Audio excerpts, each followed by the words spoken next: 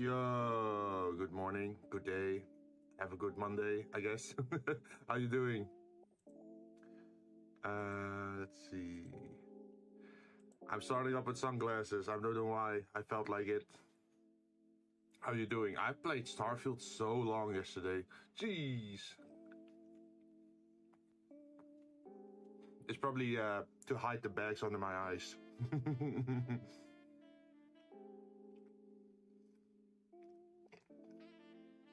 Good, good. Just playing with floating endos. Wait, what are floating endos?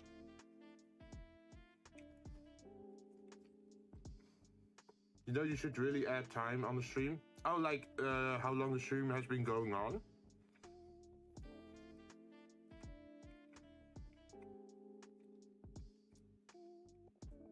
We could do that.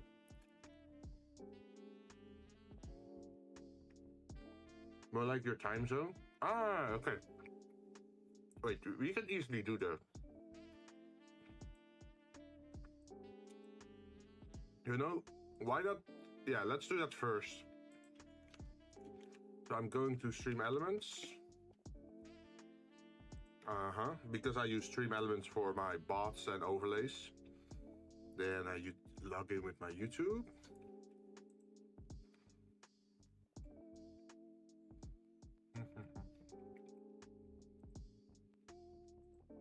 Then I go to my overlays.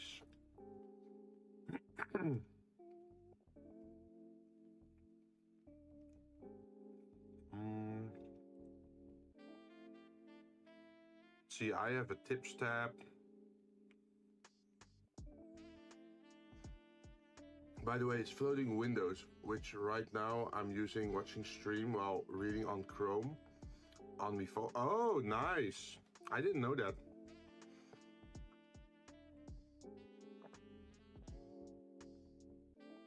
Does that allow you to watch two streams at the same time?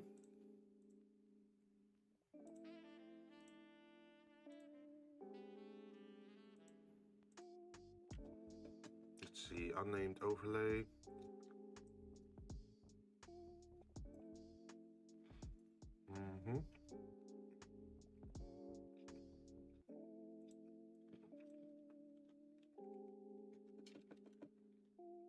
Local time.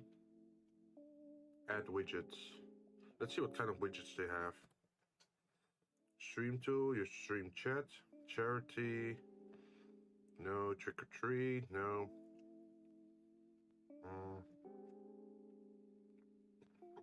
Text, add a text box.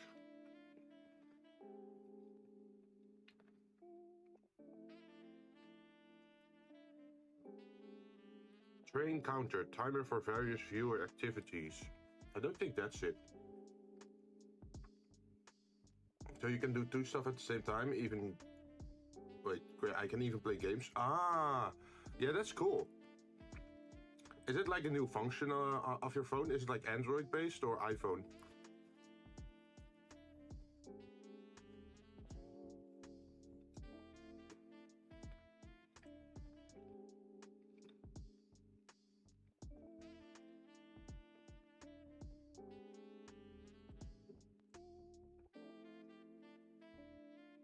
Current wins, no. Alerts, Kappagen.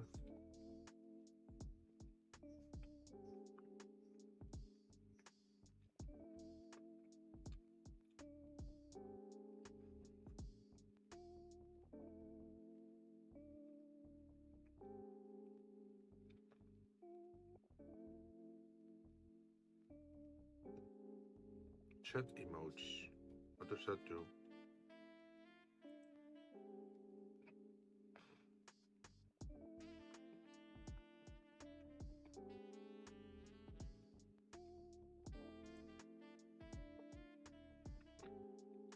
Oh, is that if you want to pop the animations randomly over your screen whenever someone posts emotes?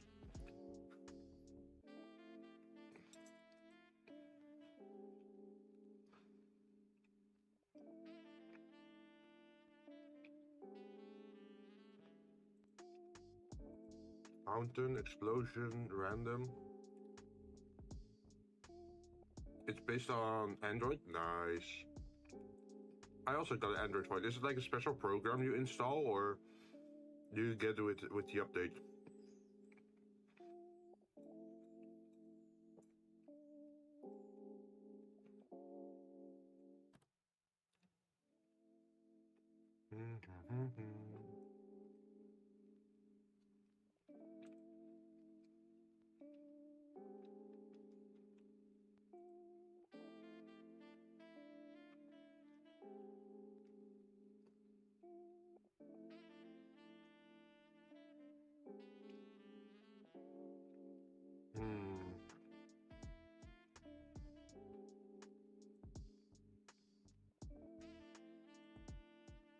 See, message.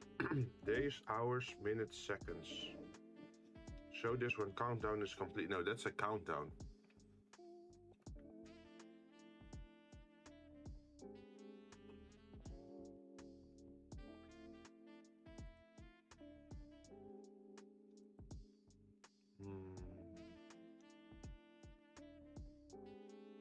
Wait, maybe we can do it as a local. Wait, add a widget. And then custom widget. Limit display events to now.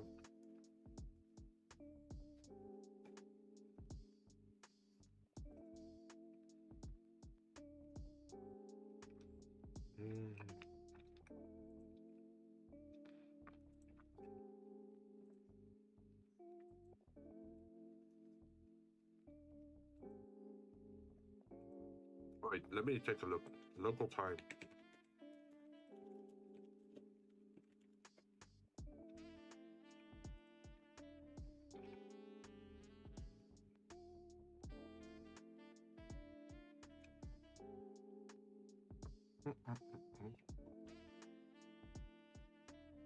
They're saying, pardon me, they're saying create a browser source and then have it fill any number of web widgets for time.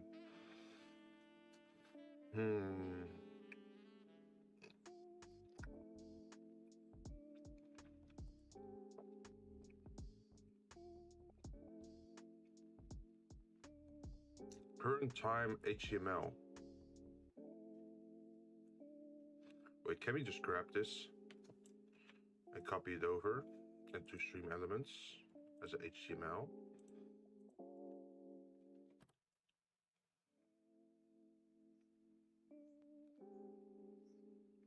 Does that work? Also, don't worry, the person who made that post said, feel free to steal it.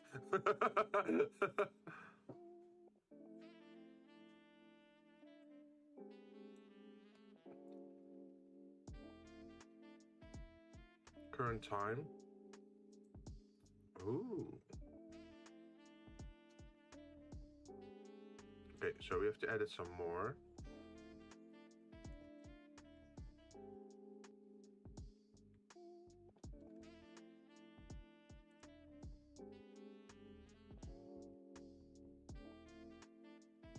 Yes, I think we got a current time now. Now, can we change the font type of this?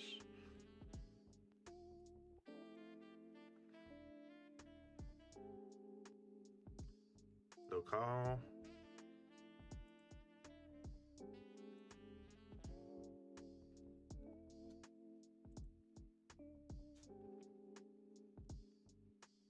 Background texture pattern.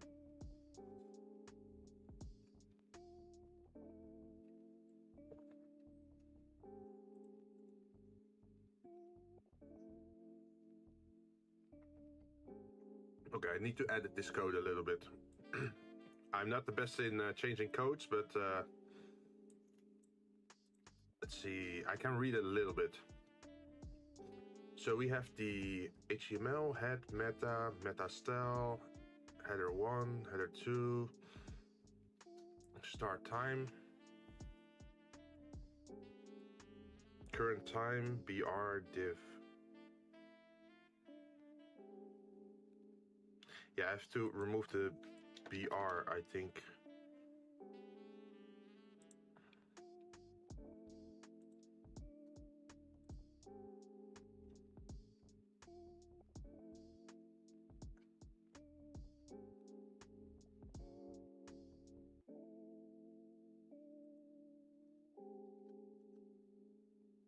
Does this work? No, it's still saying it as 2 lines. Open editor. We can also change the CSS, I think. What's a good CSS? Font family, Caros, Gothic, C, SC. No. Let's see. What overlay do I use for my other stuff? Song. Because I want to use the same fonts, right? It's based on Android.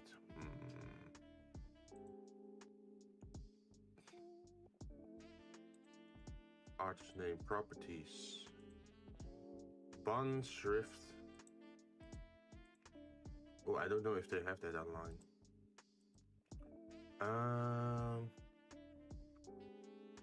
Which one could I use as well? Oh, I might have to open another tab in Stream Elements for my... I think it's Tips tab. Subscriber count. Settings. No, not settings. Audio wide. Let's see if that works.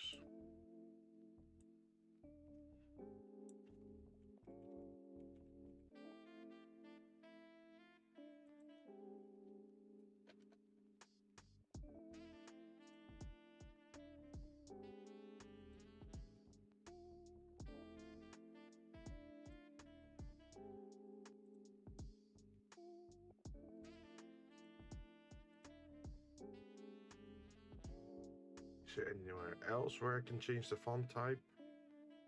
Background.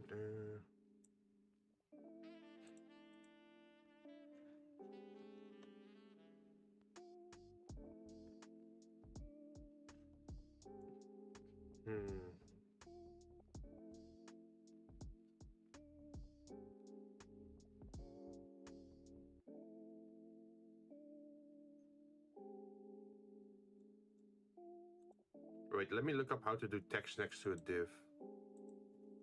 Text next to a div.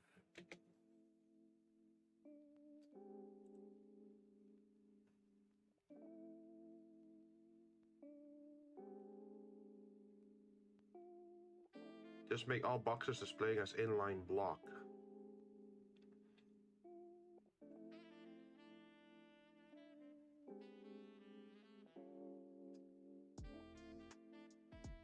Okay, let me see how that code runs.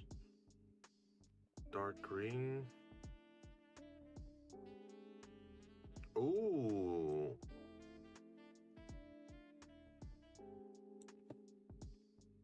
That could work.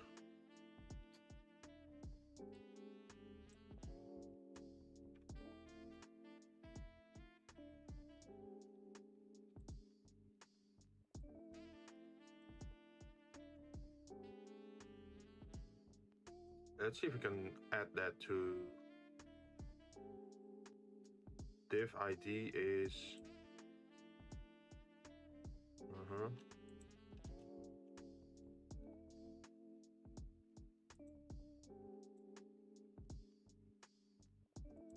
no, that does not work.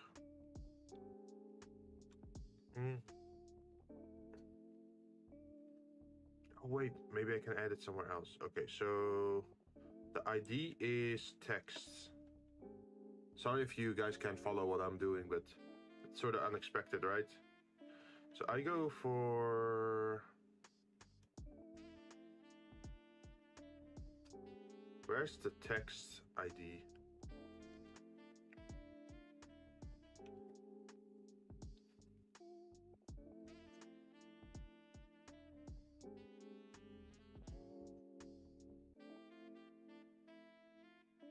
Style types. CSS.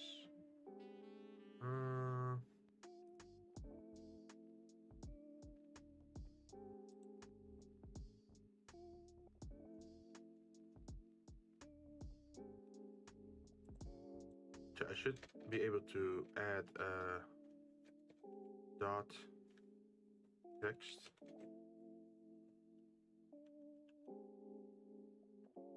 With a display. And probably also a font, right?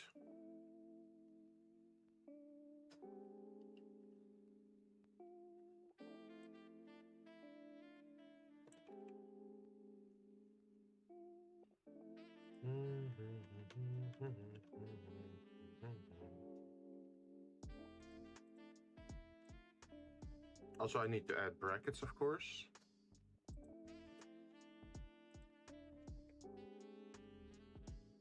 And then close bracket.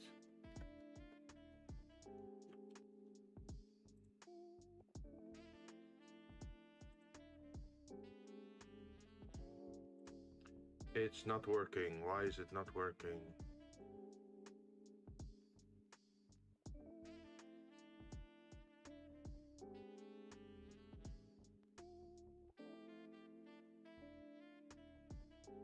Okay, so what we're saying is div ID is text. Where does text lead to?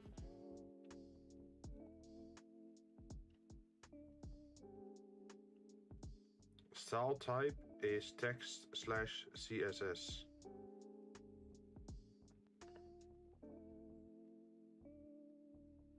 If you're using a Google font that's imported from Google API in the rest of your overlay, like Streamlabs, you'll have to go download and install said font on your PC, as you are now in the domain of local resources, not something controlled server-side. You'll note that the H1, H2 have a lot of styles assigned to them. H1, 2 are HTML headers, and without such strict control, their default are indeed different sizes, would not be overruled.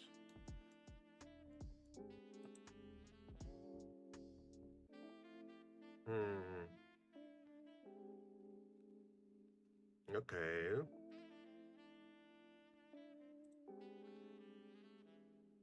But now we can grab that link, I think. And then over here we can add a new, what was it again? Not media source. Browser source, I think. Local time.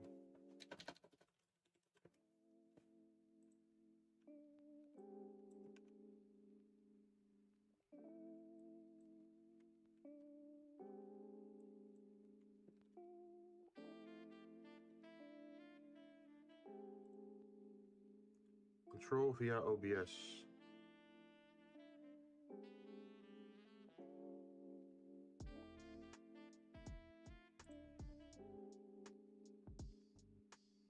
Do we see anything on screen?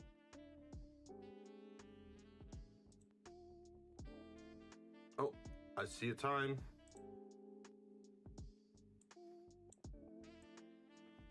But it's very small at the moment.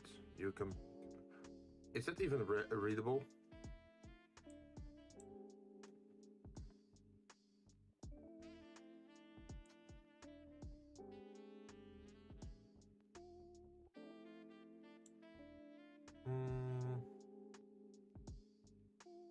And another question is, where should I put it?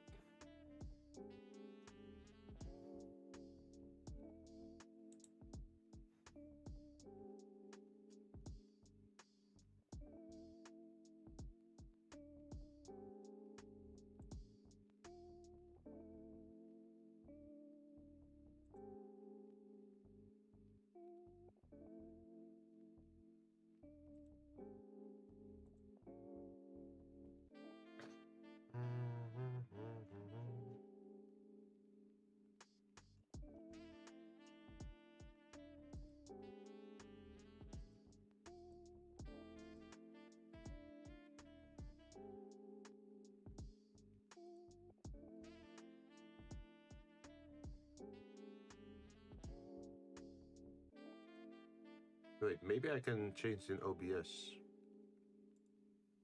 Properties.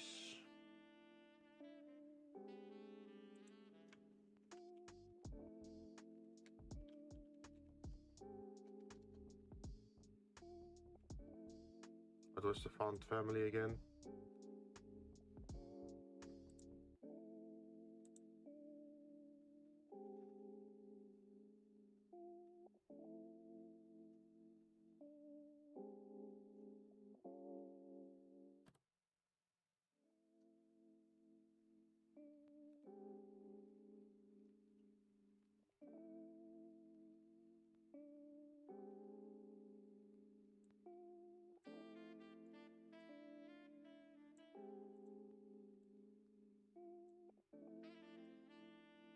Okay, let's see if this works.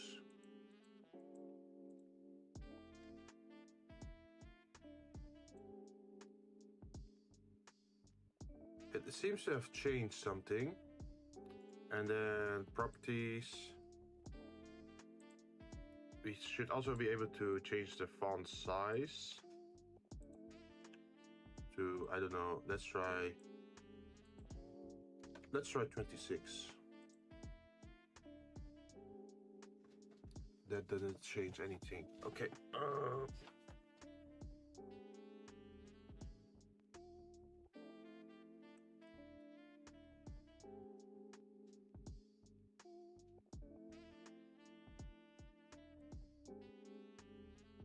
Let's see how I can change that.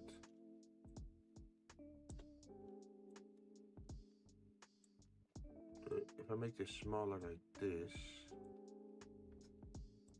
and then zoom out, yeah, we can increase the size of it.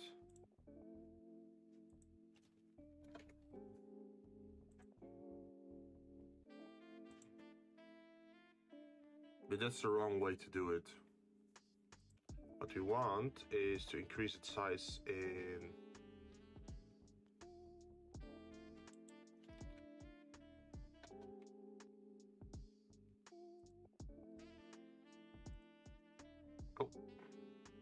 something updated.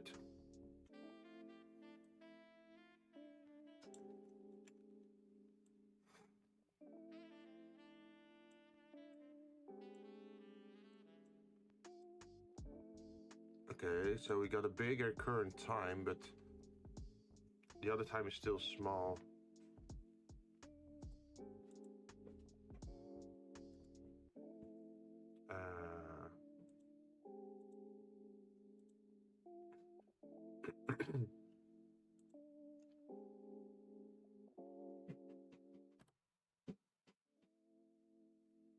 Let's see, script various today, get hours, get minutes, get seconds.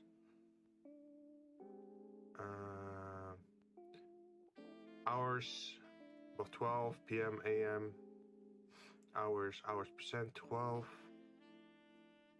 Should be 12. M check, S check.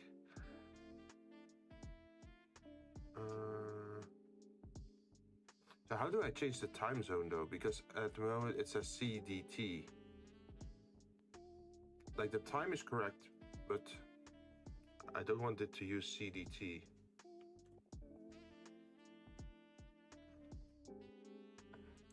Oh.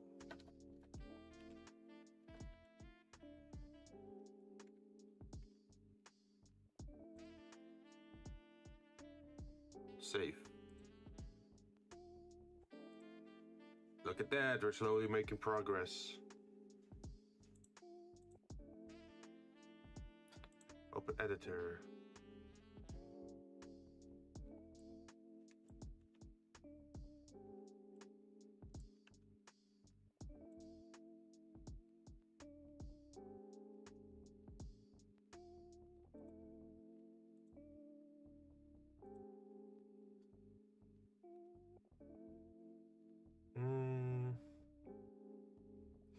There is still the problem with the div ID.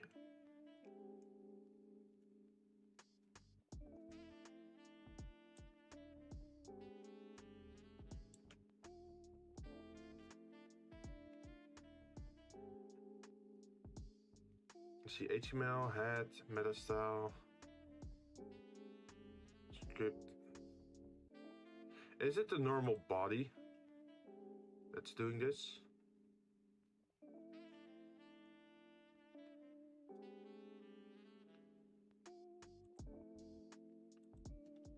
Let me go try this out. Done. No. Dot text.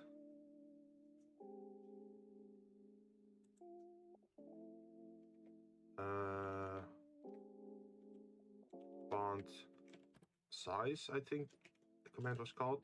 26 px. Done. I'm not sure if it's bigger. No, I don't think it is.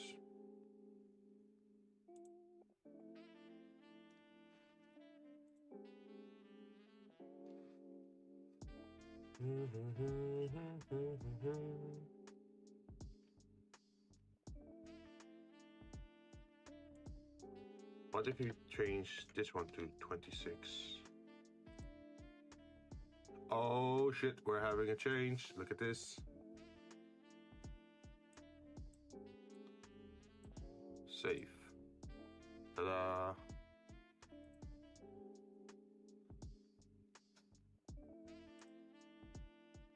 So that means it's the top one.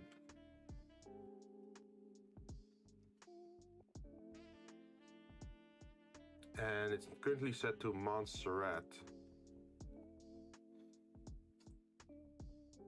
So can we change the other H1 as well to Montserrat?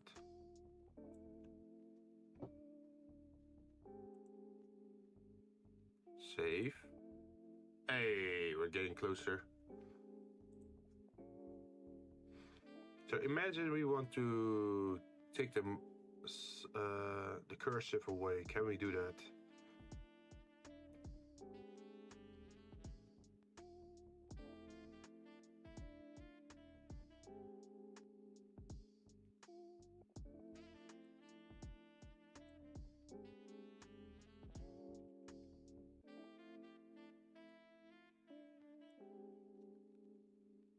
Would audio wide work?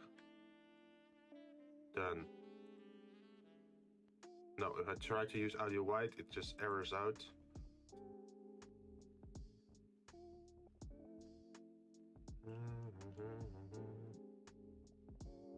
Wait, can I use just impact? Done. No, it doesn't know what impact is. So we're stuck with Montserrat at the moment. List style.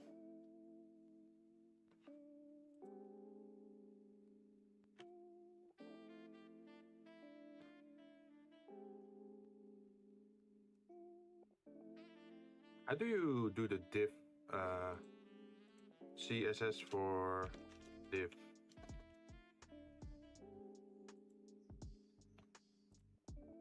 Let's see, HTML, my div,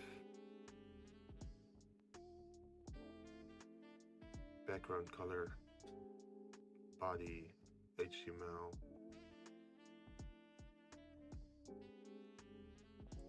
Okay, let's try this just to see if it's affected by it at all or not.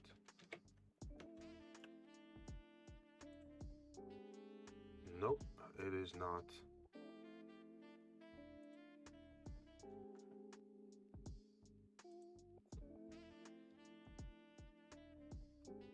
Interesting.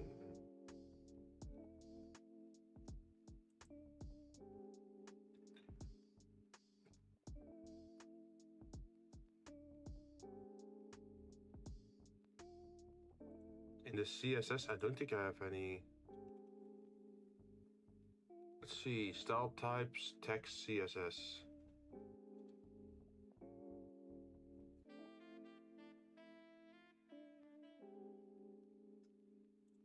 Oh, does it grab from text? Is there text? No.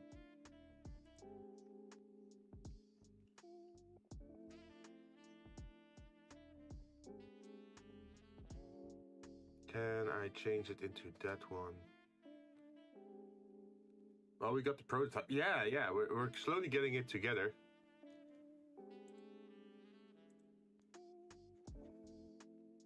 Like, what for me, it's like I'm not a pro at coding and like HTML, CSS, but I can slowly, through trial and error, make my way through it.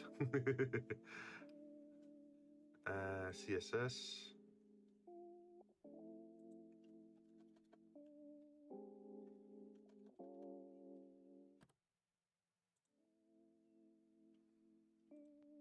So what if we just give it an entirely different name?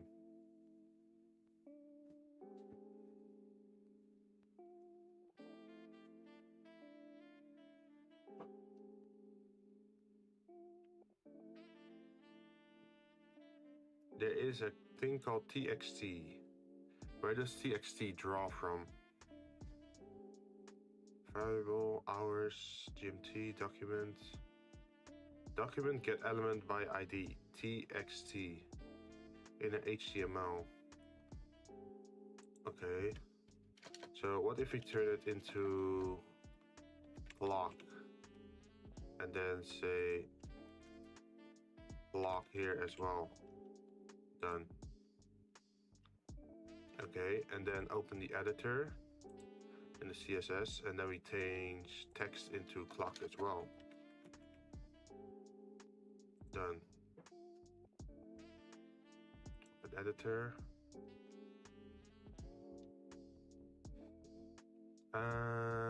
Let's see, H2.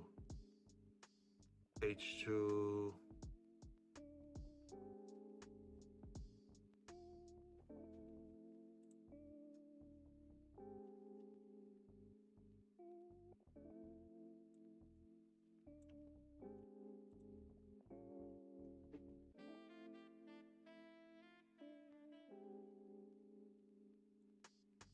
Family.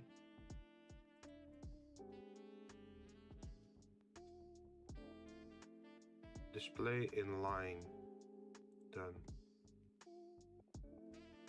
Save. Uh-huh. Now, how do I get it to the same line, though?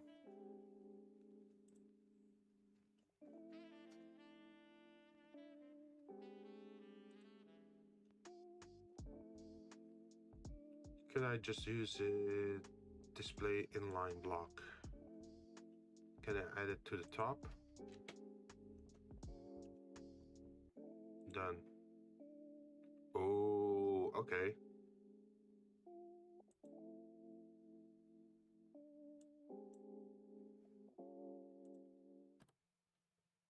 It doesn't like that at all.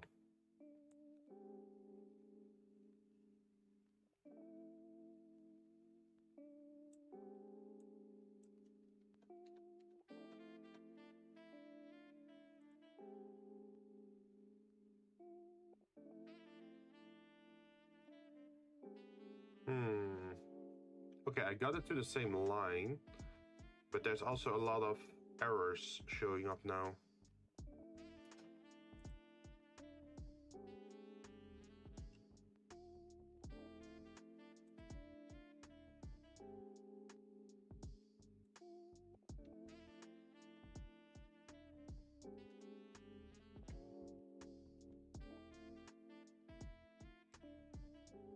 So I should add back hidden overflow. Done.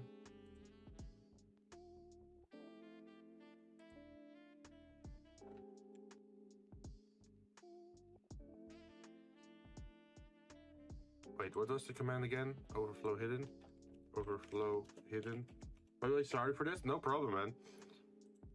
I'm always working on trying to improve my stream, so if we can do something to improve that, hell yes, I'm gonna do that. Overflow hidden. Yes, let's try that.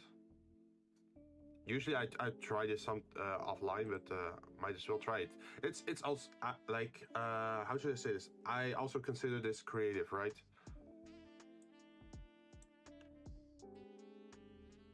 If we remove the display box again and done.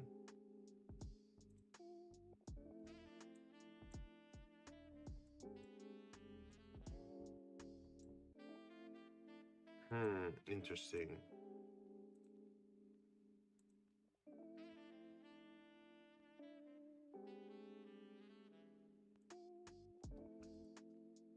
Let's see, custom widget,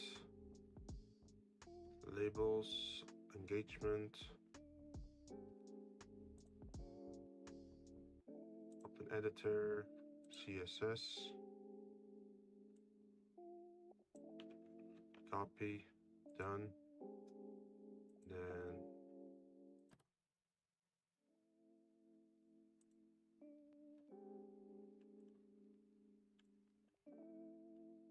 done.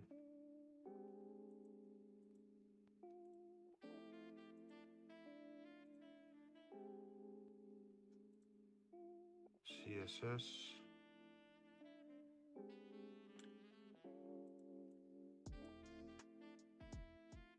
Done.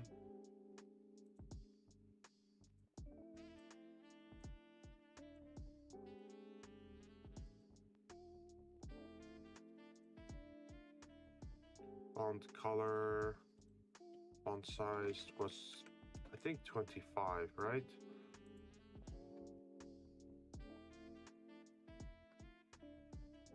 L Jumper, hey, how you doing? Welcome. We're messing around in HTML, CSS code for a bit because we figured it would be nice to have like the current time for me stated somewhere on the stream, so you guys know at what ridiculous times I'm streaming. You got a Mania Melon nightcap. Nice pick for today. But yeah, I'm not the best in CSS and HTML, so that's why I'm slowly trying to make things work. So far, it's double-lined.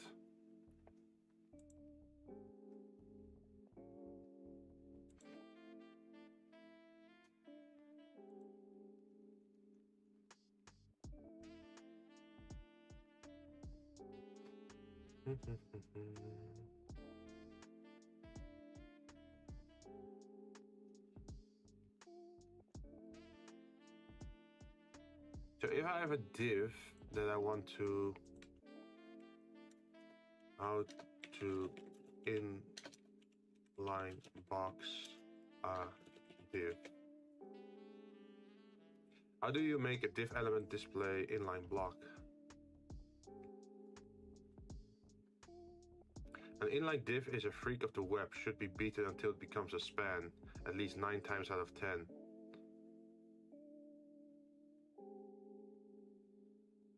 Wait, huh? Wait, so I should encapsulate it as a span?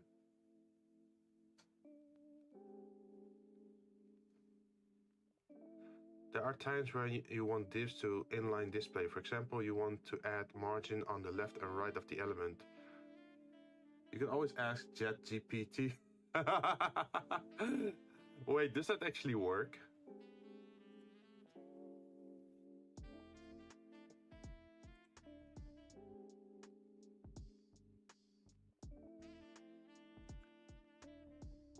Div class inline br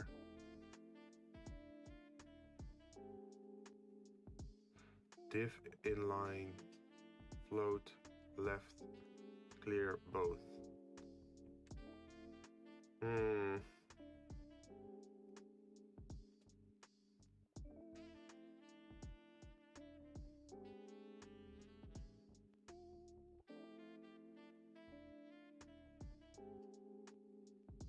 If you're after the former, then this is your solution and lose those BR tags.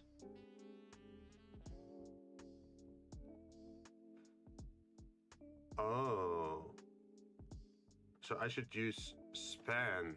Let's try that. Let's try that command if we can make it work. So in the HTML, I go to this area. I say span. And then span end. Done. No, it does not change anything.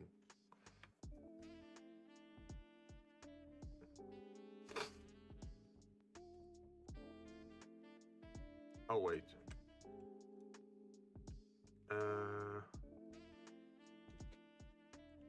What if I put it down there? Open editor.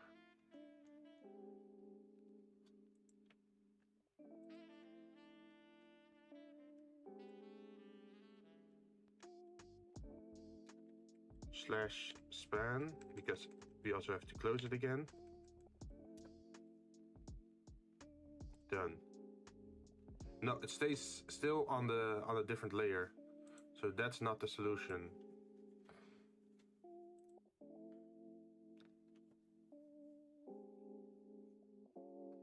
Style div display inline block.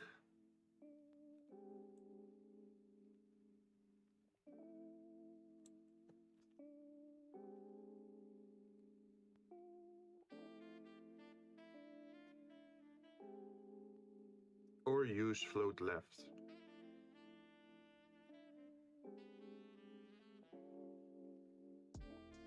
Okay, let's see if we can try this one. Where is it? Stream elements.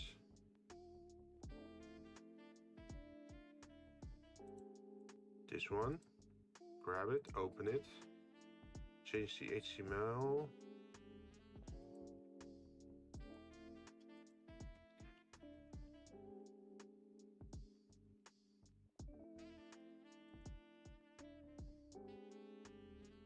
No, span does not work.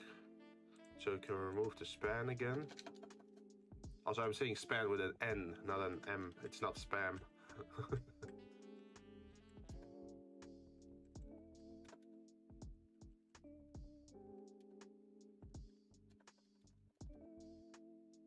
What if you use a... Okay, that's very dirty, but what if you use a table?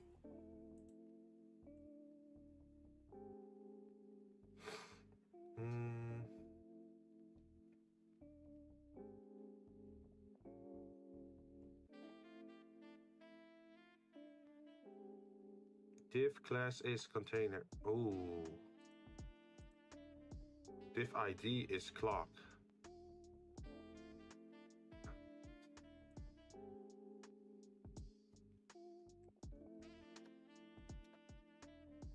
Table, are you trying to do some WWE move here? Like, using tables is not the correct way to do the HTML stuff, right?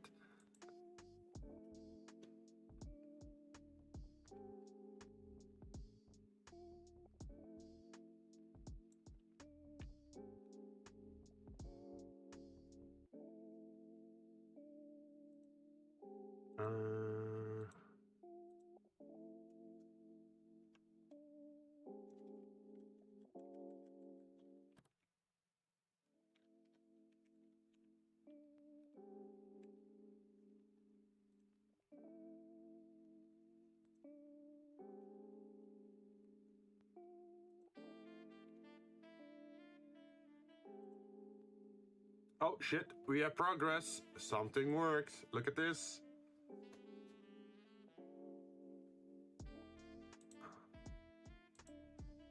Hello? Save. Please set an overset name. Oh, block, overlay, save. Ta-da!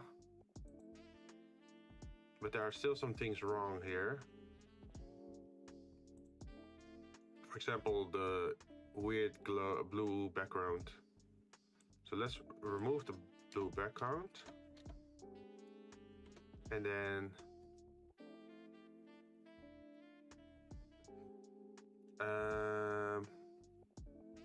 it's also misaligned, right? So let's see if we can fix that. 26, done. Open editor. There was a float command, right? Float, float, float. Display inline. Where was it? Someone had it. Float. Style float left.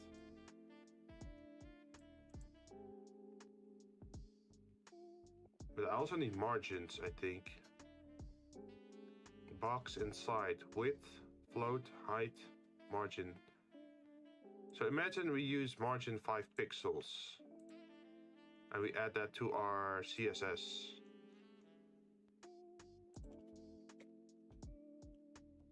Done.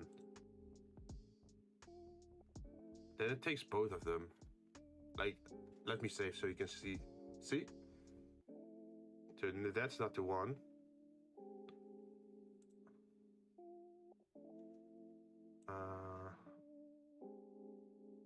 Overflow hidden, text transform, padding. Wait, what if we try padding instead?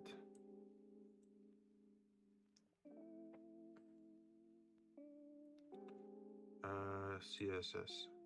Because I always confuse myself with padding and margin.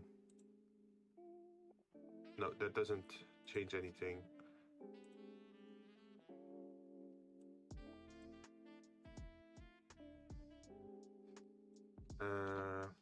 What was there a vertical align? Vertical align in div.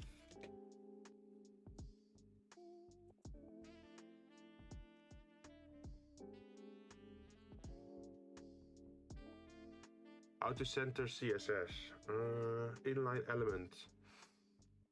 And only inline elements can be vertically aligned in their context via vertical align middle. However, the context in parent height is the height of the text they're in. Wait, let me just try this. Done. Oh shit, we're getting closer. Look at this.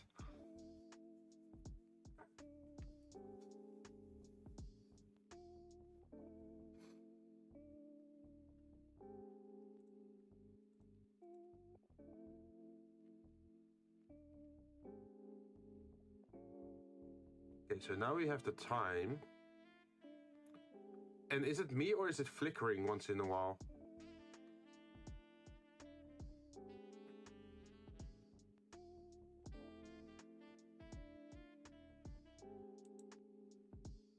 Animation settings. Position settings.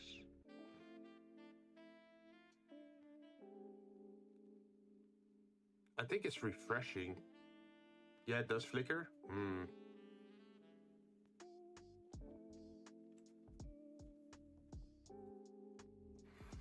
How do I prevent flicker on CSS? WebKit backface visibility hidden. The CSS rule is to prevent flicker effect on Chrome-based browsers applied to HTML flickering element. Really now?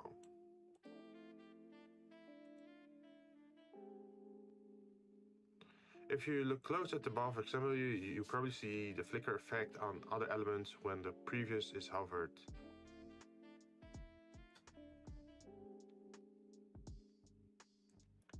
With this rule, you expose yourself to serious frame rate drops and can drastically reduce performance, so use it sparingly on troublesome elements. Works on Safari and Chrome, works on sprites and image backgrounds, also works on SVG, don't cause big frame drapes.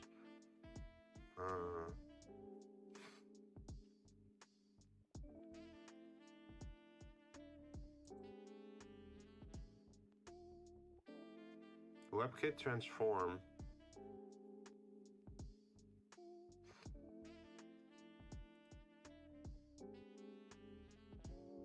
CSS.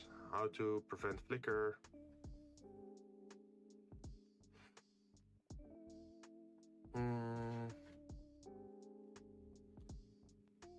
You definitely want to fix that.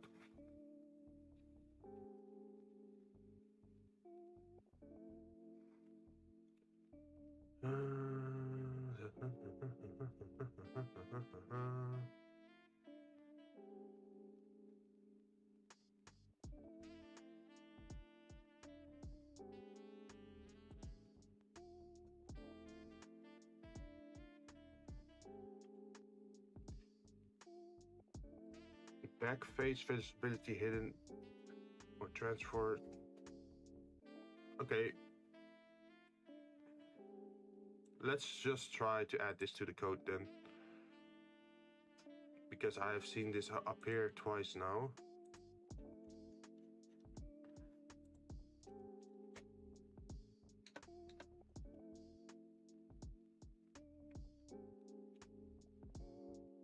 Done. No, it's still flickering.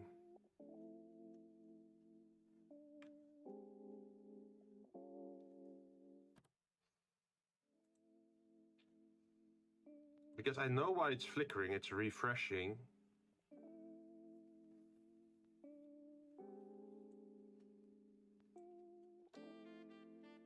Like it's checking the time, right? I think every 3 seconds or so.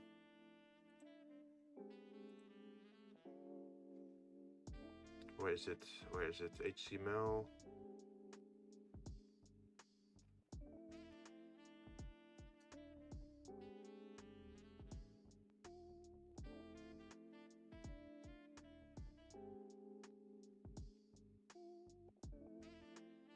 WebKit, text fill color white will override. Wait, what if I add it over here?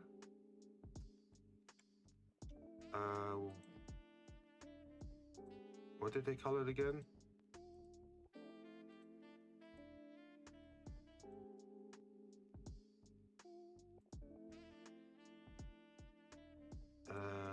How to remove?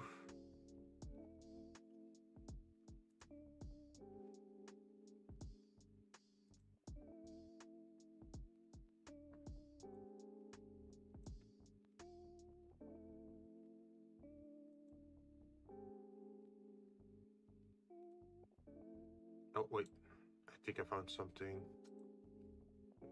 Let's try to insert that here. No, it's still doing it. So that means I have to probably add it here as well.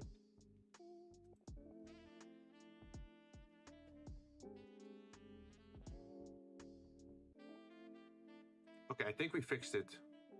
So if I save it now, is there still a flicker?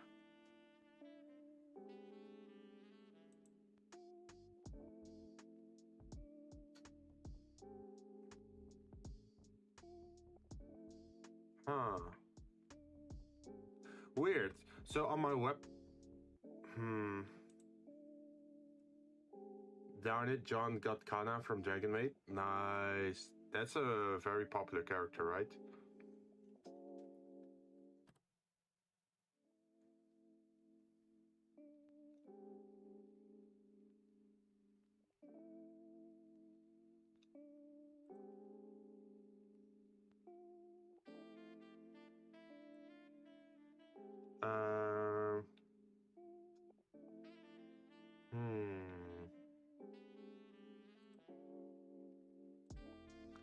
Is this something I could do with animation?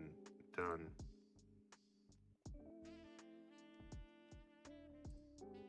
Animation settings, enter animation.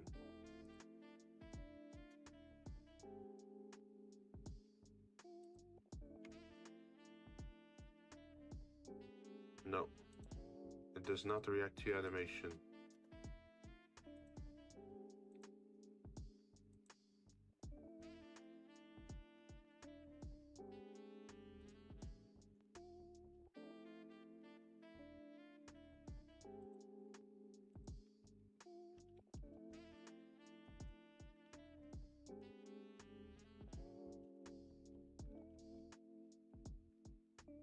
Remember toggle state and avoid flicker on page reload. So I use cookies to remember toggle state of div whenever it's hidden or visible. The issue I'm having is that when page refresh occurs or I go to a different link, there's a flicker that happens as the div goes from default state to state based on the cookie. I've been asked to look if there's a way to remove the flicker without server-side code.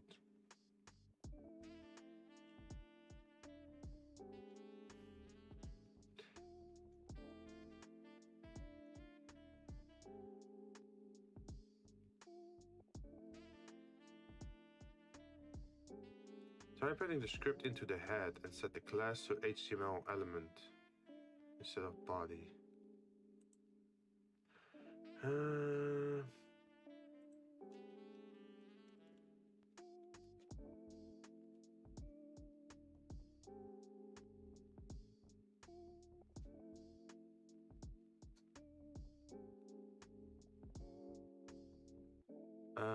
Local time.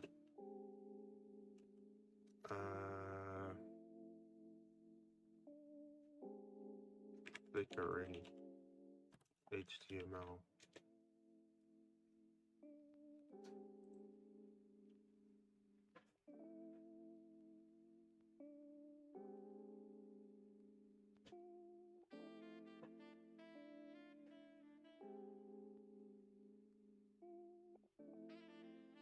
Oh, someone made a lot easier time thing. New date to local time string, hours, numeric, minute, numeric.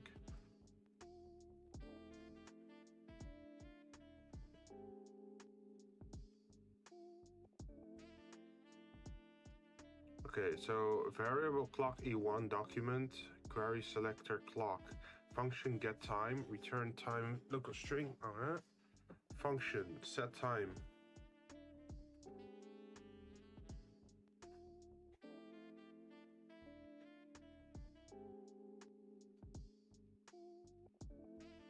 ID clock.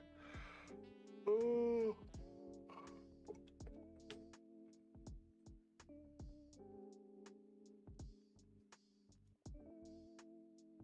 Okay, let's see what it looks like on the web browser.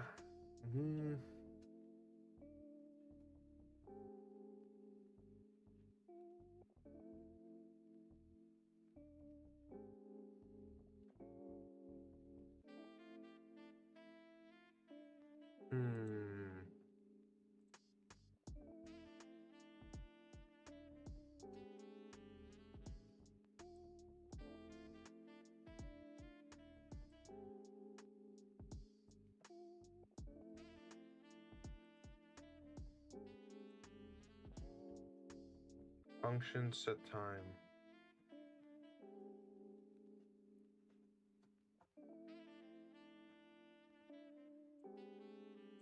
Okay, I'm just gonna duplicate what I have right now.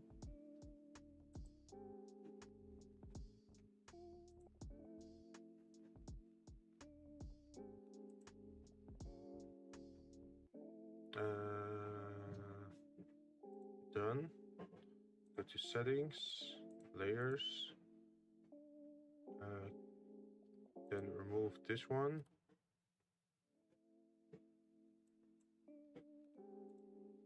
And widget 1 we want to duplicate. Where would you like to duplicate the widget to? Over here. So now we have two versions of it. Save.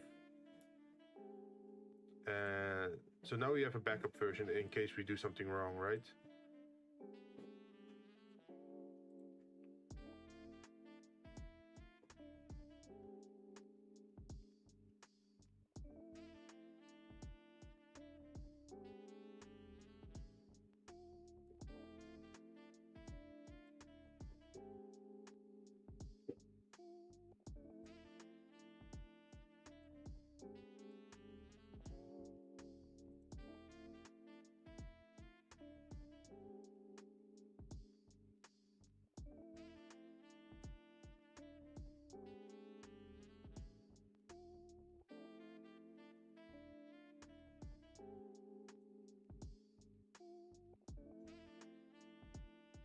Hashtag clock, font family, div ID clock.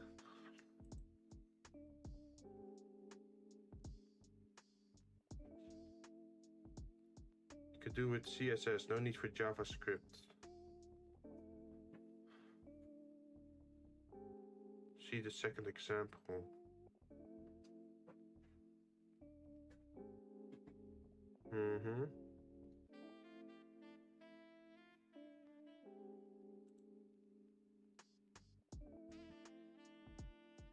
Variable all time. The silver carry, I think I saw one of the most cursed thing in Armored Core. Wait, really?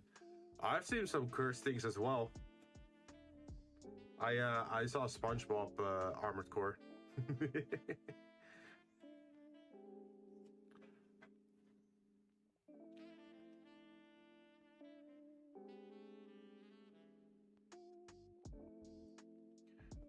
Ooh, okay.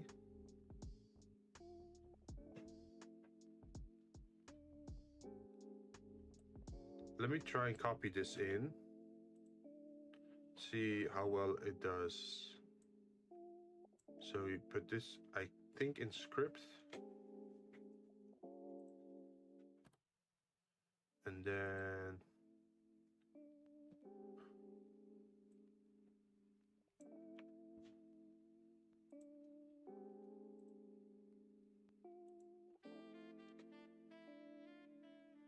Done. No, it's not showing. Wait.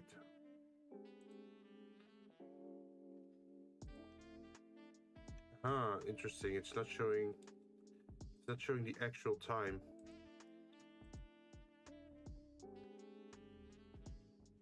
Span ID minutes.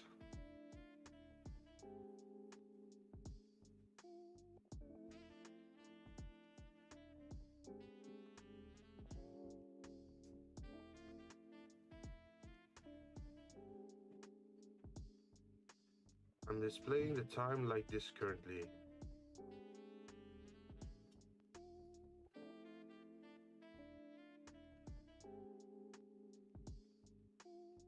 They're saying it's CSS.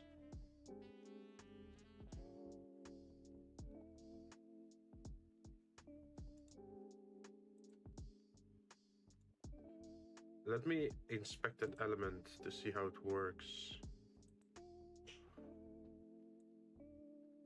So we got an HTML.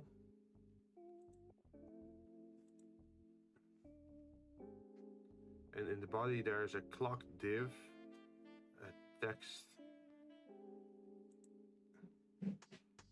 Oh, there's a text JavaScript.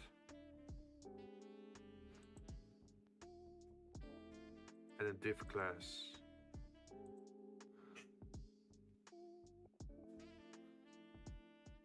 Script types. How do I apply that? I posted on memes and Jesus Christ, I'm going to have nightmares. Okay, let me go have a look at that.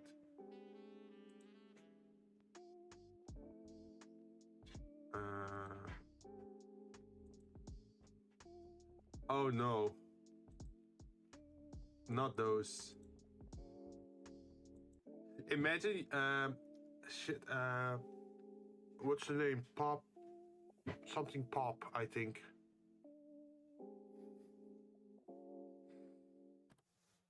Yeah, I know it's the dual thing, right? It's like there's also the other girl with, I think, the blonde hair or whatever, where the animation is also always like very stupid jokes, right?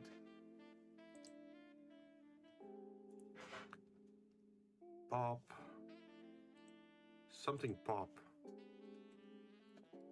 Anime pop. Anime with two girls. Pop. Pop Team Epic. Yeah. It's called Pop Team Epic, right?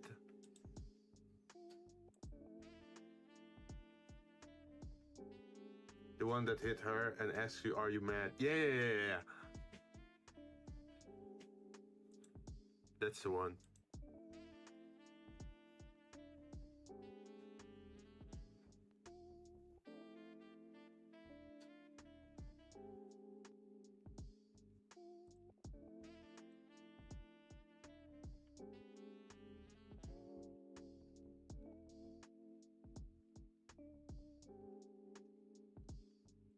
Script type is text JavaScript.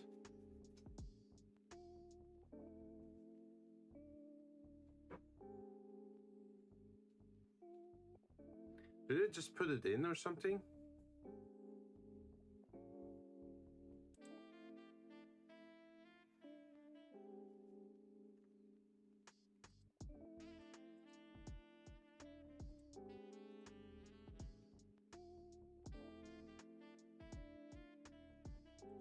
Okay, let me take a look at widget 1 again. Open editor.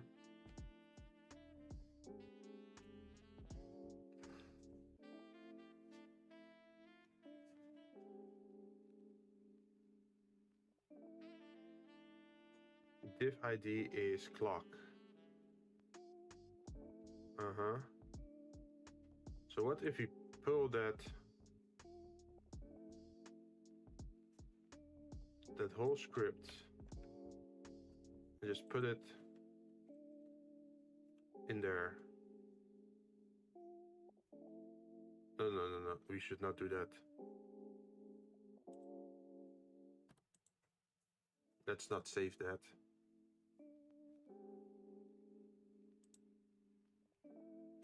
Settings, open editor.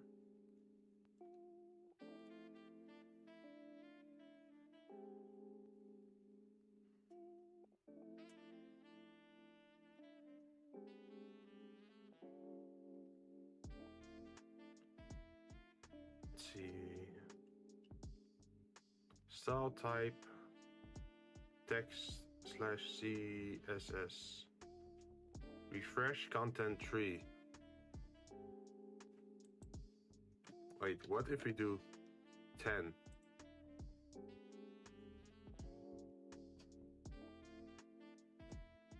And then we save.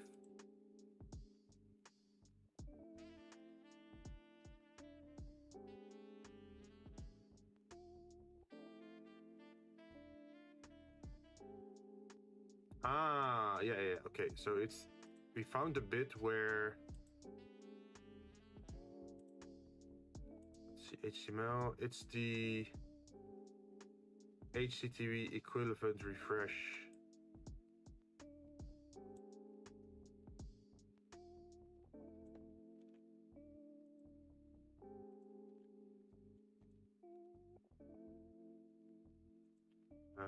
Flickr.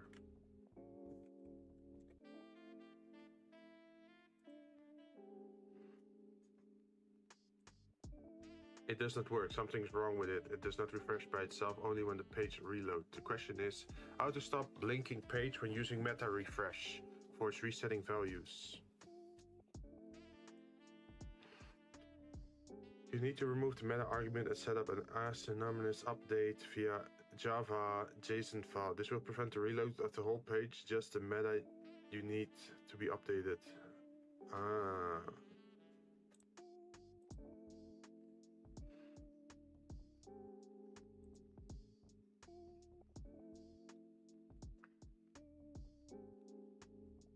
See, I assume by blink you mean the DOM being redrawn on page reload. You should probably need to elaborate Ajax solution to prevent that. Remove the refresh and you're pretty much essentially telling the page to refresh every 3 seconds. Therefore, you probably have the feeling that the page is blinking. Yep.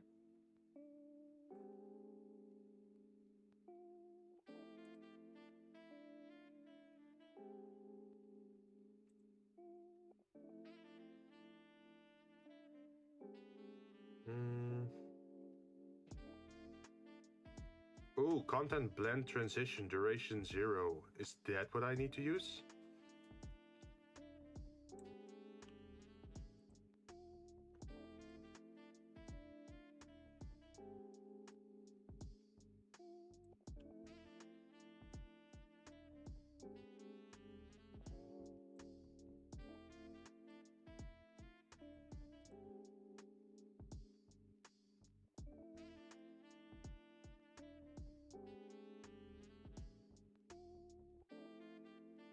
Let's save.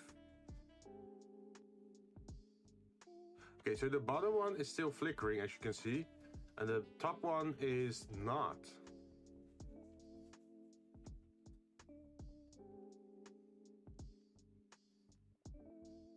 Now we just have to wait for the minute to pass, so we can see if it actually turns to 17 or not, or if it gets stuck on 16.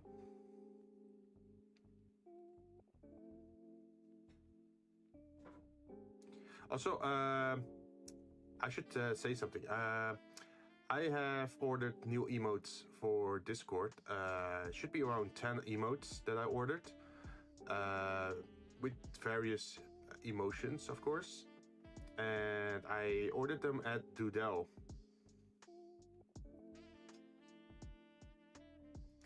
They have not messaged me back yet, but they make some very nice art. Yeah, it seems to update, so that's good. That means we can remove the second one and we got it to work. That's a project success then, right? Save.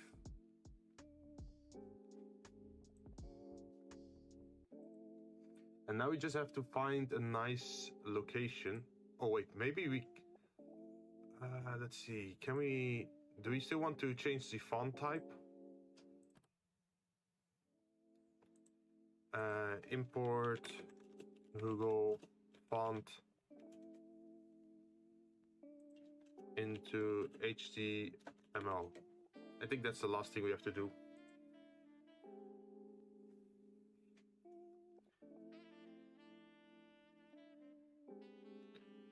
Ooh, okay. Link rel. Font family. Okay, so does that mean we can go to the head?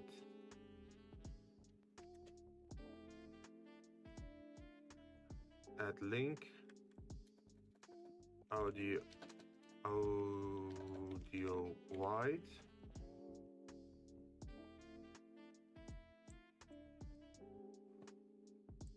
And can we then change the font type?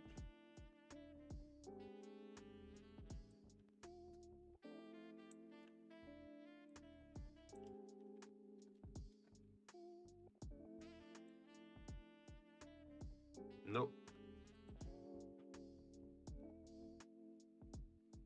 If you use a Google font that's imported from Google API in the rest of your overlay, like in Streamlabs, then you'll have to download and install. No.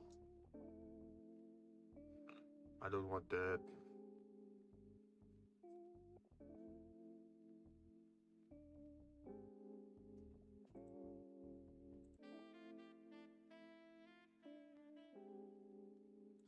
Wait, let's just try the Sophia example. So I drop this in. It's called Sophia. And then we copy it and then we paste it over here. Done.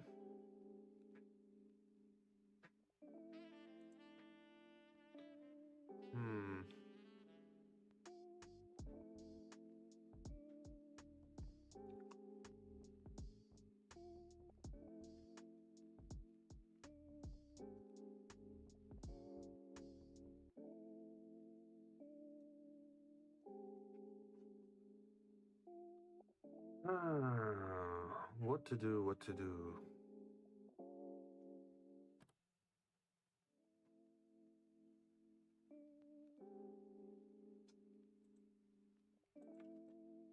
How to import Google fonts in HTML.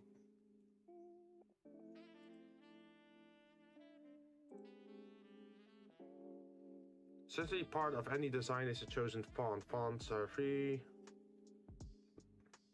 Use header, add CSS. Import URL.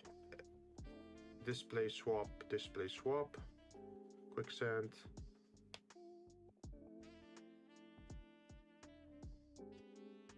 Quicksand, Muli. Oh, okay, they have a different command for that.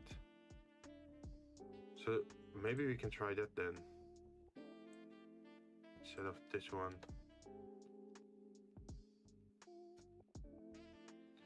They say I should use it above the body.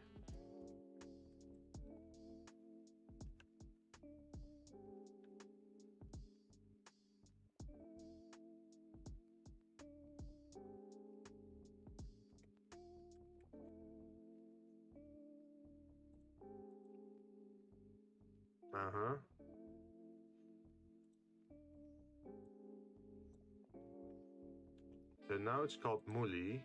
So if I change the HTML to Molly, I'm not sure what kind of font this is, but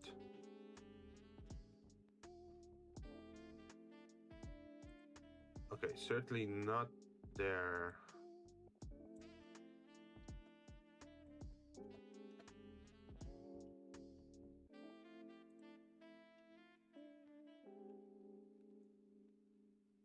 Done. No.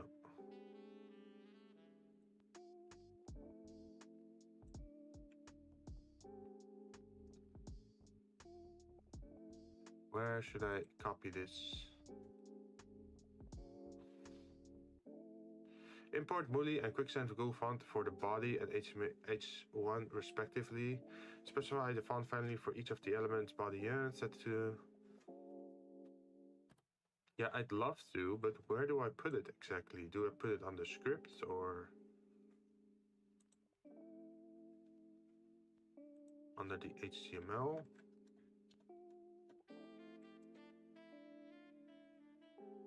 It's not even recognized as a correct code.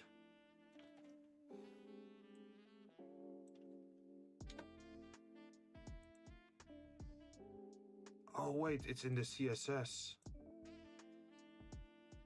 I'm dumb.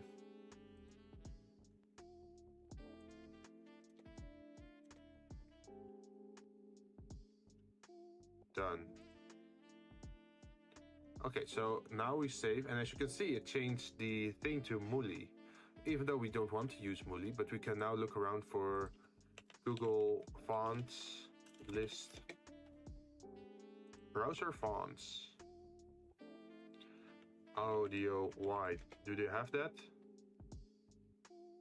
Yes, we have audio wide. So we can now change the word Molly into CSS. Molly into audio wide. And we can do that in the over here as well. And then in the CSS for the clock, we do it as well. And that should now turn all into audio. It doesn't. Why doesn't it change?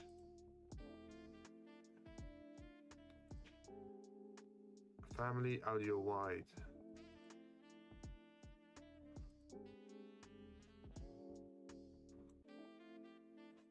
Is it caps locked? Like, is it case sensitive?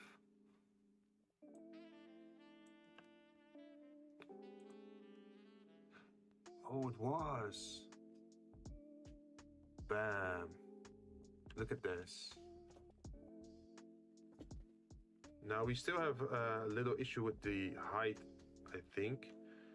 Let's see, class, size.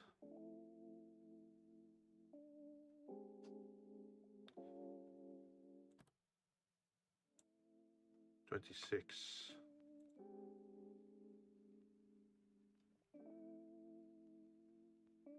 Open editor, CSS. And the other one has to turn into maybe 24 or something. Let's try 23. What happens then? Save. Also, it seems to be blocking off at the right. Like the number 2 is blocked off. Let's see if we can add a space there.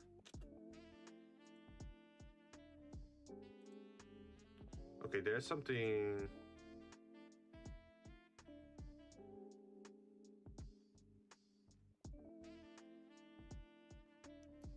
Let's see, in the clock, we want the overflow.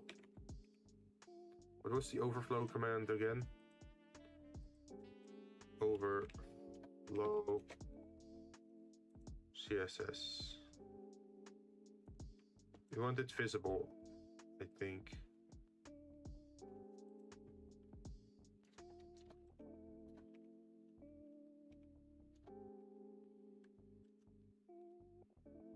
Done. Okay, the 2 is no longer clipped. There is a weird black stroke thing about it. So let's see if we can change that as well. Font size, overflow hidden, HTML, HTML1, no. Background color 0, margin 0, overflow hidden, font weight 800, font size 26, font size family audio wide, list style align, transform uppercase. Ooh. Padding, justify contents, flex flow, display inline, box sizing, border box, color red. Text shadow. Oh, I think it's the text shadow that does this. So if you put it on 0, done. Ah, okay. If you turn it to 0, 0, and then turn it to, where is it? 0, 0, white, done. Huh, save. There's still some kind of weird effect to it.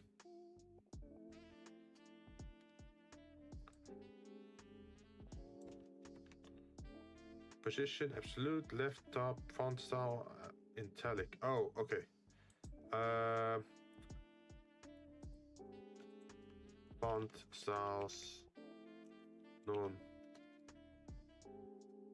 italic, bold.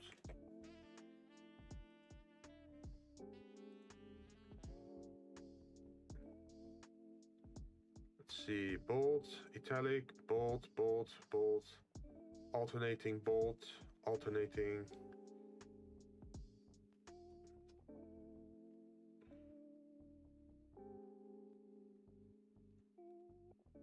So if I want to remove italic, is there any way to remove the italic tag using CSS?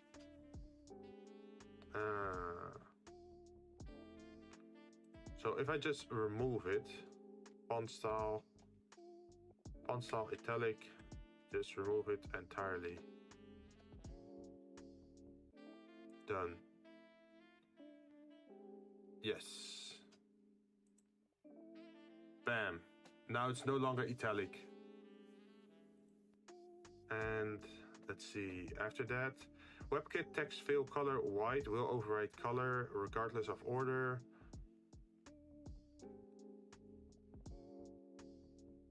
WebKit text stroke width 0.1 pixel. No, I want it white. Done. Save. Okay. So now it's no longer black.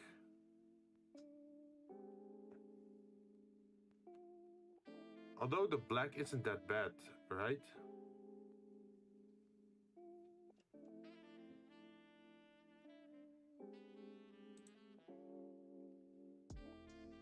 Maybe it just needs a different value instead of, let's see,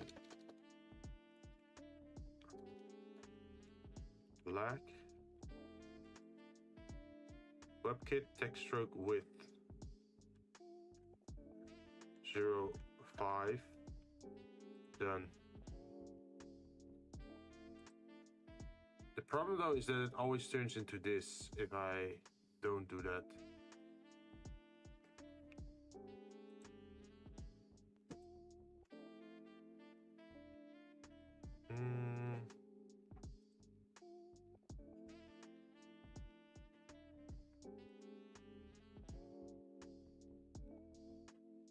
WebKit text fill color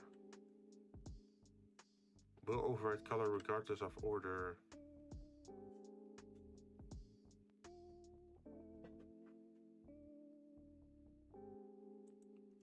I just put it to 0? Done. Save. I think that's pretty good. You can increase the size of the, let's see, of the clock a little bit. If you turn it also to 26, what happens? It's lower. Let's save. Here, you can see it's lower. Open editor, CSS. Let's see. Inline block 26, vertical middle. What if I turn you into 25?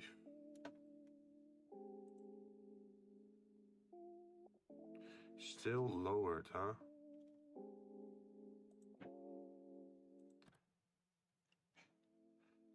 What if in the,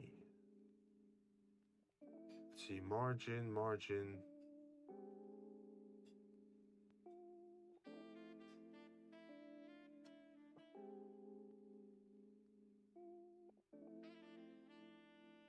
align top.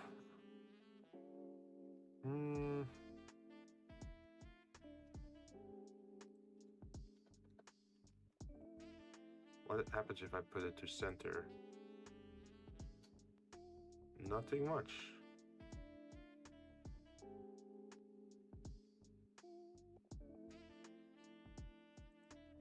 So let's turn it back into top then. Opacity 1, padding 5. Let's look up the margin. Margin.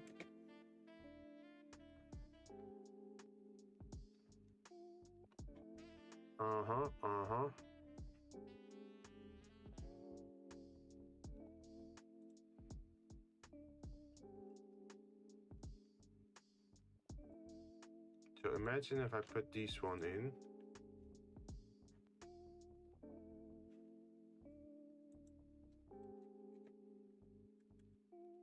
Margin top and margin bottom. I put it at 1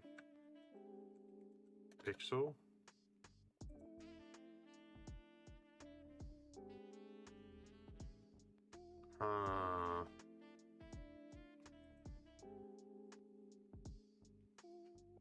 Open editor.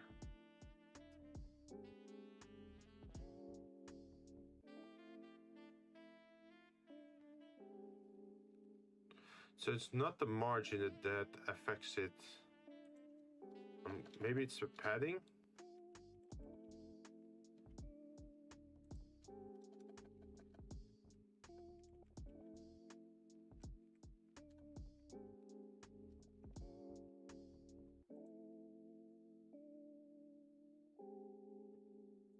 Yeah, I'm not noticing a lot of difference, so let's increase the value of the padding to see if it can actually work.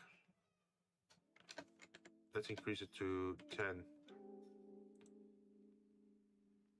If I do that, it moves down the other value as well. So does that mean I have to use the padding on the other one?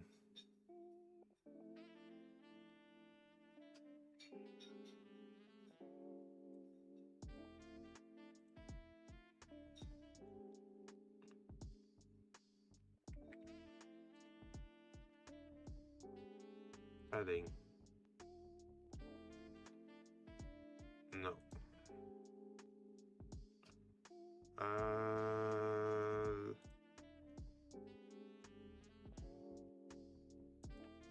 Bottom.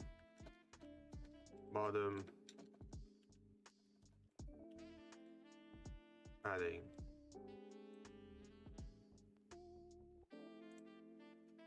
I'm not noticing a lot of difference here.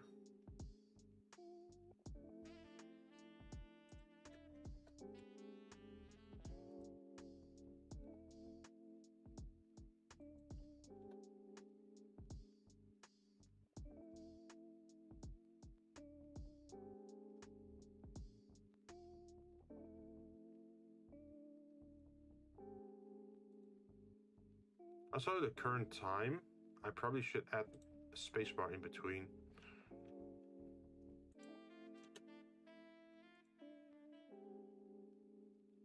Save. That does look better.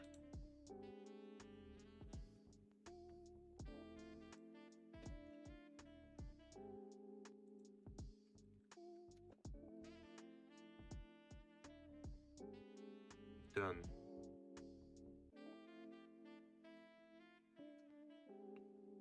Save.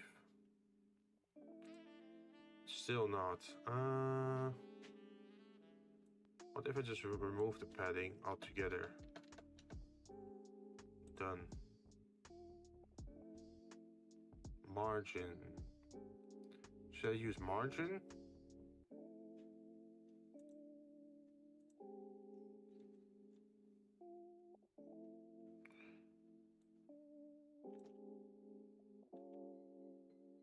Let's test it out. Done. Oh, that helps. So if we put it to margin 6, for example, save. We're aligned, boys. We got it. So let's see. Now what I can do in properties is probably turn this into an 800 by 200 thing. Does it work?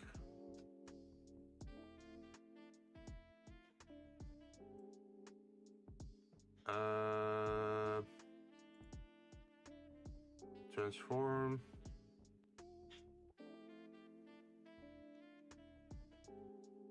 Can we? Yeah, we can delete this one, I think. Properties.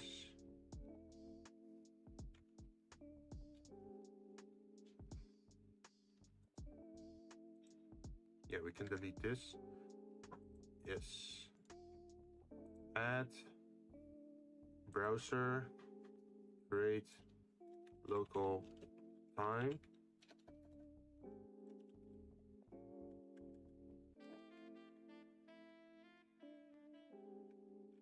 Tracker.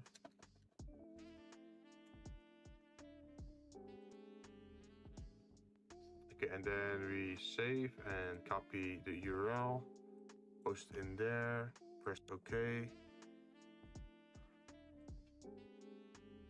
And then we have a very small timer.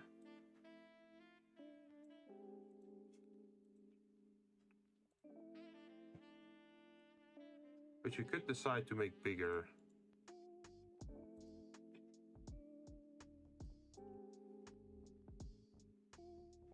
Let's see. If this goes from 800 to 1000, then we add 1/4 to it. So that means 1/4 of 600 is 750. Okay.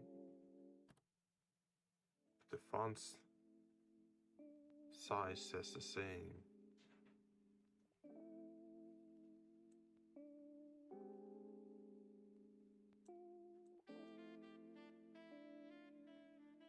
So just put it in the middle here below.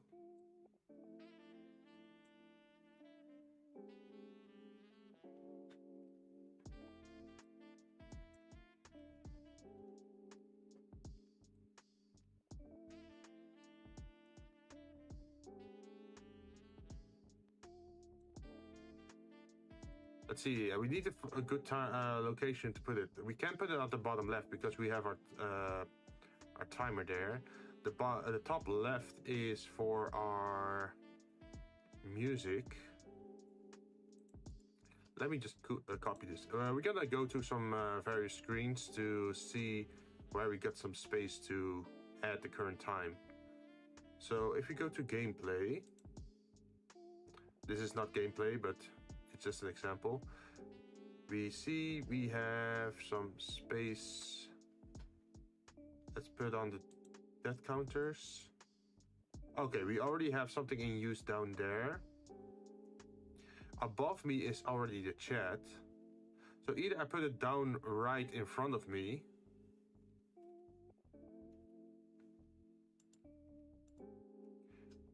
Paste. Like I put it down here somewhere, but then it blocks me. Or I make it tiny enough that it fits in that corner.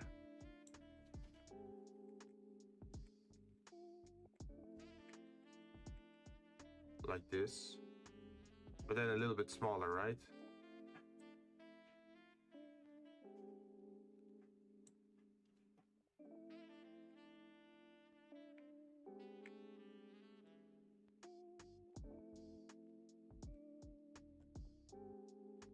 Something like this. Is that still clearly visible though?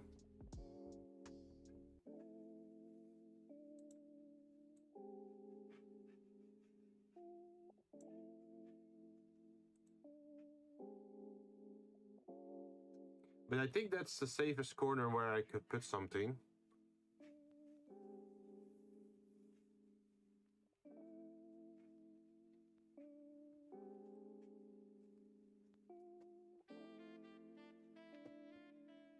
For now, that is.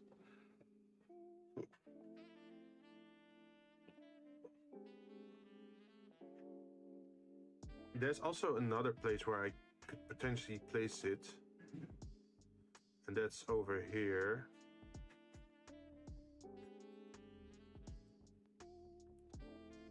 That's not looking bad, actually.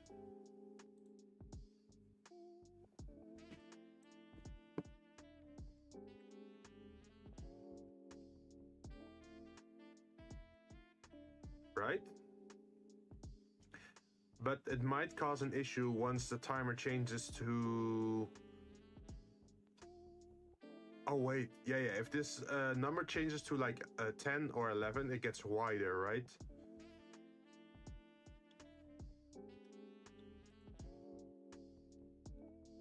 So... what we should do is make it smaller. So even though... Yeah, I think this works. If you put it at this size, then even if a letter gets added or like a number gets added, don't shoot, he's not. That's the Dragon Ball Z meme. I love that one. It's so stupid. Stop! Don't shoot. This man isn't black.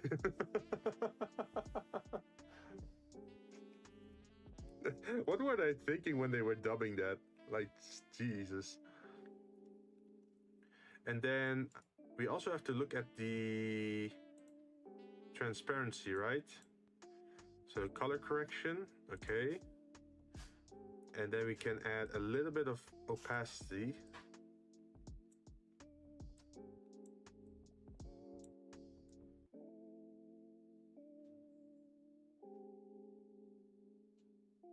Like this. So it doesn't like glow too much or like takes too much attention.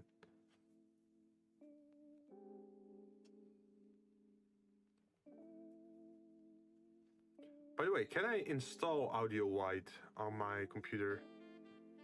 Download family. Oh yeah, I can. Let's do that.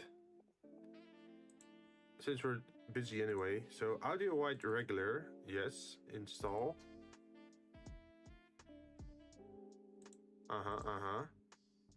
And that means we should be able to use it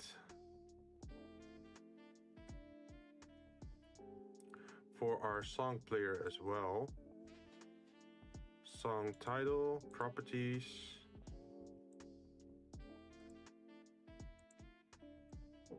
Audio.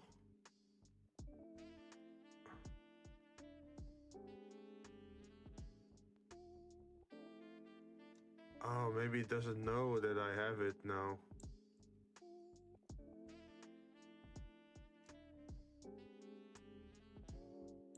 Yeah, I just installed a new Yeah, cancel. Okay. Okay.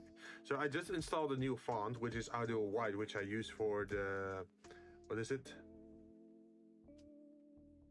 Certain elements I use on my stream. So I figured I don't want to use too many fonts, right?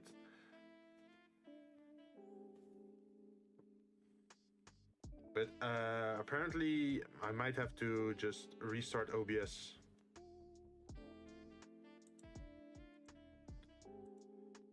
If I actually want to apply that.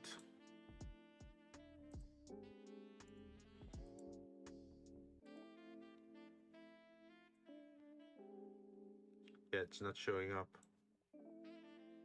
Cancel. Okay. So we can do that later. In the meanwhile, we have not touched our 3D Blender project at all, but now we can.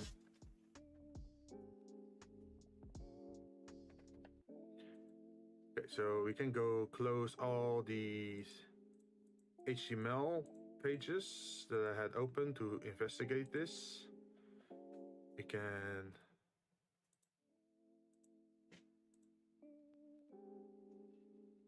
can close this.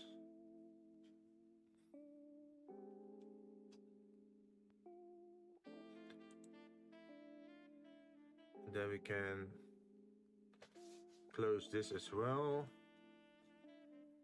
Also, I noticed a boom in subscriber count. It's like it was like last month when we were still at like 100 or 105, and we're already grown to 117. So yay!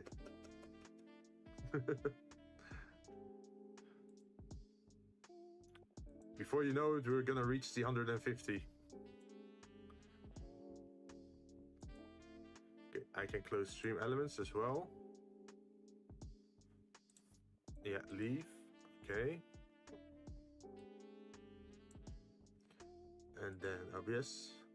So let's, before we go into Blender, because this was a little bit unexpected for me to have to code live on stream, let's take a little break.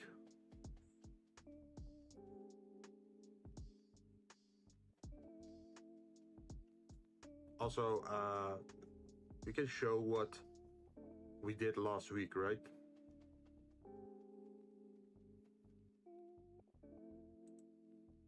Hello?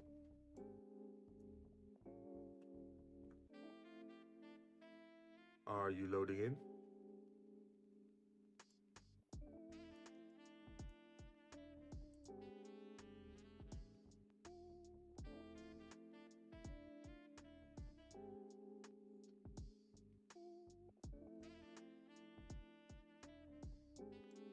Okay, something weird's happening.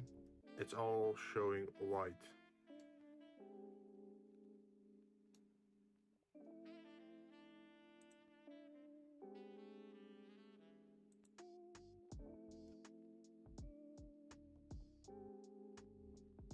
I think it just needs some time to calculate.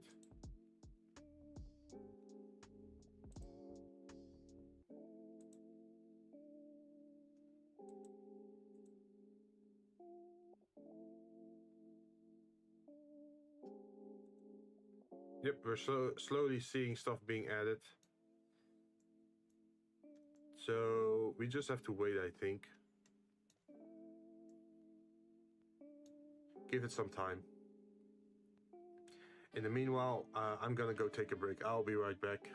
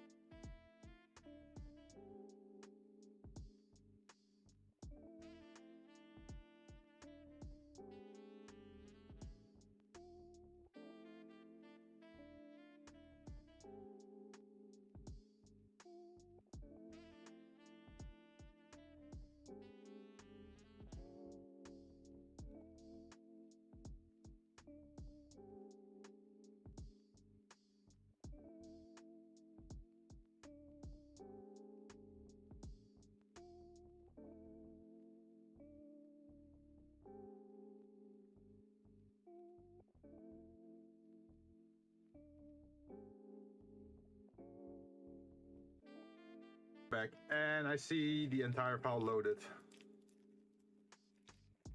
I got myself 2 beefy sausages and some chocolate. It's not really the most healthy of stuff, but whatever. I'm doing something creative. My brain needs sugar.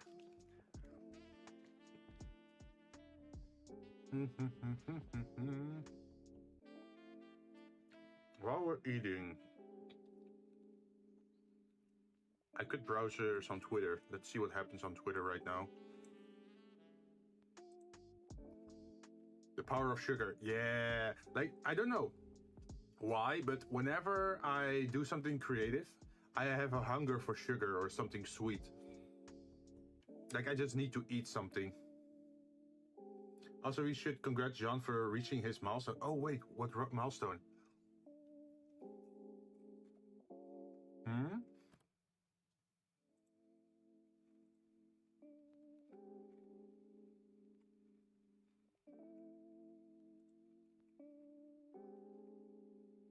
Wait. What's the milestone that he reached? Did he put it on Twitter or something?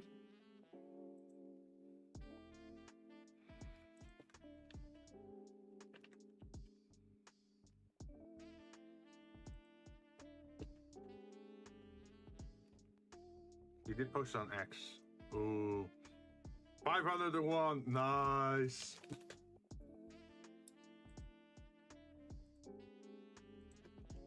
Congratulations, John. Keep it up.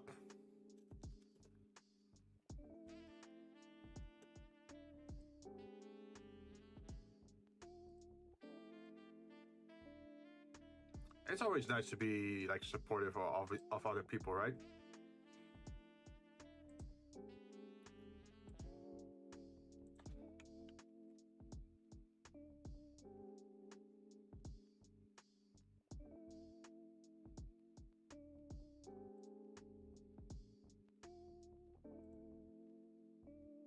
Nice.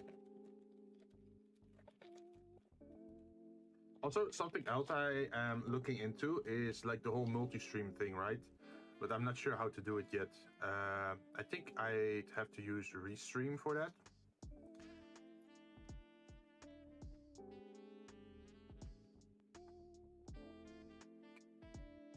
To that point, actually, I might not do a creative stream next week on Monday. I think I have to just deal with some things off stream because I didn't have some time to investigate the whole restream thing or multi-stream, because I want to see how I can do that. It would be nice if it could stream to Twitch as well, right? I think that draws in some more viewers, because then they can find me on Twitch and on YouTube. And pardon me. And there's another thing.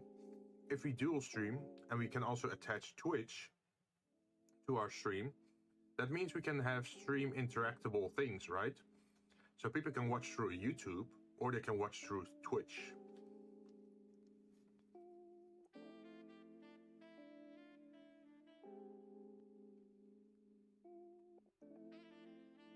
Now my plan still stays the same. I don't want to be a Twitch affiliate. I don't want to be like a partner on Twitch. I'm still going for the YouTube route, but it would be nice to get some people to subscribe, right?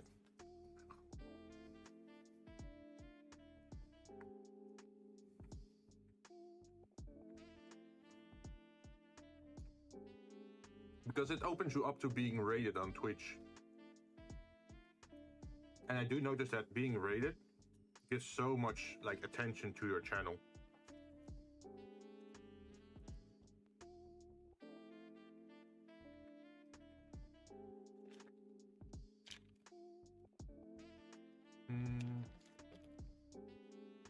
What do you think?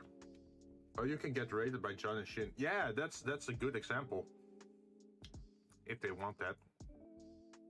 And it's also the Twitch integration games, right?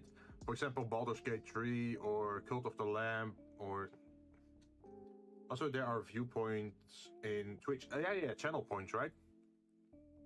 Ah.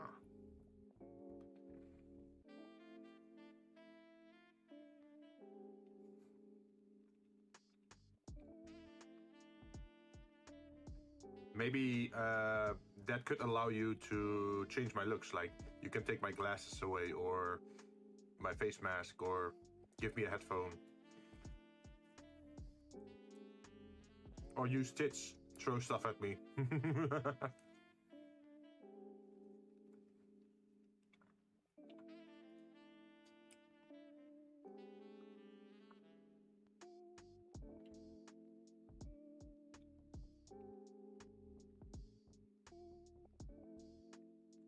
Let's see, what other kind of stuff is going on Twitch? Twitter, I mean. Can I still call it Twitter, or is it X?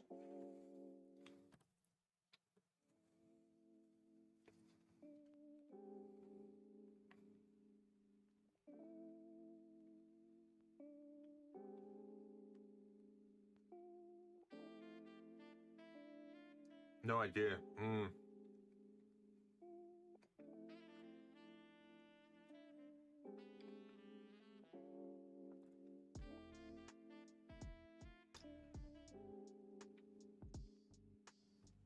Revive them with this hard drive dock.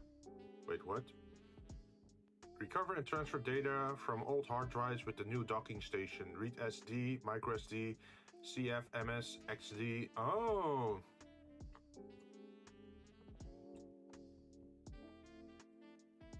But that's not that hard. You can easily do that with... You don't need a special device for that. You can just connect a cable to your MOBA.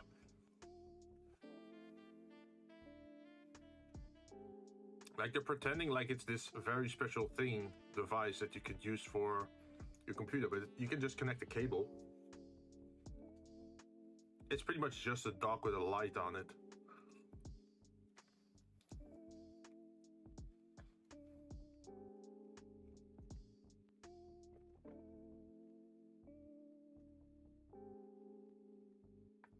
Oh shit, this is cool. Someone has a 2D model reveal, but the model is very pixelated. Are there a lot of pixel graphic VTubers? Pixel graphic VTubers.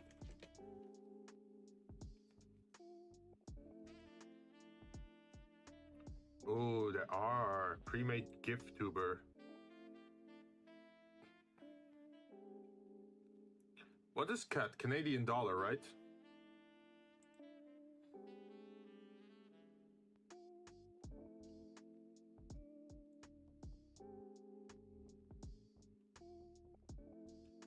Oh shit.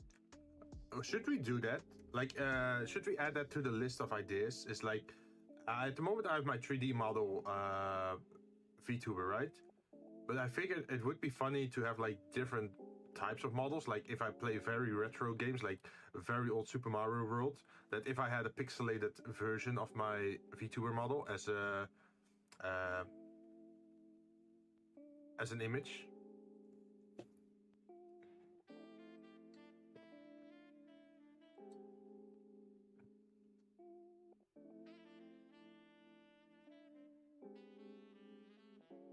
Let's see, animated pixel, Vtuber, pre-made, Vtuber. Oh, this is pre-made. Yeah, we don't want pre-made. We want custom-made.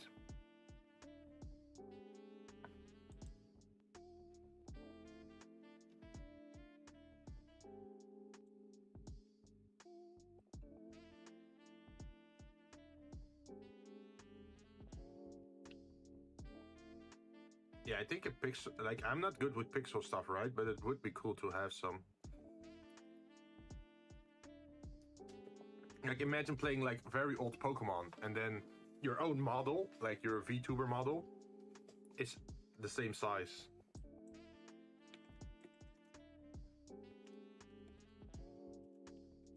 Wait, can you import your graphic own images into Pokemon?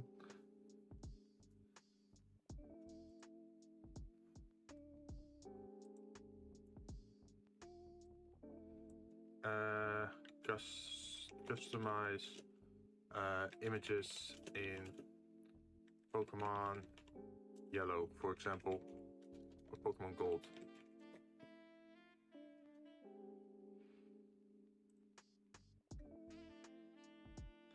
Inserting a custom map. How to edit graphics in Pokemon Gold, Silver, and Crystal. If you don't like, if you don't like to work with command prompts, hex editor, or tile editing programs, I suggest you turn back now. Oh shit, really? Okay, let's take a look at this. Decomp X. Typing Decomp X will yield the following from Lunar Compressor initially. Oh shit, look at this. You can export the images.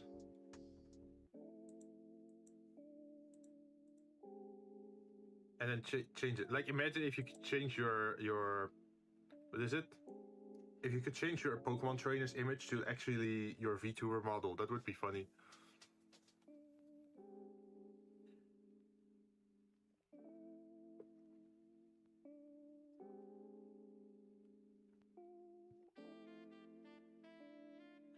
Pokemon and trainers.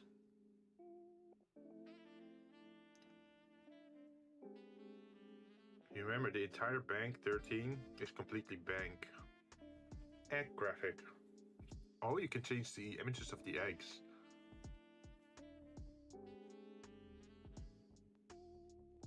That's a lot of images.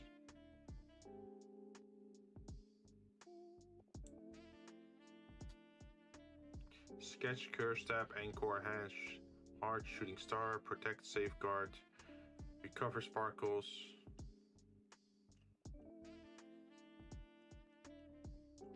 Imagine if you just replace all the Pokemon in a Pokemon game with Vtubers, like collect all the Vtubers.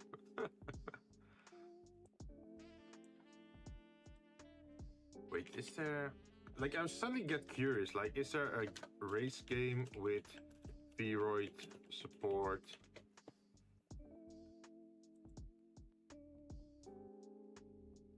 There's a huge list, but I don't know how updated it is.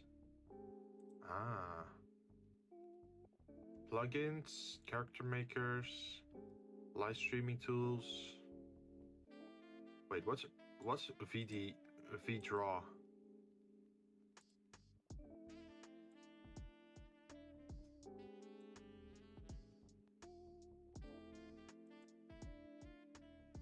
Oh shit! That's so cool. So V-draw apparently is a program you can use where you can actually see people draw or make things. That could make it a lot more interesting. Real-time tracking.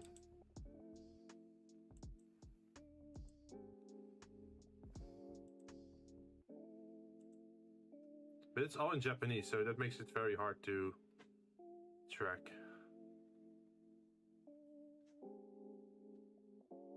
How much body tracking do you need for it, though?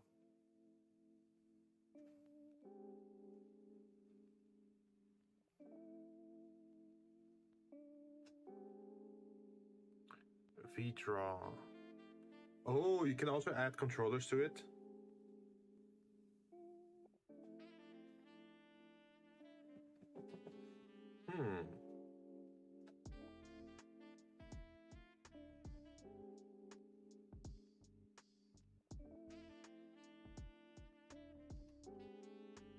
Okay, let's add this to my favorite so I can check it out later. Making a tab for streaming. Save.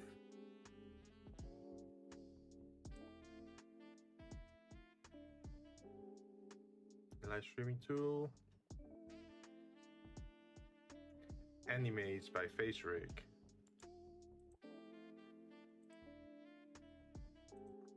Motion capture. Tracking world.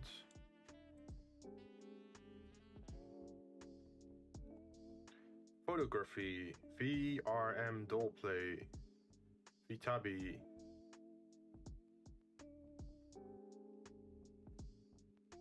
Wait, what's this? Like, it's so sad that a lot of this content is like stuck in English or like stuck in Japanese, right? So if you don't know how to speak Japanese, you're pretty much stuck. Metaverse. Virtual cast. Oh, wait.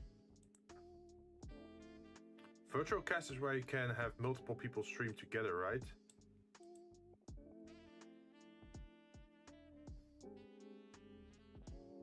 A new VR communication.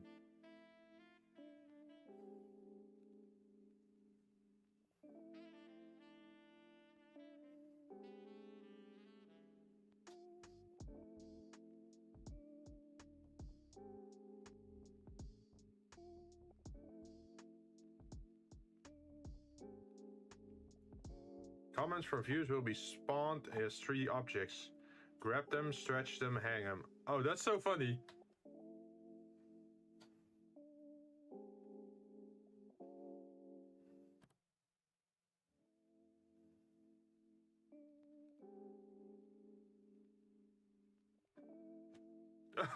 That's so funny.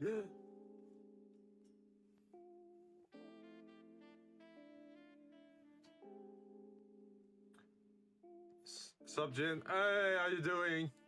I'm sort of I got distracted. I added a current time to my stream. Like originally, I was planning to do 3D modeling, but I ended up doing HTML and CSS to make that current timer that's under my screen on the what is it, like center of the broadcasting screen. But yeah, I got super distracted, and now I'm actually watching like Vtuber software. Something called virtual cast, where you need to have a headphone, but you can actually stream together then in a 3D space, and it all has body tracking and everything. Like super nice. Also, congratulations on reaching your milestone. You're beyond 500 now, huh? How does it feel to be like a big boy VTuber now? You can do the VTuber wiki thing now, right? I think. Or did you already have it? Big boy VTuber wear. If you stand on a box. Nah, just kidding. I don't have one yet, Dill. You can get one. You should just yeah, you can ask Jinn about it, right? Because Jinn went through the entire process. I mean, it's extra advertisement for you, right? I mean, you are high enough, I think, for the minimal amount that you need. I was busy making egg fried rice instead. Oh, really? That's a worthy investment of time. Also, what I'm looking at is like VTuber software, right? So there's this one virtual cast where you can actually join each other in a virtual space, which is sort of funny. But I'm also looking for games. And so far, I'm seeing a pretty big list of games. Sit Riders. What is Sit Riders?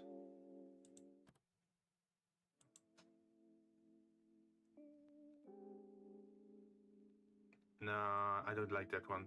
So in that list there is V-roid, Seiya, Bonfire, Soon VR, Koro System, Pilot Cross, Synth Riders, Sound Art, V-Rest, Legends of the Shield Bearers. But most seems to be Windows VR or Oculus Rift. I needed a midnight snack, trying to braver for 3 hours limit. Made my body ask for fuel. Oh. Yeah. Don't forget to hydrate and eat some food in between, right? Rakugaki Kingdom. Okay, that link is that. Let's see. Fantasy Seed? What's Fantasy Seed?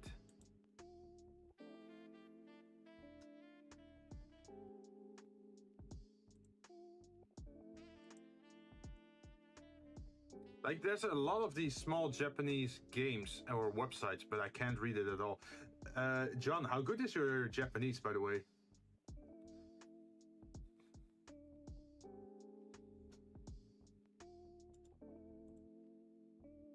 It's okay-ish.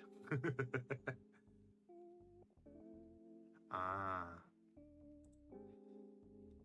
Like, what I'd really want, like, wouldn't it be very interesting to have like a racing game where you could like make your own levels according like Trackmania or something, but instead of let's see, instead of just using normal models, you can just import your V-roid model. Wait, I have an idea. Okay, Trackmania custom models. Could I open a custom model for Trackmania open and just put my Vtuber model in it, because I have my Vtuber model in Blender as well? Then I could just force that, right? Then suddenly I have a virtual model in the game. Trackmania custom skins. There used to be like a huge library of skins for Trackmania. Okay, these are just skins, but it doesn't change your shape.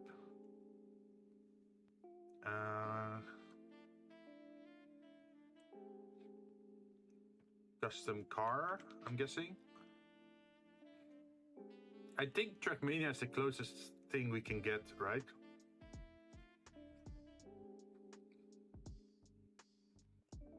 Trackmania model swap, I guess. Model swap. Custom cars in Trackmania.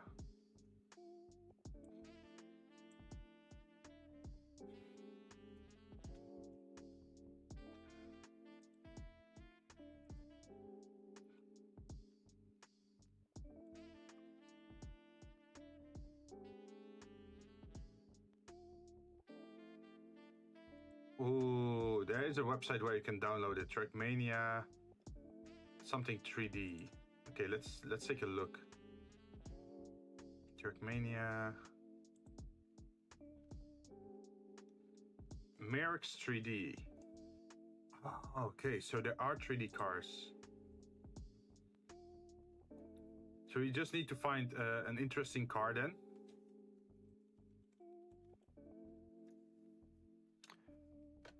Kart. Okay, I found a Pikachu go-kart, but the image is not working. Go-kart Trackmania. Mario Kart and Trackmania is absolutely beautiful. Wait.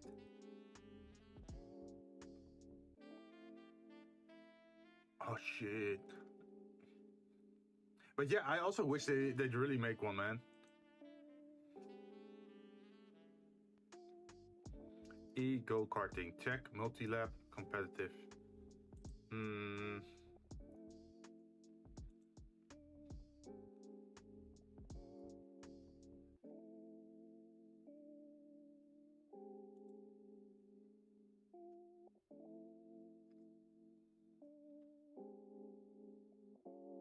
Like, Trackmania is the ideal game for this, right? Because you just change the mesh of your car. I think so. Trackmania custom car swap. Oh yeah, did you hear that Volcanoid is getting a major update soon? No, I didn't. Are they adding new content, like a new chapter, or is it like DLC? They're working on making the map bigger and more alive, and then they're also adding vehicles soon. Really? Like, what kind of vehicles are we talking about, though?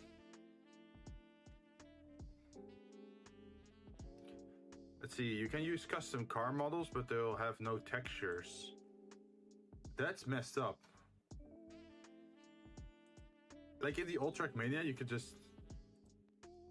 Let's see. No custom models aren't supported in this game. I have to say it makes for a much more consistent and enjoyable experience online. You don't have to worry about someone randomly joining with the Eiffel Tower or some other annoying custom car model ruining the experience of others. Oh, yeah.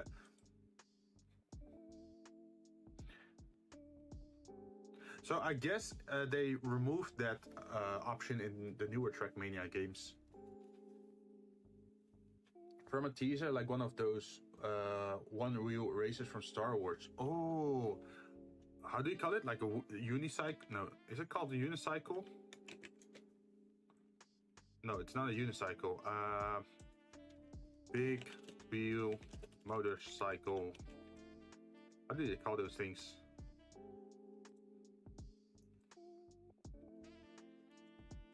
Sci-fi.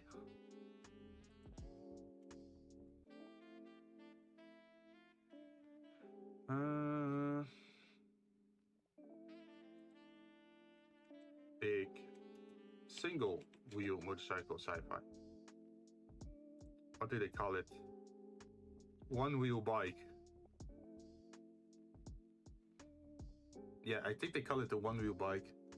It says wheel bike. Ah.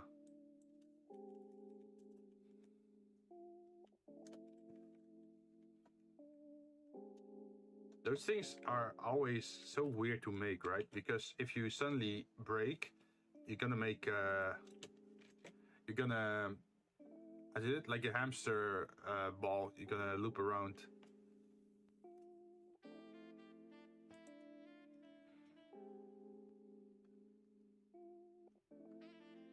I mean, just on how it goes. Yeah, totally understandable. Let's see, Cyberwalk, VRM Cyberwalk. What's this?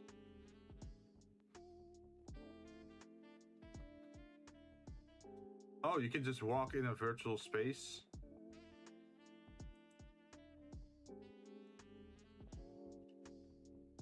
Because they want you to be able to explore further with the bike and keep them in the drill ship. Oh, so you park them in the drill ship, and then once you use them, you just shoot out of the drill machine.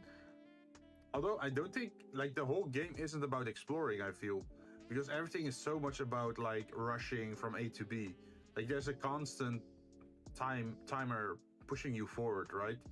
So that doesn't really make for an relaxing experience for exploration. I think they're slowly fixing the drill ships so it's less reliant on hit and run tactics.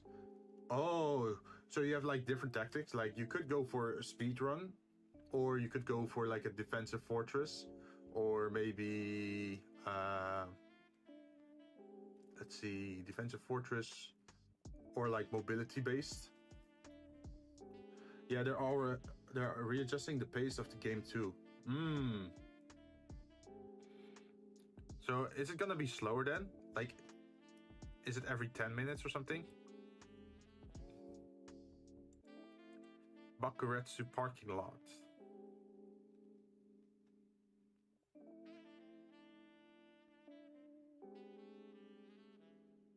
Wait, does this work? A VRM browser-based game. Super Extreme VRM Soccers. Super VRM Brothers 3D.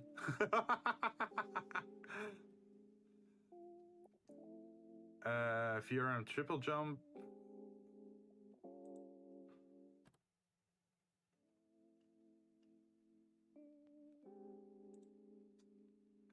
So it loads Unity in your web browser.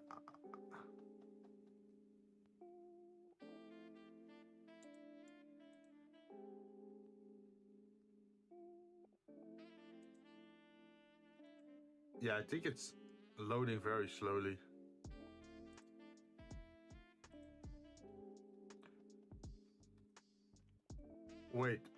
Wait, this works? What the fuck?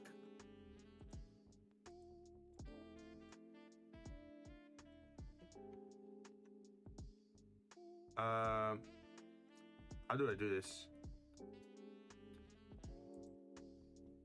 And also, how do I share this?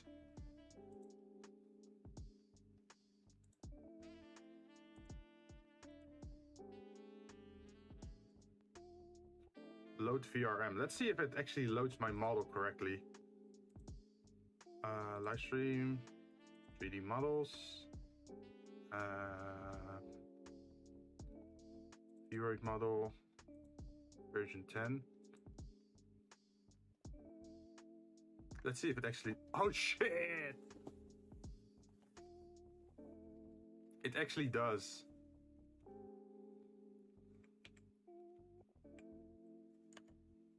Okay, okay, let's see if I can capture this in OBS, just to show you what I found. Let's see, like right now, the enemy drill ships can shoot missiles at your drill ship. So the Tesla codes are needed to guard the ship while you're oh, like a shield, right? Let's see, screen recording.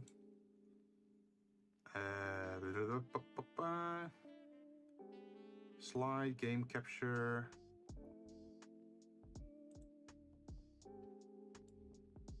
Properties. Cancel. Graphics. Graphic backdrop, no. Console, game capture, console. Slide. Yeah, I think I have to make a new one. Add.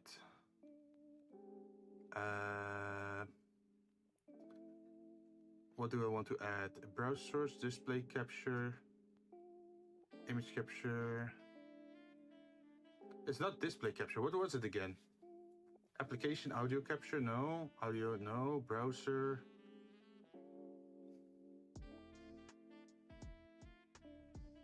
I guess it's game capture.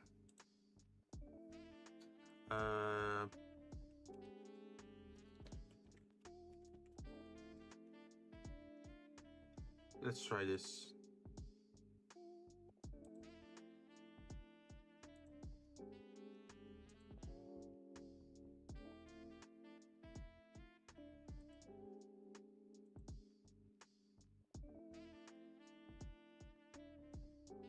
Let's see, Steam, no.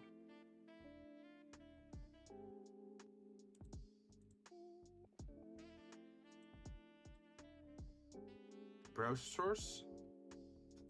Let's try that. Delete this one. Add browser test. Different name. Firefox.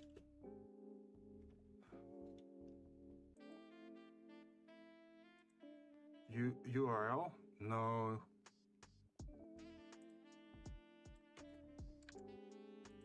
What's the one you used to let's see. Media source? No. Window capture. Yes.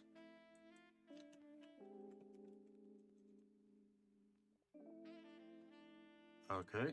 And then I bring you down to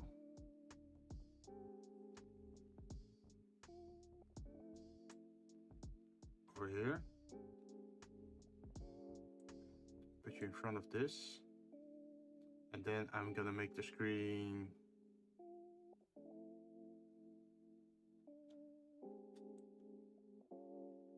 a little bit smaller.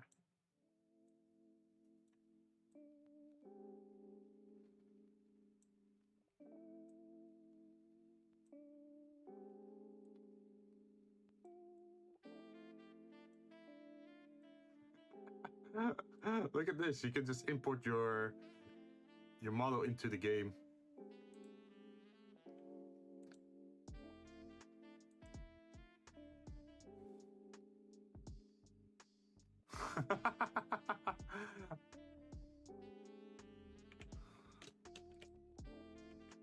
Okay, can we climb? Okay, it's very janky, but hey, it's something, right?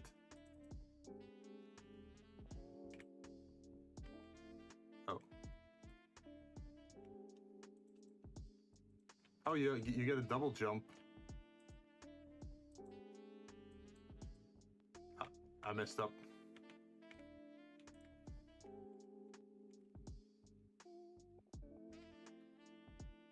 Can I make it over there? No, I fucked up.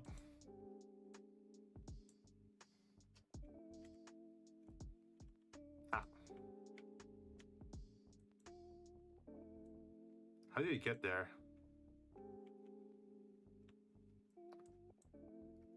Meanwhile, I'm still waiting for the major Craftopia update. Yeah, same.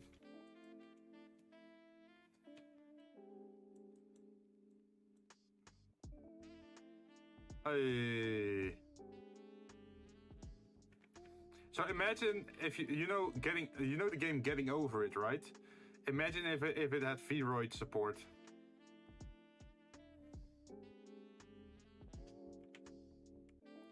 There is something weird with the camera though.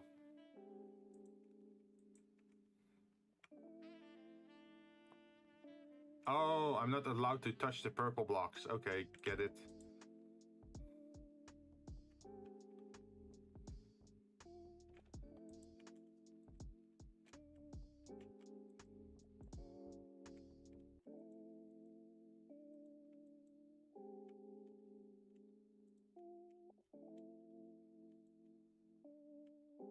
Hey, I'm pretty good at the game.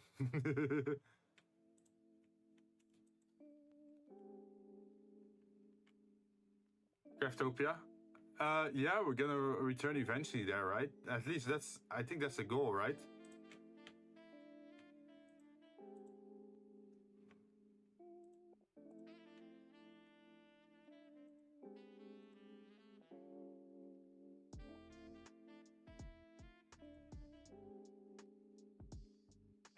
Stage clear, we got it. I guess that's it for this game. So what about the other one? Oh jeez.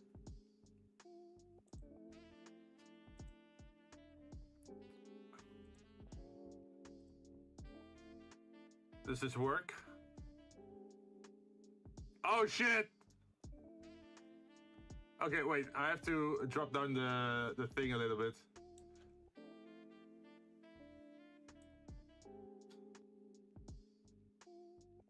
I have to increase the size of the window a little bit.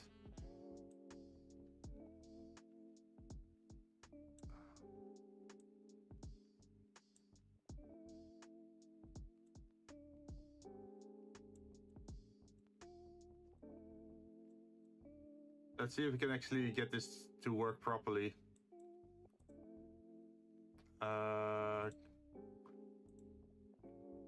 Where is it? Game capture? No. Damn it, where did I put it? Oh, there it is.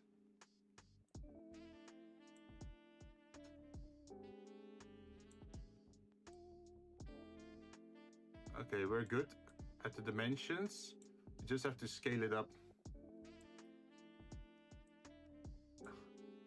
Jinn becoming NPC, yes. We're invading the metaverse.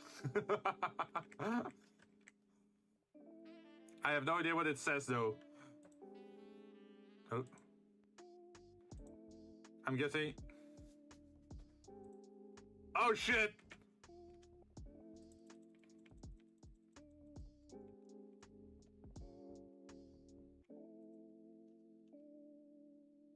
Oh.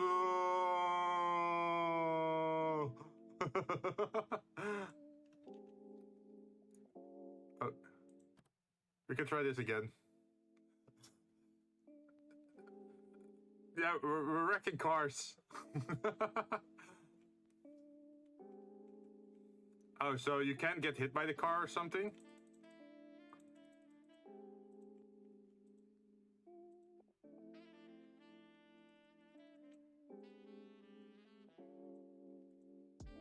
It seems whenever I hit something twice.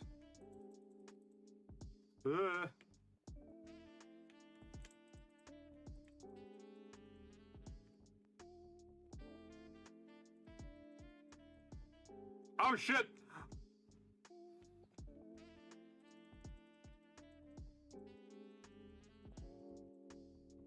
he's sending a tank towards me.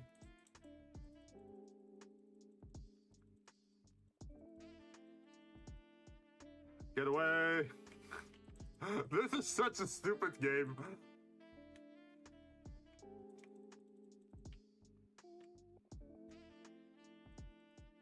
Wait, we have a rocket launcher?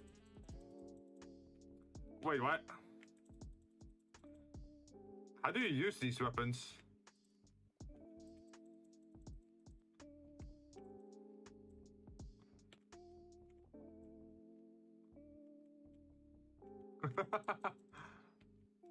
Wait, where am I? The way he runs reminds me of the Time of Ark. The very scuff way.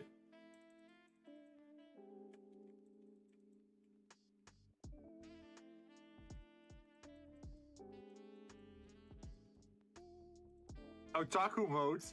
Okay, this game is actually pretty fun. Congrats for whoever made this. It's fucking hilarious. Jinn Gashida. Oh, Shinda.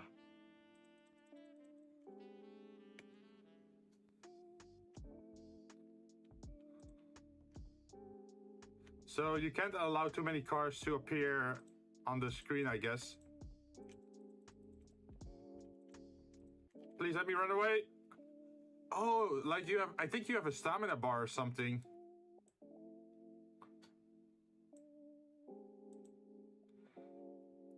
How does this work?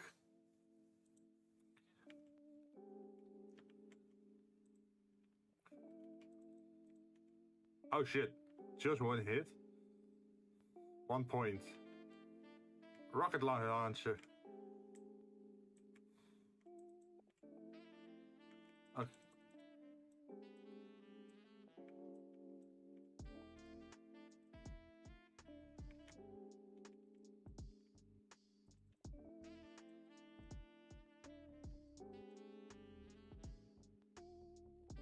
I'm just blowing cars up. Oh! I blew my...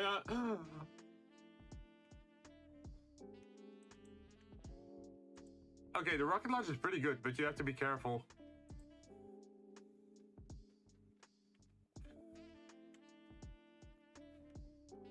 Man, Ark. Yeah, we haven't played that in a long while. I actually uninstalled it because it was taking up so much space, and I'm actually playing Starfield now.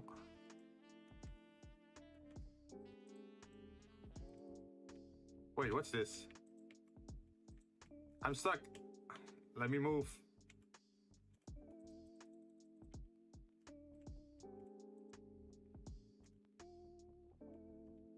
Oh, if you hold the button for a bit, you hit harder.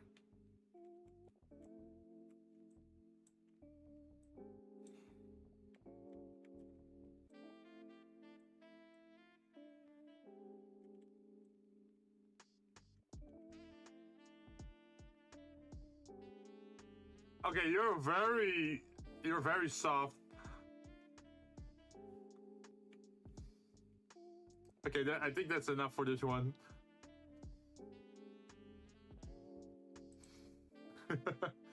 They added a giant insect that can carry a Bronto. Wait, an insect? Jeez.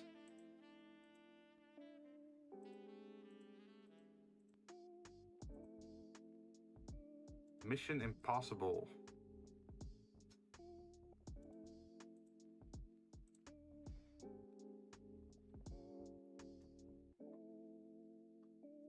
The thing's nicknamed the Sky Giga.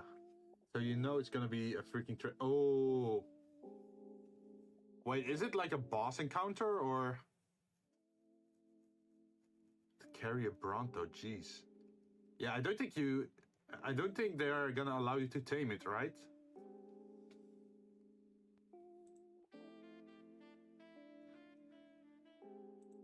Also, I'm loading in 2 new games just to see how they work. Suddenly I feel like VRM games.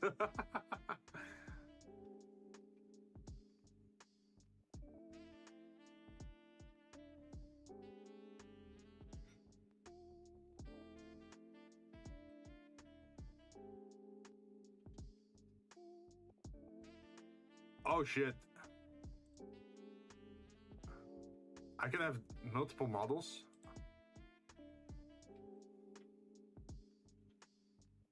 Wait, I can...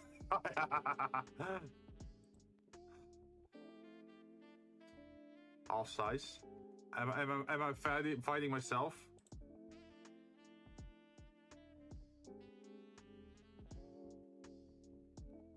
Okay, let me turn on the screen capture.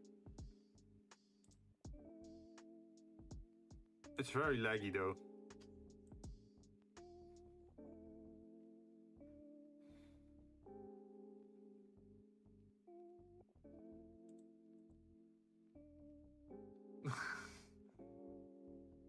So what am I supposed to do? Attack? Can I move?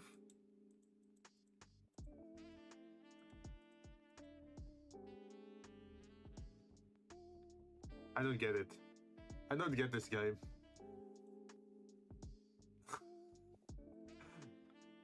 Do you move with the arrow keys or? No, Jinn is going to commit Jinn mask. Yeah, we gotta delete the copies. Okay, so this one, oh shit! Okay, I'm sort of scared of this. Load. A human bike.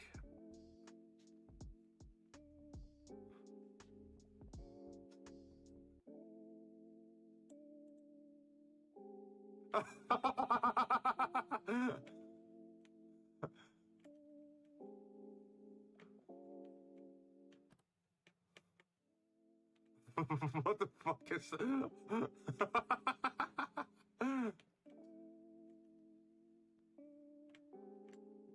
I think I'm supposed to hit them. Oh shit, I fell into the abyss. Didn't turn himself into a human bike. Funny shit I've ever seen.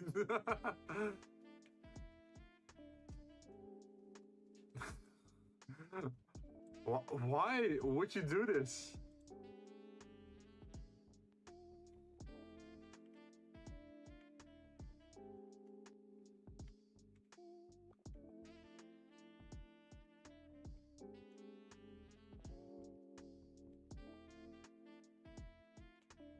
Okay, and it's super slippery. Like, this is not easy to control. Like, this is not how the grip on a motorcycle works, man.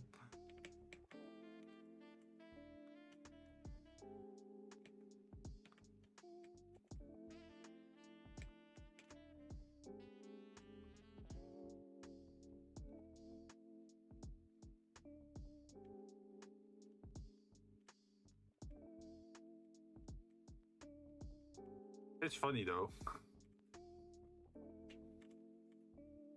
Damn it, I got on top, but...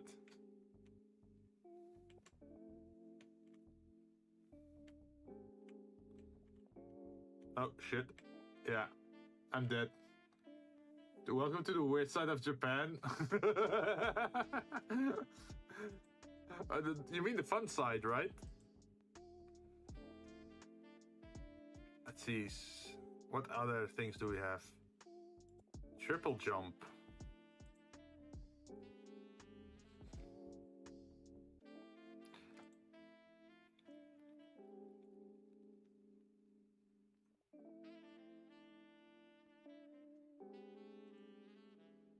Instead of modeling, we're just playing weird V-roid games. Well, as long as it works. Yeah.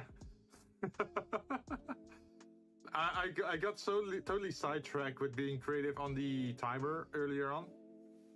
And now I'm just going after weird things.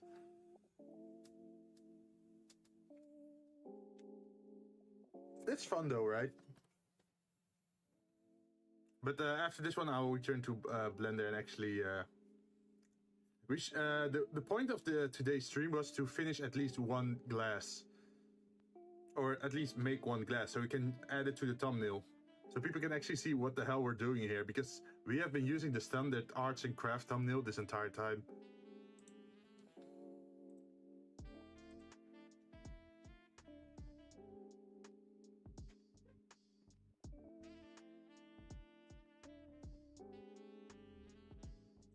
Okay, so what's this?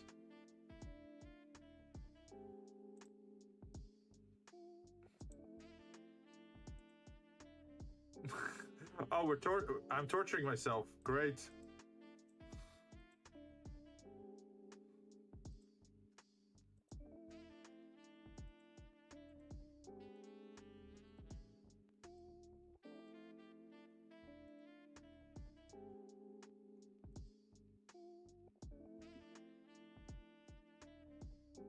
So what's the point of this?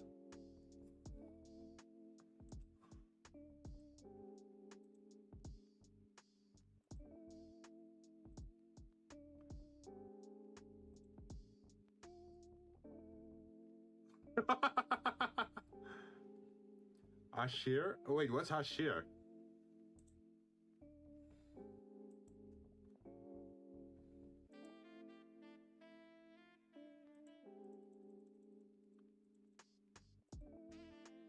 Nice pose. I know, right? Like the falling is so... it's so scuffed.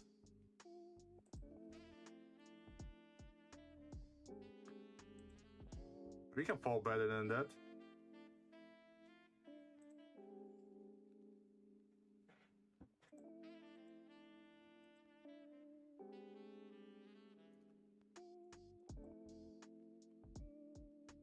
Damn. Right on the pelvis, do it. We can try it.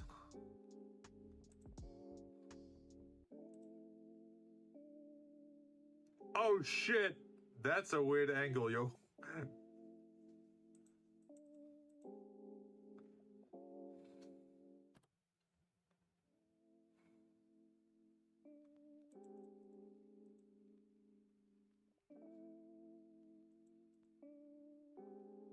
So how do you do?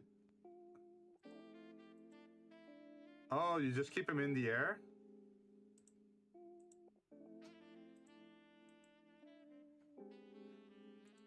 Oh, okay, I get it. You have to go as fast as possible once you start. Without hitting a yellow thing, I think.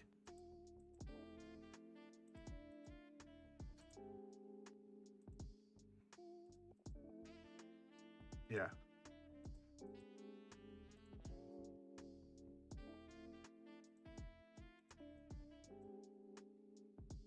Damn, those bars really stop you.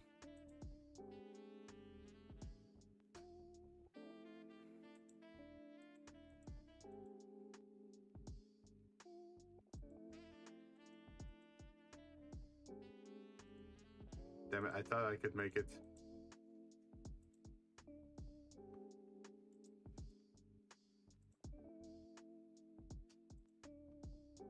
Why does the timer suddenly stop? Oh, that's enough messing around. Let's actually go back to Blender.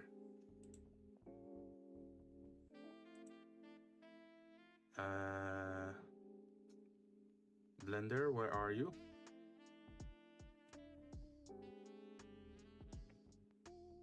Creative. There we are. We're back. Mildly? Yeah. Oh, well, that's the point of the stream, right? That's what you originally wanted to do. So last time what we had is we made all these drinks. All these different flavors. And we just put them in the general... what is it? General glass.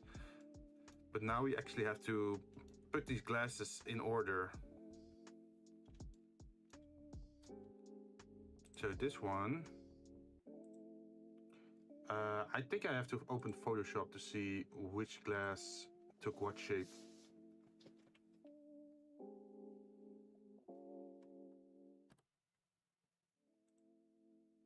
So we need a new group.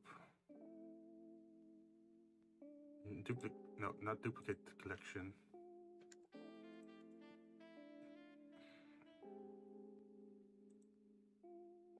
We need a new collection, and we call it drink 1, and we're gonna keep doing that. Duplicate collection. Oh, yeah, we can just do that. Duplicate collection, duplicate collection, duplicate collection. Till we have 15 of these.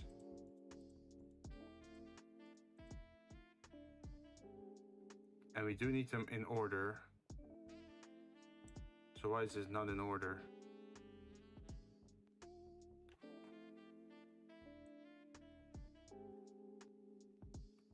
Where's 9? Okay, there you are. 9, 10, 11. Where's 12? Over there. 6 is over here. 5 is over there. 4 is over here. 3 is over there. 1, 2, 3, 4, 5, 6, 7, 8, 9, 10, 11, 13, 14, and 15. At the same time, we're opening our design document. Not sure how much lag that's creating. Let's see, for the first drink, we were using this shape. So let's call this drink 1 glass. Wait, no. Drink glass 001. And then we can drop that drink into 001.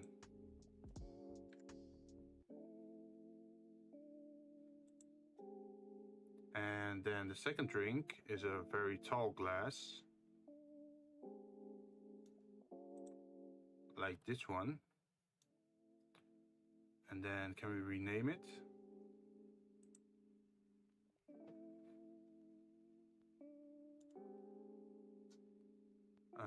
Rename.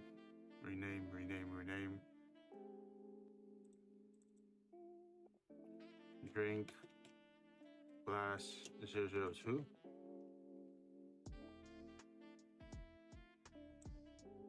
Did I name that correctly?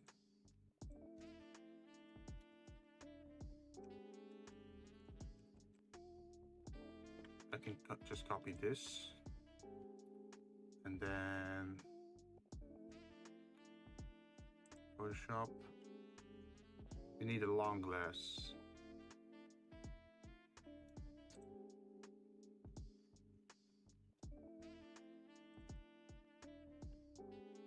Number 3.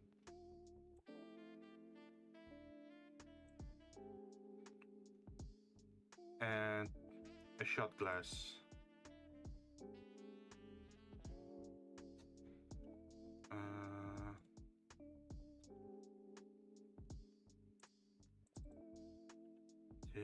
Drink glass 003. Let's call it B.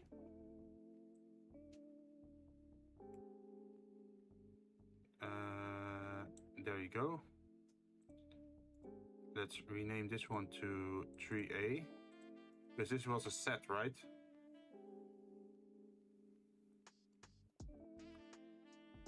And then we need something like this.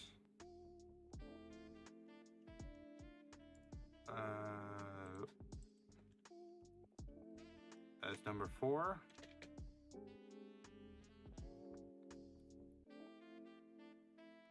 And move that over here. What we're pretty much doing at the moment is just sorting.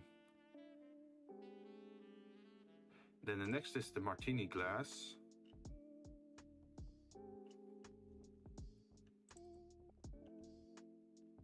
Which is number 5.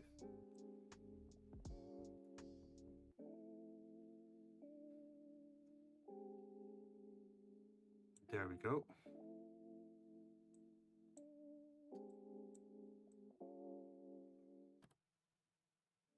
And then the next up is,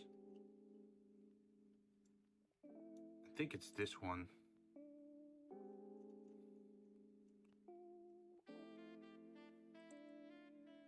This one should be number 6 then.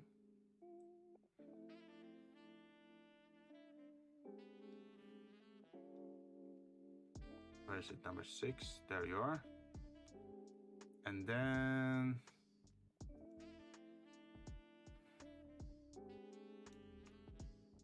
wait a moment.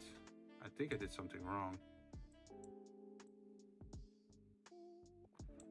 I think this one is supposed to be number 1. Yeah. 0, 1.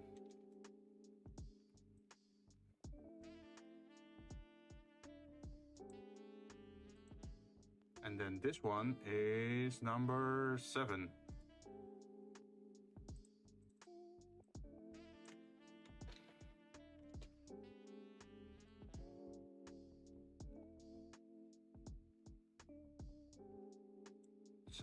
Okay.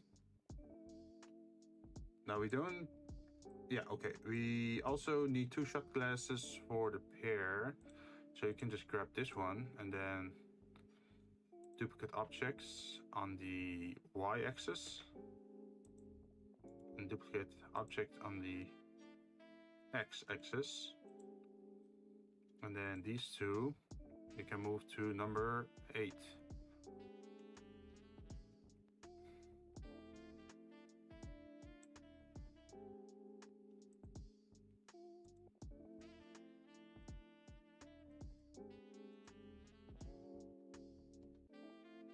Uh, 8A, and then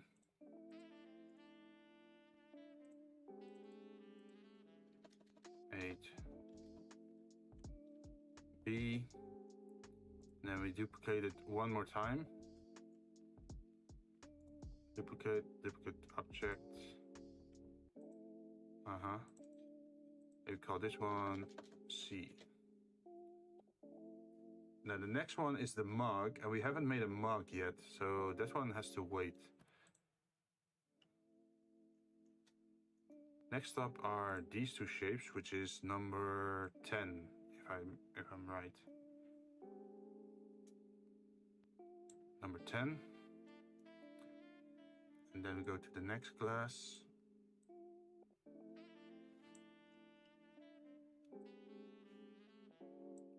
Which is the weird shaped glass. I still have to make that one, I think.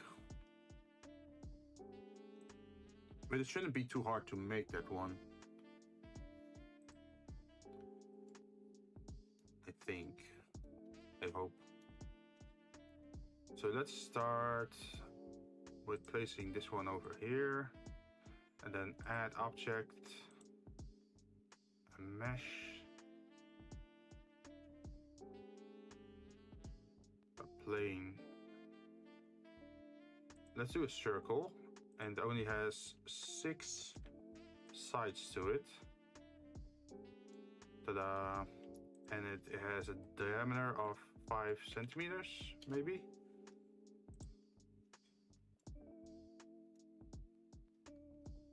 That looks decent, I think, for a first start. Let's open Photoshop again.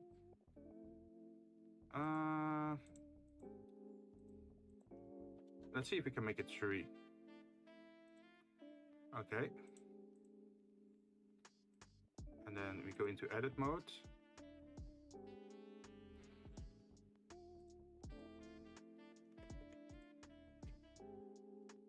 And then can we give it, yeah, we have to upgrade it a little bit. Oh damn, you bright boy.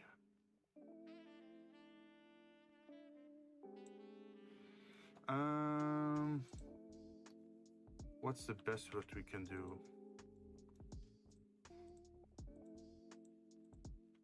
Extrude, I guess.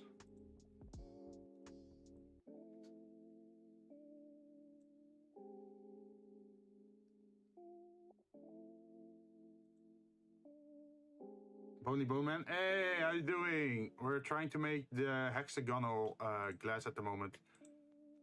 How you doing? Faces. So what we could already add is the material, right? Just normal glass.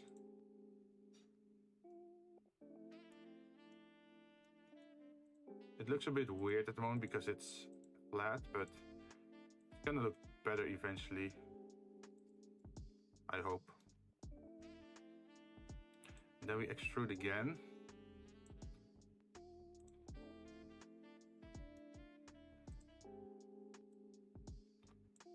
And then can we extrude again? Can we subdivide? No.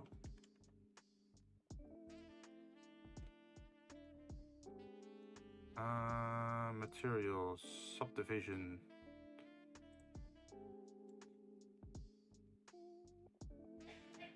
We also need to solidify, I think. No. What was the command again? Are you having a good day, by the way, Bone Man? Shit. I didn't want to move the thing. I want to select this. Let's see, we have a solidify and subdivision. Okay, so we need to solidify.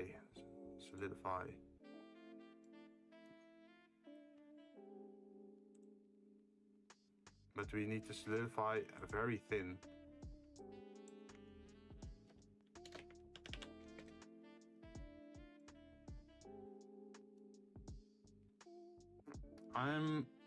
What are you trying to do? Also, I'm doing great. What about you?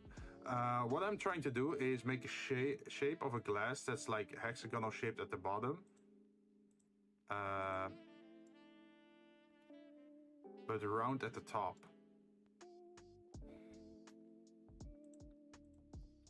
So I think what I have to do is grab this.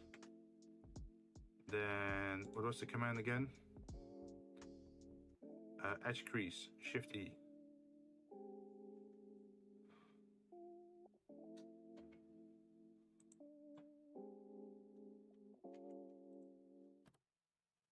Shift E.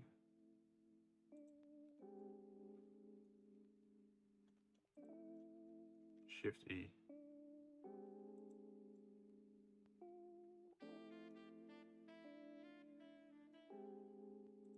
Object mode. It's very hard to see if it's working or not. Maybe we can change the material for now. Oh, that's bright. Could also add some edge loops to help. Probably.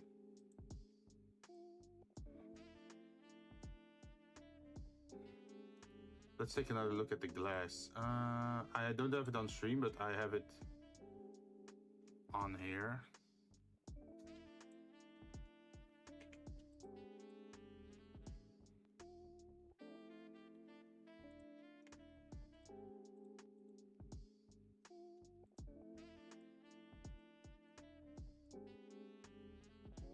What's most important at the moment is that the shape makes sense.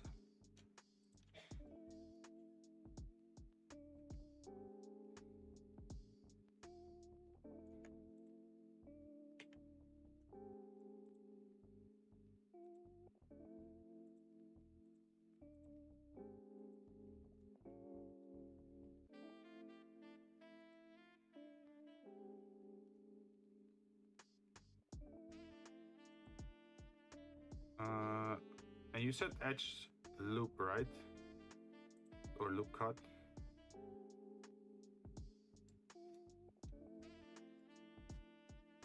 I don't think they're allowing me to do that.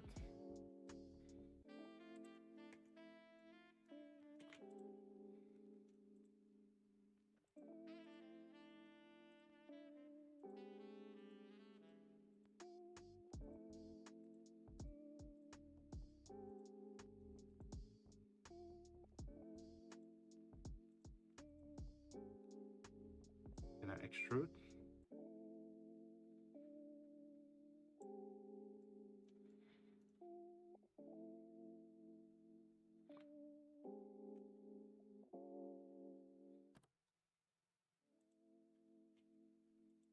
Why is it subdivided there? That's not what I want. Let's go back a little bit.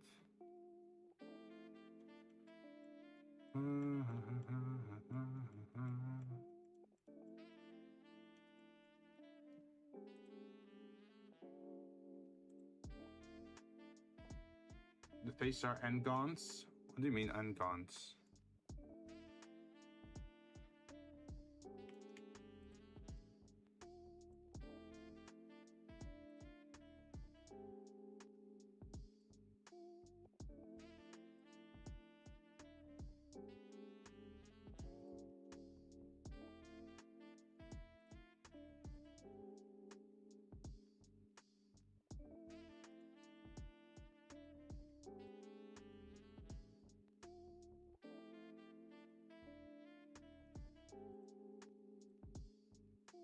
Let's see, n-gons are face with more than 4 verts.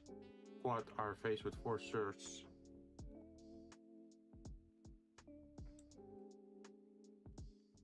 Wait, should I change the order of the solidify and what if I do this one?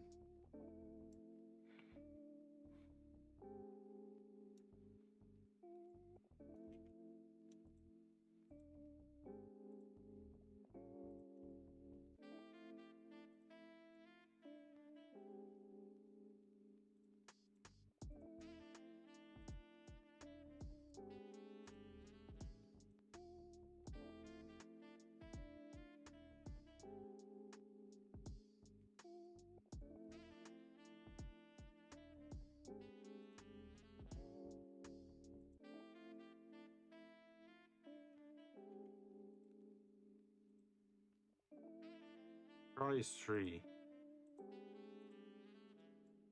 Why is it doing this though? Edge.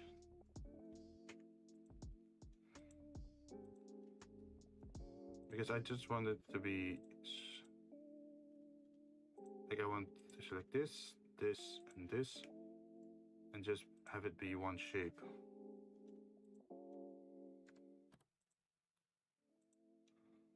Instead of divided by 2.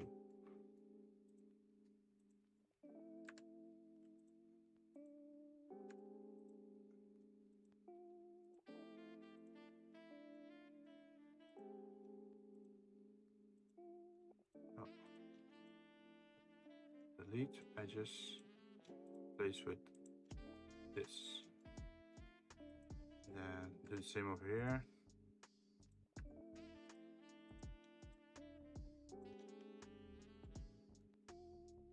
And this should be the last one.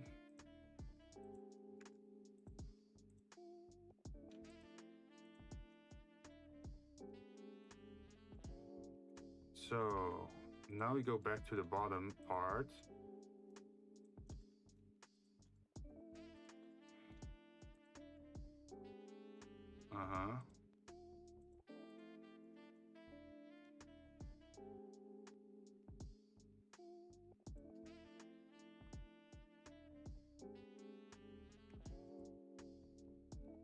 See what it looks like in object mode. What did he swap it around?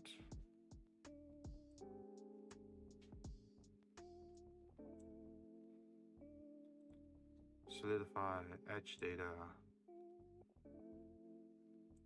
I think we want it the other way around.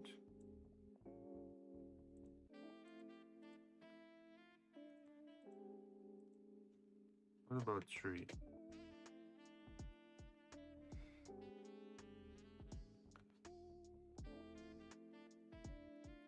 I think we need more.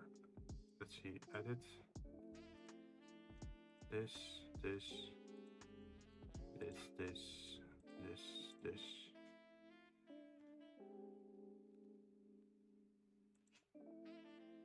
Yeah, we need a transition thing.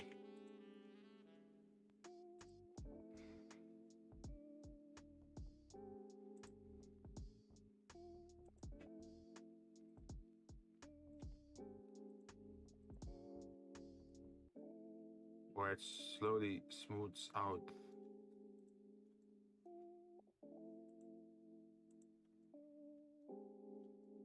Shift E.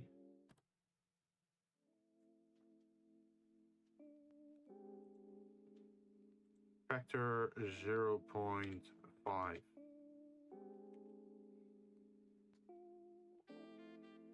Wait, couldn't we have this on 0.5?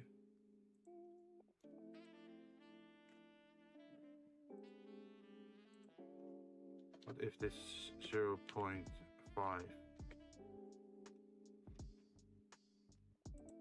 And then we put this one.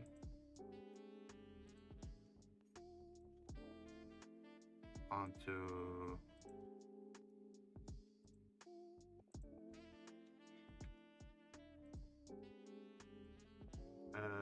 0.25.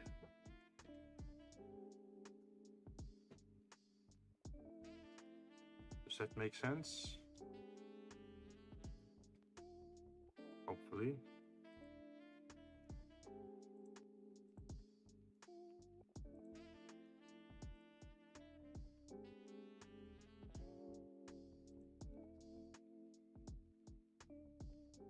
$0.25 for you as well.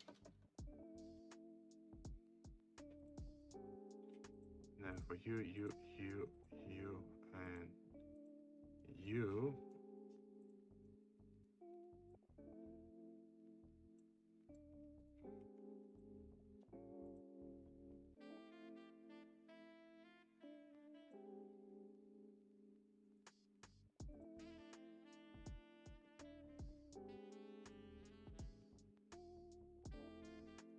This still has to be a little bit loop cut.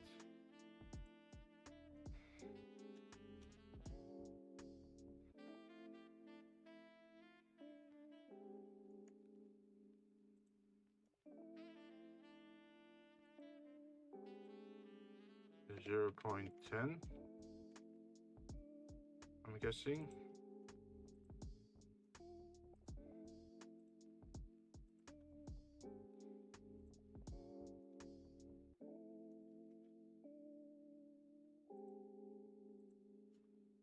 $0.10. Does that work?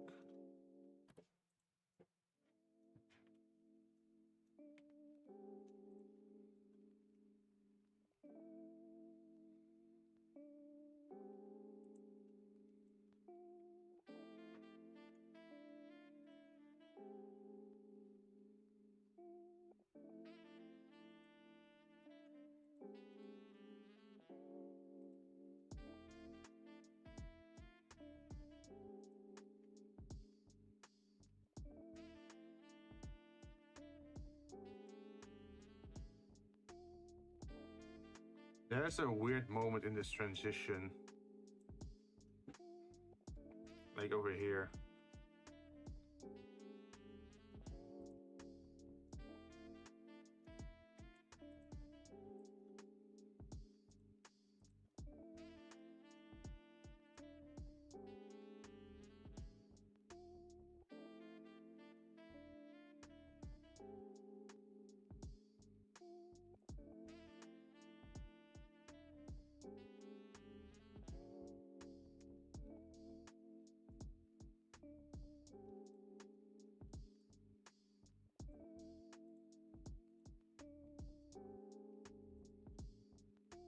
Maybe you can just keep it shape a little bit more.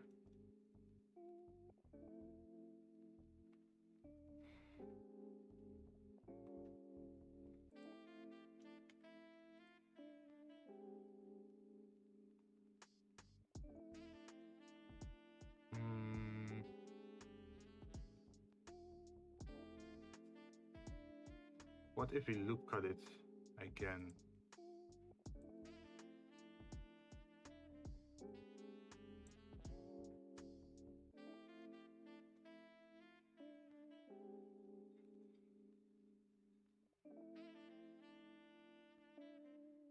There's still the problem of the circle over here.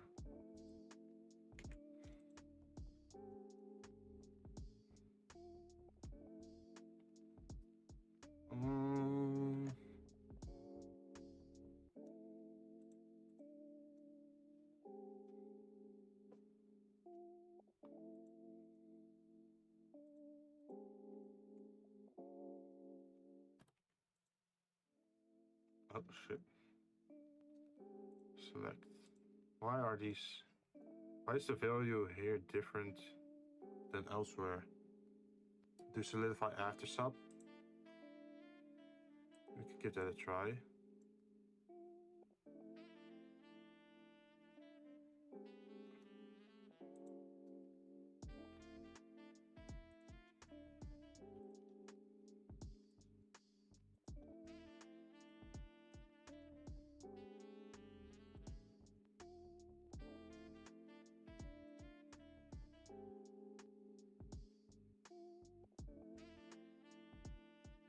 Oh wait, what if we do subdivision 2? And then do another subdivision afterwards. Subdivision.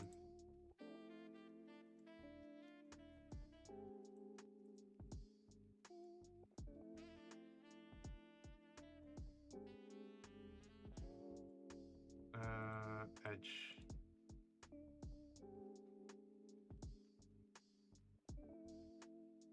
Change the bevel weight edge, no edge crease. Okay, let's just make it very hard shaped for now. Let's see, Shift E. Okay, so now everything is at 100%. This is obviously too much.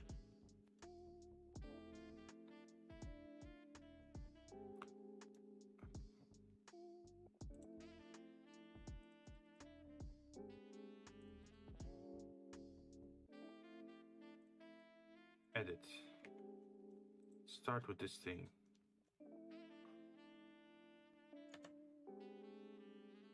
I said start with this thing.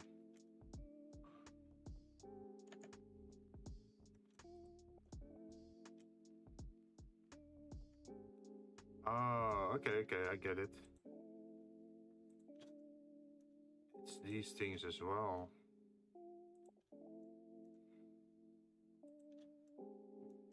That I have to grab, I think, for it to work.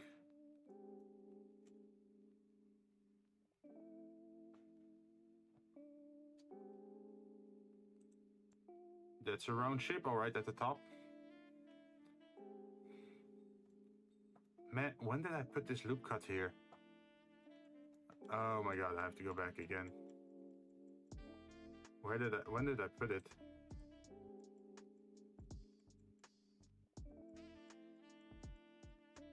Yeah, probably a while back. Oh.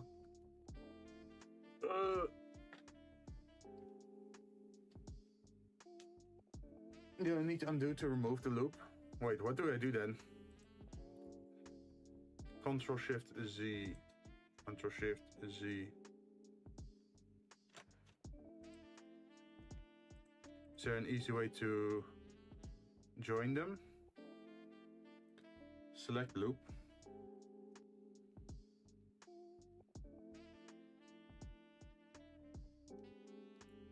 Oh, select up here, you mean?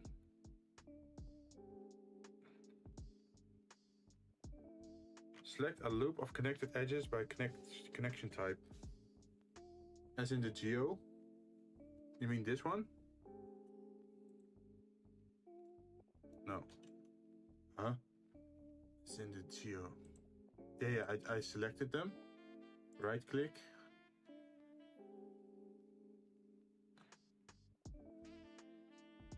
Unsubdivide, probably. Is it unsubdivide? No. It's not unsubdivide.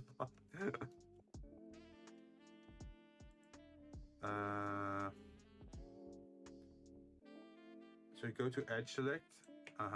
Oh wait, is it like this, unsubdivide? No.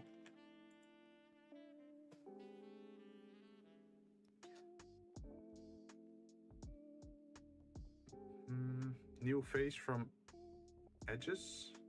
No. It's not unsub. Oh.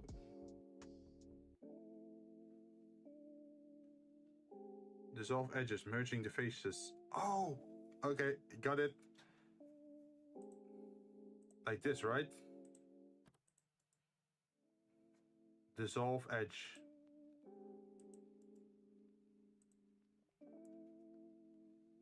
Ta-da! Thank you. Man, I'm learning so much today. So now we select this one again. And make the round shape. And then for the thickness of the glass, we wanted to have something like 2, right? Not too thick.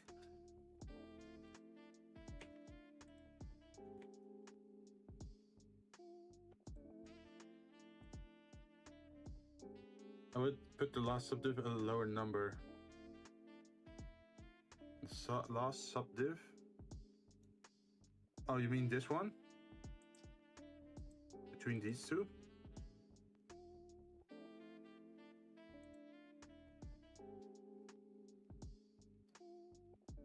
As the face number would be crazy.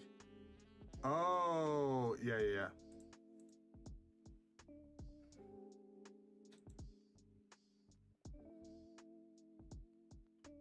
But the mod stack, yeah. Like, we could do it in the render that it's high, but not in here.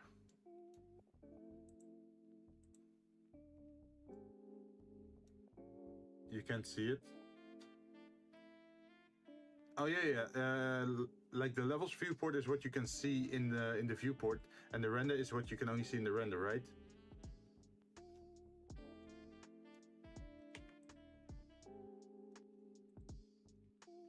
So let's see what this does if we select these corners.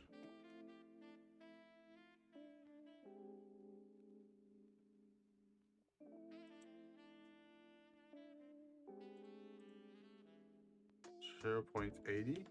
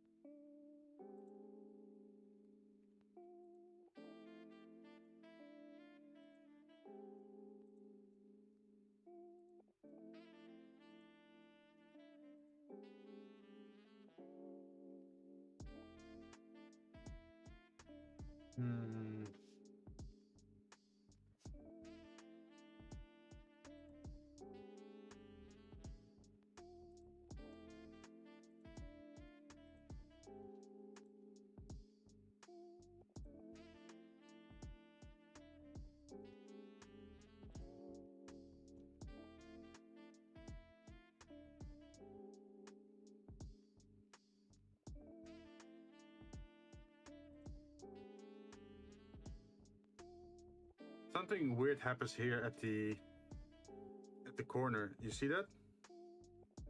Like, it's not a straight line as I'd wish it to be.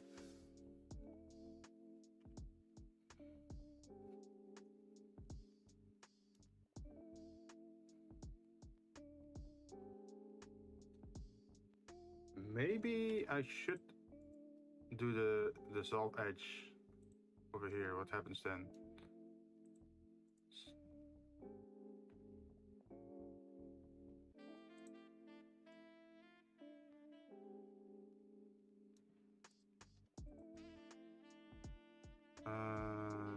The dissolve edge.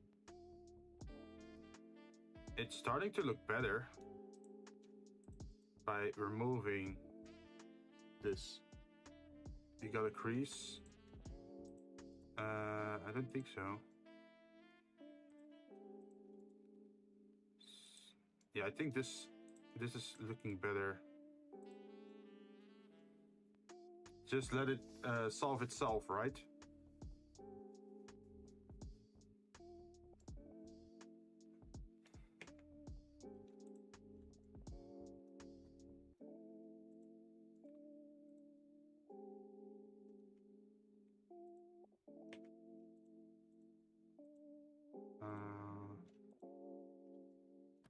Then Shift E.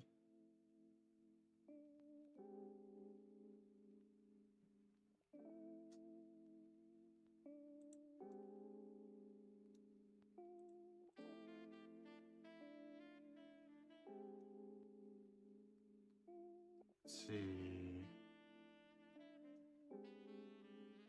Let's take a look at the picture again.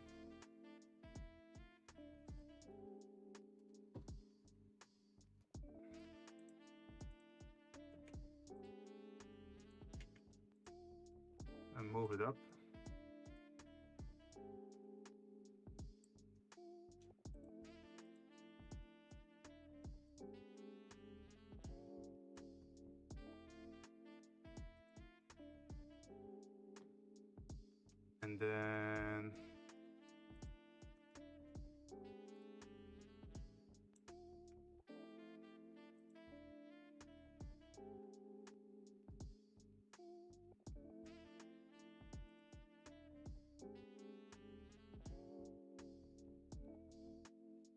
Oh, this is very tiny. This is shot glass shape. We should increase the height a little bit.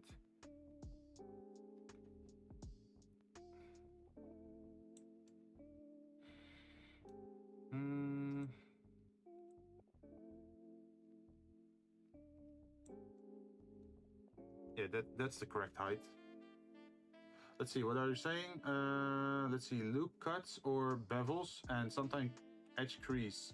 Basically use edge crease to keep down on geo.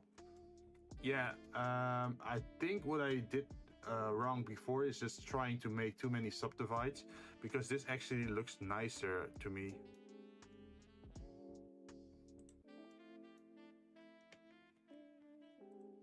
Let's see, and then do this. And the glass is supposed to...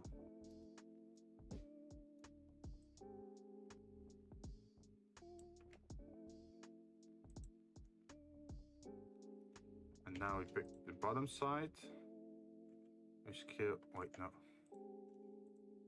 Scale, no.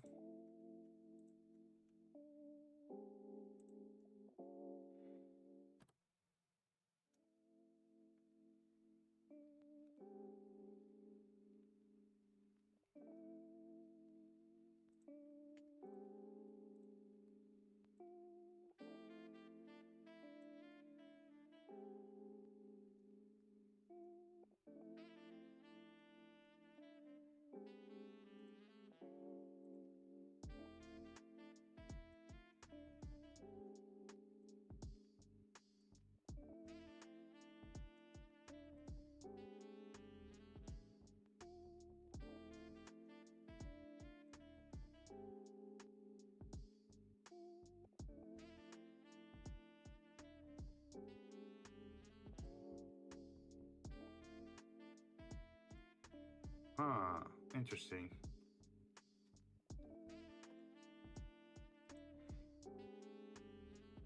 Vertex, closest. I'm just started Blender, very cool, lots of buttons. Yeah, it's a lot of buttons here. We're trying to make some drinking glasses for some fruit drinks. So as you can see at the side, we have some martini glasses, champagne glasses, some goblets, some shots, some long glasses, all kinds of stuff. Looks cool so far. Thank you. And yeah, you can also order a drink in the chat by pressing !drink. Yeah, XCML, well done. Thank you. I'm also trying to add some detail to it. So as you can see over here, that was, I think, 2 or 3 streams ago that we figured out how to do this effect. So it's like a spiral effect that goes around the glass, and it's all calculated. That's sexy. Yeah, I like that. Yeah, so we have 2 versions of that. So we have one that spirals like this, but we also have a ringed versions. So this one is just static rings that just connect to each other, and this one spirals. And what you also have is, let's see, over here we have different types of glass, as you can see. It's very hard to see at the moment because it's all dark, but there are like different patterns to it. Here, this is like broken glass. And this is like another version of like chiseled glass. And here you have it as well. Sophisticated. Yeah, that's what we're trying to do. We also made the fluids, which we try to turn into gradients, because you know those fancy cocktails, they have like different layers of fluids, right? So that's what we try to do over here. We already made the texture, so eventually we can just use these textures on the glasses to fill them up with liquid, and then we have a very nice looking drink. We even have, as you can see over here, we have a straw you can use. We have a little ice cube. We have a little umbrella or parasol. This is something I still have to finish, and it's like a lemon slice. And this is like what you usually get with your iced tea, like the crusher. Like mosaic? Yeah. Yeah, they are layered. I see the look you're going for. Yeah. So what I want to do is 3D model this and then render it and then turn it into a video and put it on my YouTube Shorts. Like, I know a lot of people use YouTube Shorts as more of a like commercial kind of thing, where they just highlight certain things from streams, right? But I don't want to use YouTube Shorts for that. I figured it would be much nicer if you could have like a 360 view, like it rotates 360 degrees around itself, and then you can see it from every angle, and that's just a YouTube Short. I think that just looks a lot nicer than picking stream highlights, right? It's all the little details that makes it so real. Yeah. Also, I'm using the red at the moment just so that I can see the angles correctly, because once I turn it into glass, it's a lot harder to see those details. So what I'm trying to do here is like a very angular shaped glass compared to like their very round shapes. Because we have a list of 15 drinks in our YouTube fruit bar, because that's my channel's theme, right? I'm a bartender, and I have all kinds of fruit drinks, which are all non-alcoholic. And if you press exclamation mark drink, you can order one, or you get a random one pretty much. So I figured it would be nice if all these drinks are actually visualized. Yeah, so you got a Mantis Mango Brew. So every drink is gonna have like a unique name. Yummy. You like mango? Nice. But yeah, what we tried to do is I took a selection of different drink names, then attached a fruit name to it, and then I picked a mythological story or situation, and added that to the drink for its theming. By the way, I typically use the workbench view or clay when trying to use subdivision. Easier to see the actual shape. Really? You mean, let's see, this one, right?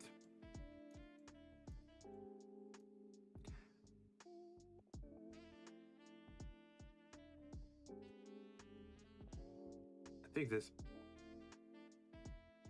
think this is what you mean, right? And go into object.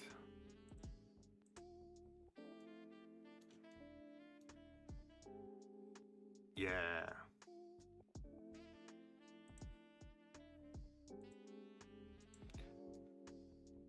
I'm not sure if I should lower this one though.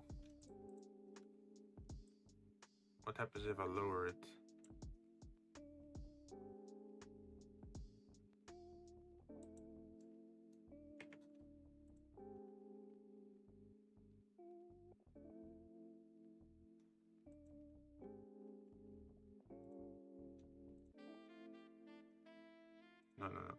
No, don't move it.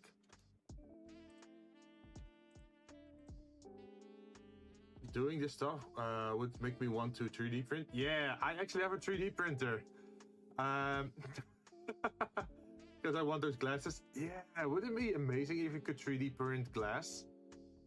But yeah, I do have a 3D printer, and I've used it in the past to make some very nice projects. I'm not sure if you're into gaming, but I made a Pokeball. A hollow Pokeball, and I put a Pikachu amiibo inside it, and then I gifted it to my nephew. And I also made the Mario question mark box with a slit at the top, so you could put coins in it, because the question mark box usually has coins in it. Just very fancy stuff, right?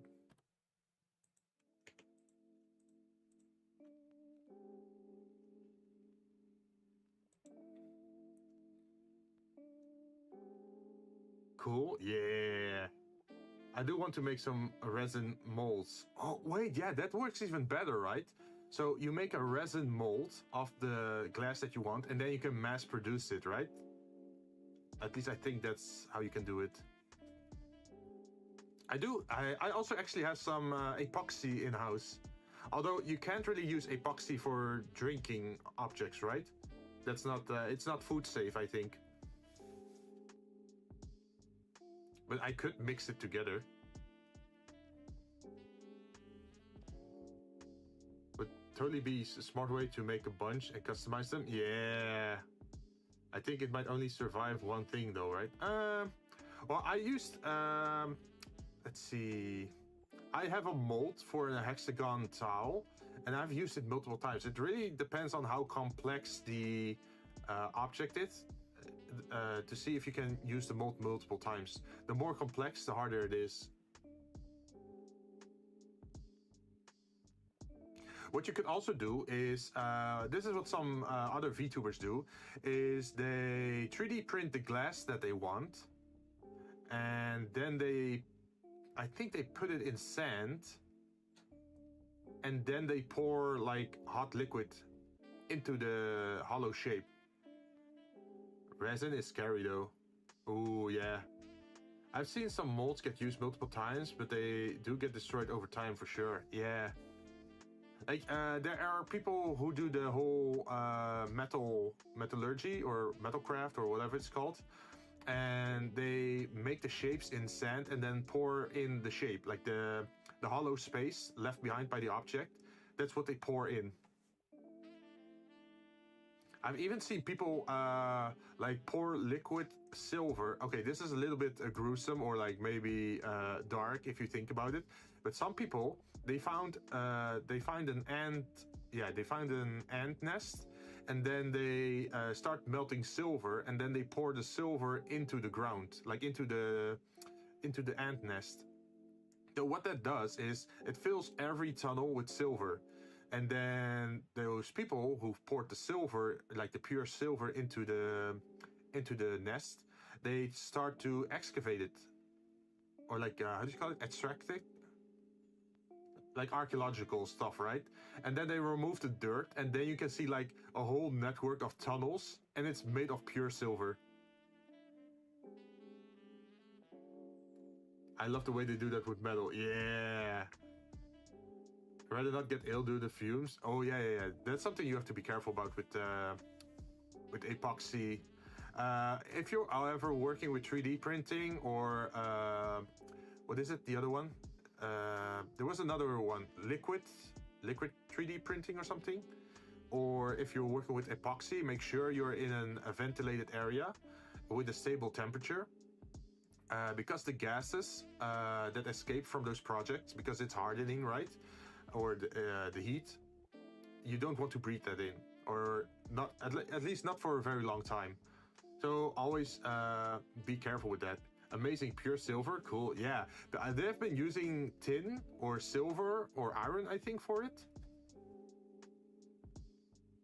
Oh yeah, that's what they call it, resin printers. Yeah. You definitely have to get a ventilator there and like have a dedicated ventilation exhaust that leads outside. POA isn't too bad, true, but you can't be too careful with your health, right? You only have one life. This is not like the video games. I mean, I wish it was.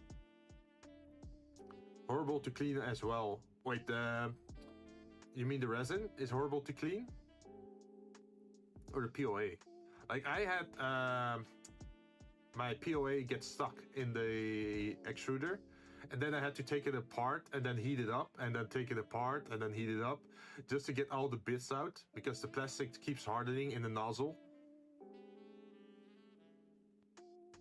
Let's see, I have a friend on TT that does all that. Wait, TT, is that Twitch? That does all 3D print modeling and printing. He makes masks.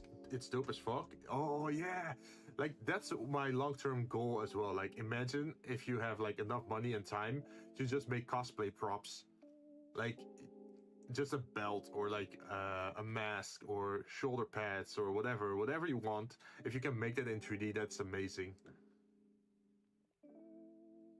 See, I think there's a learning curve, and it can get expensive when you make mistakes. Yeah. It sucks when it gets stuck. Yeah. Oh, TikTok. Oh, my bad. I think that's what they are. Detailed, monstrous mask. That's super nice. So does he fully 3D print them, or is it like, and what material is it? Because I can't imagine that the masks are made of hard plastic, right? That probably has to be like rubber consistency. He does resin and 3D. Ooh. Wait, what does he do with the resin then? Because the resin has like a lot of fumes, right? So you can't put it on your face, I think. Or at least you have to air it out before you can put it on your face. I think those he does the dip resin. He filters it and strains it and reuses what he can. You let it cure. Oh, yeah. He has to alcohol dip them. And light cure. Oh, wow. That's a very in-depth method. I have not used resin printers at all yet. I am curious about them. There are some things I'd love to make, like miniature models. But too bad, at the moment I don't have the space or the money for it. Maybe if I become a very big YouTube channel, maybe with the ads run on YouTube, I can buy my 3D printer or 3D resin printer, and then we can make some dope stuff. I have some. I actually made some. Wait, I started thinking like I don't really have anything to showcase what I made, right? Like that's a problem. I should definitely make a scene where I can actually easily showcase what I made in the past so people can actually see what I do. I haven't really thought about that. Like a slideshow or something. Like whenever someone new joins in and they are asking like, oh, what kind of stuff do you do? Then I can easily just show the slideshow in, well, it's not really a long presentation, but more like a 15-second showcase where it shows different objects or models in rapid succession, and then people will get a better feel for what I'm doing or make, right? That's probably a smart idea. Get some kind of app that will make a video for you, like CapCut. Wait, really? There's an app for that these days? Like I'm very old school. I still use like After Effects. I still use an old Photoshop from 2013 before they introduced the licenses. Because in the past with Photoshop, you could just buy a license and you could keep it, right? So yeah, what I did is like I boycotted Photoshop and I just didn't buy the license, the yearly license thing, the subscription model, and I just kept my old Photoshop. I just installed it and I kept with it. And it's been 10 years. Awesome, yeah. 2013 Photoshop is still good. Yeah, I know, right? It's so surprising that you can get such fancy things out of it. Another thing, yeah, it's a good example because I still have Illustrator, Photoshop, and After Effects from 2013, and I made this overlay with it. So what you see, the whole yellow interface thing that's surrounding me, that's all made with like 2013 Photoshop, Illustrator, and After Effects. I made it myself between streams. I figured I wanted to go for like a more high-tech look, and I wanted to have more animation. It's including the spectrum bar at the bottom left.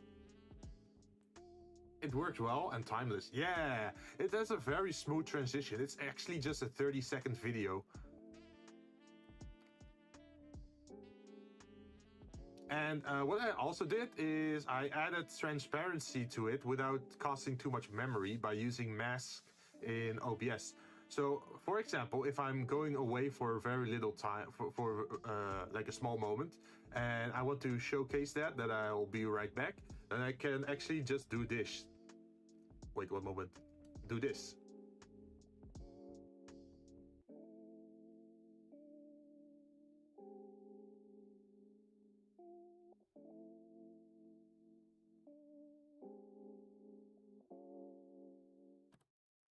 So as you can see, it overlays the screen, but it keeps its transparency without being lossless format. This is just normal transparency. That's really nice. Yeah. Also, would you be interested in seeing my intermission screen? I'm so proud of it. Like it has that, it's the same overlay, but in the center it says like intermission, and then it has some fancy electrical circuit animations to it. Like I worked so hard on that. Honestly, Adobe has gone very anti-consumer since 2013, so I would just hold on to your copy forever. Yeah, that's what I'm planning. Like, I'm never letting loose of this one. Really nice. Let's see, what are you saying? I looked at getting Photoshop, I realized it's all monthly plans. Yeah, it sucks, right? Like, if, okay, I shouldn't like say this out loud, but if you can somehow find a license from 2013, or like the software from 2013 somewhere, where you can get a license, get it.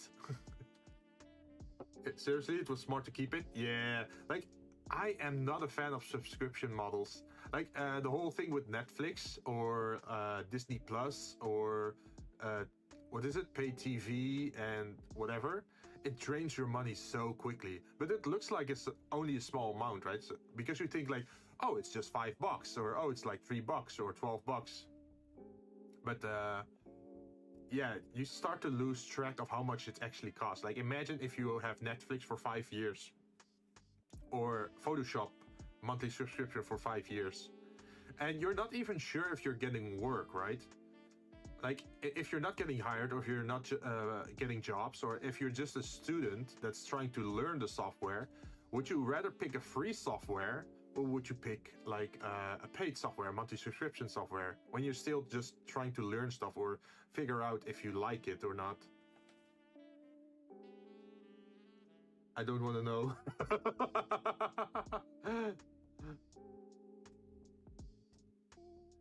Let's see, I wish I would let you buy it, honestly. I wish lifetime license were still a thing for most products. Yeah. I do not care if it's £200 or more. Yes, I'm British. I can keep it forever and use it. I would buy it. Yeah. Like, for me, it's the same with games, right? So I used to be a fan of World of Warcraft. Like, I really wanted to play the game, but I'm not from a rich family. Like, we didn't have a lot of money. So paying $13 a month for one game, it really locks you down, right? Because that money keeps disappearing into that game, and that makes you feel like you're forced to play that game all the time, because otherwise you're just wasting money. So what I prefer is just use that $13 a month to buy other games on Steam instead. And I just went to like a private server for World of Warcraft. Like, okay, it's a little bit more scuff and there are a lot more bugs, but it was cheap. Like, it was free, and I get to keep my $13 and spend it on something else. Exactly, people have to find other free programs. Yeah, there have been a lot though. Like, what was the other one called again? There was some kind of art program. People like to draw, like in Asia, like the whole manga style or the anime style, but not like the TV anime style, but more like the artistic version of it. Is it C? Open Paint C or something? It has like a special name, but I kind of lost it. I'm not sure. Life, if current Photoshop had a lifetime license for like £300 or more, I would probably get it. Same. Like, if I could just pay it in one installment and I just have unlimited time to use that version. So even, how should I say this? So the way they tried to promote the subscription model was like, oh, if you're paying subscription model, you don't have to buy a new version every year, and we can just keep updating it, right? But sometimes I think like, yeah, but the updates aren't that good lately. Like, it's not that interesting. Photoshop is still just Photoshop, right? So what kind of updates are you actually doing? They just wanted the money. I think that's it. Like, for example, if you... I think that was the thing with DVDs, Blu-rays, and... what is it? VHS tapes? DVDs and Blu-rays. Yeah, I think those were the three. So you had a media format, and then the media format goes out of style because something better came on the market, right? They do that on purpose, so you have to rebuy your entire collection. Like, imagine you have Tarzan on VHS, and now suddenly you have to buy it on DVD. And then a few years later, you have to buy it on Blu-ray. But you still have the option to say, no, I don't want to buy the better version. I am fine with having the VHS version. and then you can just, as long as you have a VHS player, you can just do that. But these days, it's all streaming and it's all subscription model. So you can see it with Netflix. It's like, imagine you got Netflix and you had it for 5 years and you really like to watch Disney movie. Wait, no, that doesn't make sense. Not Disney movies. What's the other? Like the other animated movies. But if the license gets revoked for Netflix, suddenly you lose access to that. Or if you stop paying monthly, everything goes down the drain pretty much. Pixar, for example, Pixar movie. But the moment you stop paying it, you lose access to it. It's the same with PlayStation Premium, I think, or what is it called? PlayStation Plus? I don't know anymore. Yeah, isn't Pixar like bought by Disney? I think Disney has like everything these days. It has Star Wars, it has Disney. Disney has Star Wars, it has Marvel. I think it has Pixar, but I'm not sure.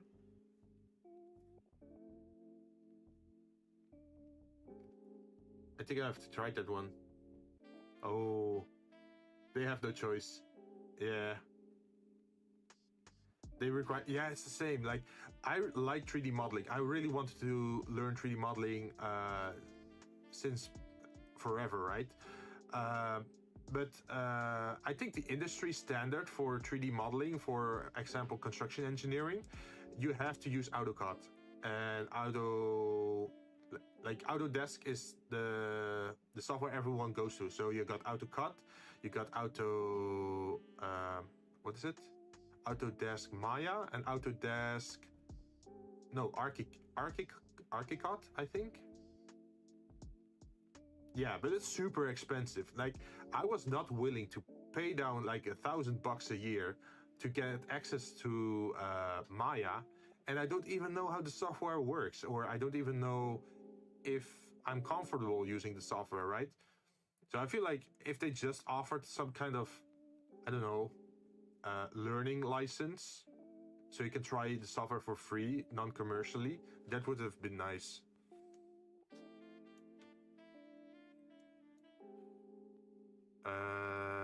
Let's see for the skill.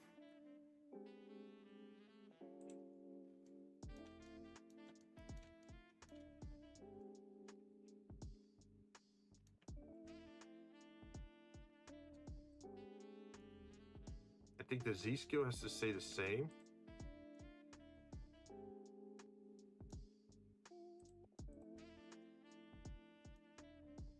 So let's try to apply that other effect to it. Where is it? Material. Let's try normal glass. Glass. Yeah, it seems to work pretty well. Let's see. I wouldn't pay for Maya. But for Cut Autodesk Fusion is free. Or demo. You only get like 14 days. Yeah, imagine you can't learn that program in like 14 days. Like it took me so long to understand Blender. Like I've been working in this program for 1 entire year. Well, a little bit more than a year, but I've been working so hard and trying to learn new stuff, and I still don't know a lot about this software. Like imagine already having to pay like big bucks just to understand and learn a program. No courses, nothing, just the software. Also, Blender has such great tutorials as well. Yeah, because it's like open source and for free. So a lot of people like using the software, right?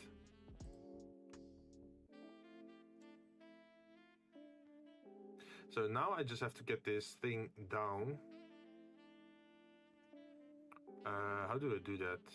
Because now it's floating. Oh wait, I can select the bottom part, right? And then let's see, snap cursor to selected, and then where's the other one? Transform? No.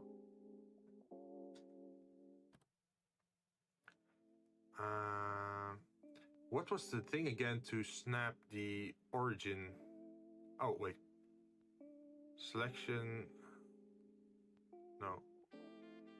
Mirror, merge. No, I exit the object, and then I say object, set origin to 3D cursor. Yes, we fixed it. So now it's at the bottom. So if you put it down, it should be perfectly flush with the surface. Right click, change origin. Yeah, we got it. As you can see. Nice. So this is, let's see, what we were thinking was naming all these strings, right? So I have to find this object. Where is it? Circle number 2. So circle number 2 has to turn into drink number 11. 11.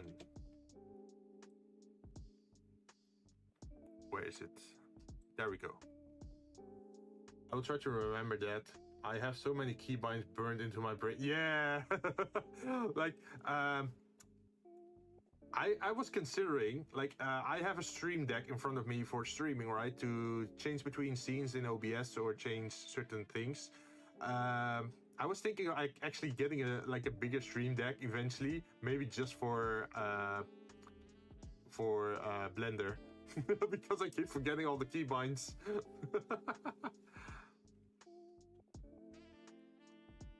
Get a pad for Blender. Oh, like touchscreen? That would be nice. Oh, for drawing? Wait, for sculpting, right? Yeah. You mean like the one of those pads, like the what was it? Bamboo? Oh, right. You could use your Stream Deck for shortcuts with Blender. I think so. I think you can. It makes sense, right? In the past, I actually used. What I did was make a macro on my Stream Deck, and then in Photoshop, it allowed me to quickly photo edit a lot of pictures, because the only thing I had to do was take the green screen off. So I just put in all the shortcuts and all the commands, and then put in like a 0.1 second delay on it, and it just did it within a seconds. I didn't have to manually click or aim anything anymore. Remind to save. Oh shit, yes. Thank you. Thank you. Yeah, that makes sense. Let's see. I do use a graphics tablet for sculpting. What's the company called again? There was a company that made like beautiful tablets. Good call, Yuki. Yeah, he's a lifesaver. He always reminds me to save. Let's see. Let me turn off my screen recording for a moment there. Let's see.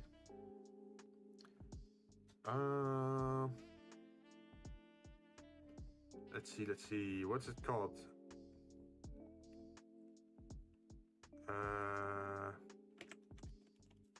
It's that super famous company.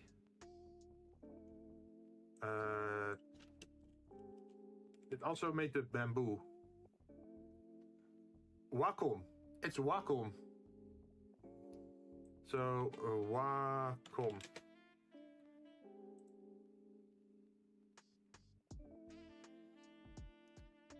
So my dream,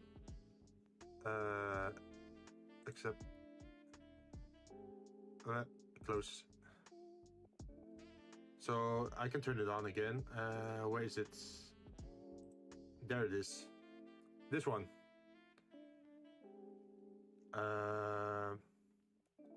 Products.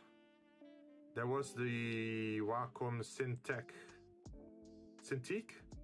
This one, where it's like a tablet where you can actually have a screen on it. Good call. There is like 3 companies. Well, there has been some cases. Huion for cheap but decent tablets. Wacom for well-built tablets. They're industry standard. XP Pen has some good options. Yeah, so I used to saw like the Wacom Bamboo in store. Let's see if they still have it. Wacom 1, Wacom. bamboo ink. I think that it's this one. No, this is just a pen. Wait, huh? So they used to have like a screen without like extra, like a drawing tablet without a screen integrated into it. But apparently it's out of fashion. Wacom One. Pen displays, pen tablets, pen computer, bamboo paper, ink space. I am totally like out of the loop. What are pen displays? Range of choice for accomplished creatives. Choose yours based on screen size, display, footprint, and portability. Ah. So what's the difference these days between the displays and the tablets? Like, are the tablets standalone or something? Or are they like wireless? I have a display tablet from Huiyan. Do I pronounce it well? It would be pen tablet. Pen tablet.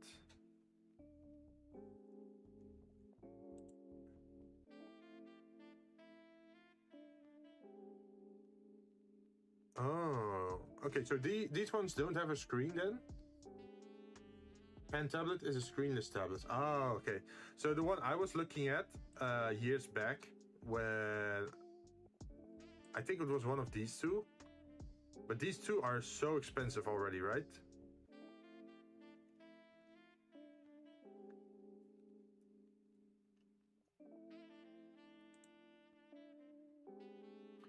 How expensive is it?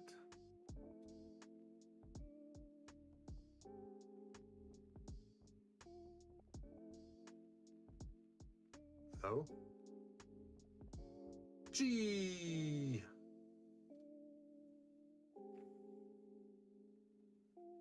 Yeah, as you can see, that price, that's not beginner friendly, man.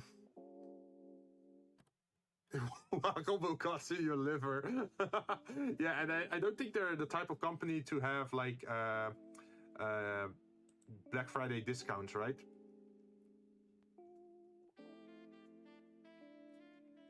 But just look at this. It's so much. Like I'd love to try and sculpt and like do Photoshop with this. Like, even though I suck at like illustrations, I would still like to try it out.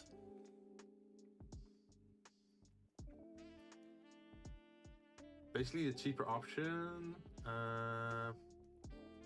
It's not even a big tablet. Yeah, you can get them much bigger, right? The Pro version. I would say just get a displayless pen tab. Yeah, I think just the benefit of being able to draw, how to say that, like being able to draw handwritten lines is already such a benefit over the computer mouse, right? If you're starting out, yeah. Like, I already have so much hooked up to my computer though. Like, I'm very space limited at the moment. Like, I have my camera for my desk setup. I have my microphone, I have my audio interface, I have like a dual screen setup. Let's see, my controller is attached. It's a weird learning curve though. Yeah, I think the earlier you start, the better, right? I also know that a lot of people like to play the... what's that game again where you have to touch things on the rhythm of the music? Be right back. All right, see you in a bit.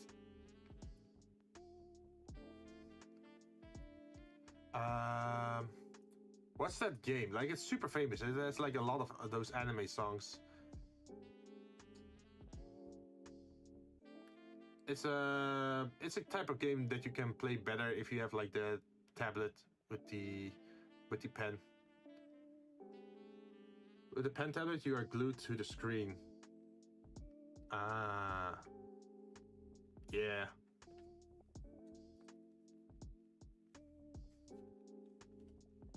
And you have to learn to set it up, right? Like, at the moment, my desk area, let's see, I would say my desk is around 1.2 meters wide and like 60 centimeters deep, I'm guessing. No. I think it's 80 centimeters deep.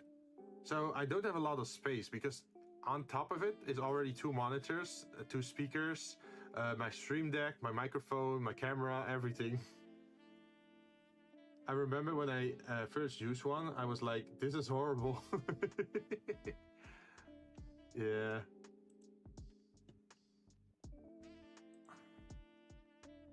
Okay, so we have drink number 11. Which one was 12 again? 12 is the cognac brandy. Cognac brandy. Really?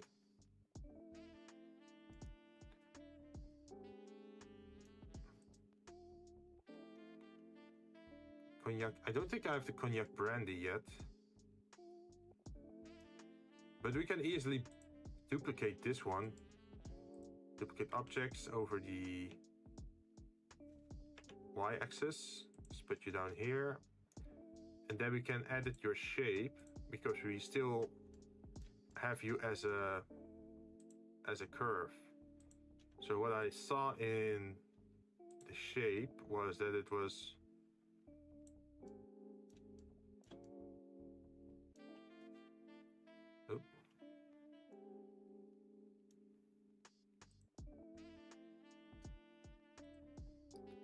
it had like a more fluid shape to it. The neck wasn't as thin either.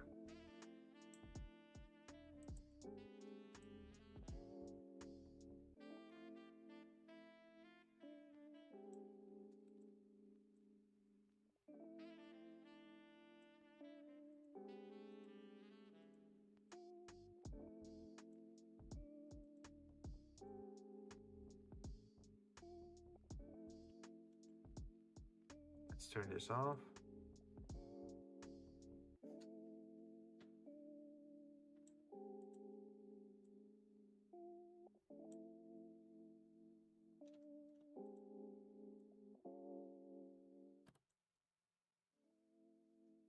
We also have to solve this issue.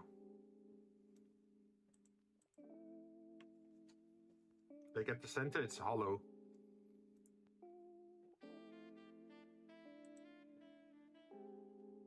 Worth it though, makes sculpting so much easier, and I can't complain about having an extra monitor. Oh, true. Wait, it counts as a third monitor, right?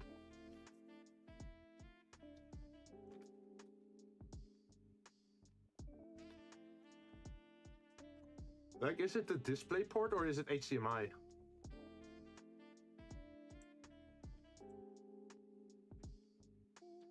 Let's see, this is glass number 11 that we just made.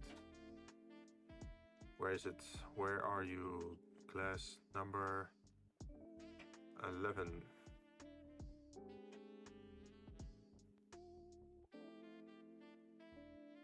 Wait, huh? It says there's already a glass 11. Oh wait, yeah. Sorry, glass 12. 12. And now we look for glass 13. Glass 13 is a very long one. It's a footed, they call it a footed tumbler. We don't have a footed tumbler just yet. So we can just duplicate this one on the y-axis. And then we can edit this shape as well. What are you doing now? I'm changing some, like, I need 15 different types of glasses for, every drink has its own unique, how should it, like, shape of glass. So what I did while making these glasses is I kept the curve. So if you look at this object, it's like, this is the same as this one, right? These two are the same. But if I now open this one up in edit over here, you can see these are the lines for the curve at the moment. So I can literally just change the shape of the glass by just doing this. Bam. And now it's like a longer glass. Oh, right, that's dang cool. Yeah. So that saves us a lot of time because like glass shapes like these come in different forms, right? Some of these are like very triangle shaped. Some of these are like have a very big cup at the top, or you have those kind of goblets. So freaking easy. Yeah. Like once you learn how to set it up for the first time, it saves you so much time. Like imagine if you had to 3D model every little piece by hand. I think this is much better then. So I think because this is a bigger cup, it also needs like a bigger bottom, right? Because otherwise it's unstable and it gets easily knocked out.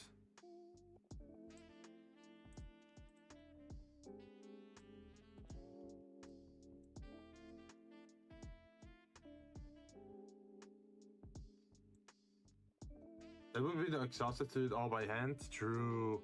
And what you can also do is like make some weird shapes with this. Like imagine if I just pull this down, see what happens to the glass.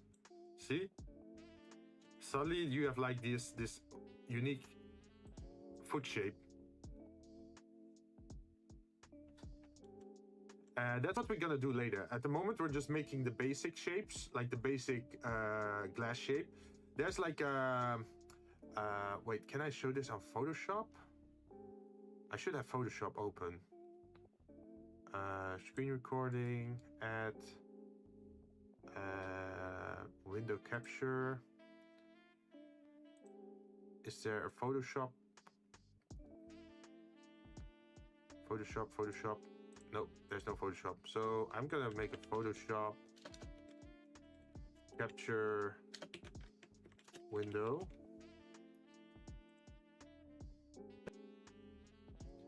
And then,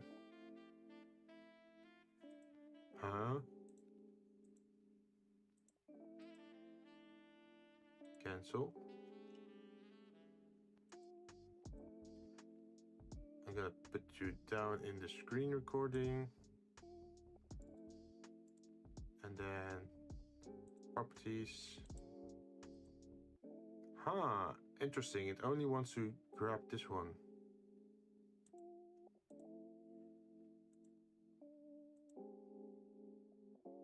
Wait, why doesn't it want to capture? Wait, is it a does it think Photoshop is a program?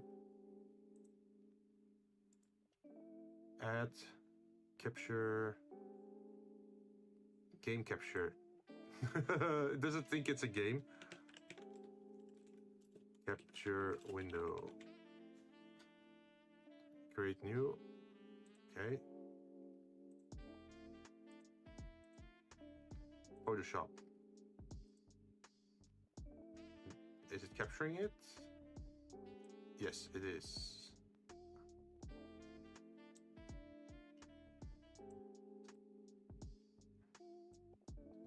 Let's see if I make my screen active.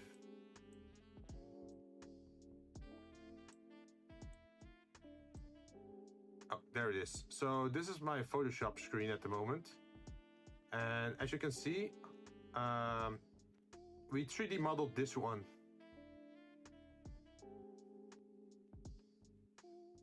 Yep, a very good point. Need that base to support the size. So I have here my design document where I was talking about, like, for example, there's the Eden apple natural juice, which is like an apple juice drink, right? So I was thinking like, I want to have like a brass metal, and I want this to be the glass tint, and I want this to be the fluid, and I want to make use of like this shape. It's smart how you laid it all out. I need to plan better like you. Yeah, so I come actually from a construction engineering and architectural design background. I got my degree, a bachelor degree in it. And they taught me that it's always good to write down what you're thinking of, so you don't forget it. So even if it's like 2 years later and you look back at your notes, you can still see what your idea was back then. You could still think that your idea was horrible, but at least you know what you wrote down. So you can review it, right? So that's what I did with everything. I said like, I want to have certain color for fluids. I want to have reference images. I want to have a name, an origin, a mood, a motif to draw inspiration from, and I did that pretty much with everything. So for this one, for example, I had like the cracked, what is it, concrete or cracked stone. Oh, I haven't shown that actually on stream to you. So the first thing we actually did for this project was making the materials, like the solid materials. But they're taking up a lot of like memory when I turn them on. So that's why I tend to turn them off and you can't see them. Because if I turn them on, they're so detailed, it lags out my stream.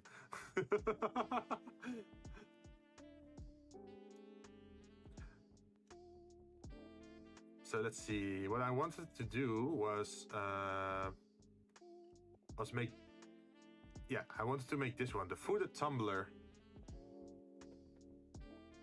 As you can see, it's a very smooth curve for most of the time, and then only at the last bit it suddenly goes the other direction.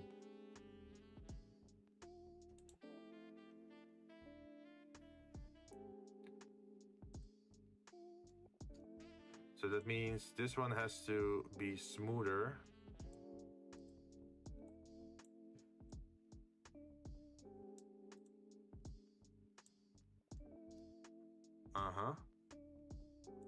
Let's see, is there indent? No, there's no indent at the top, so it does sort of like this thing.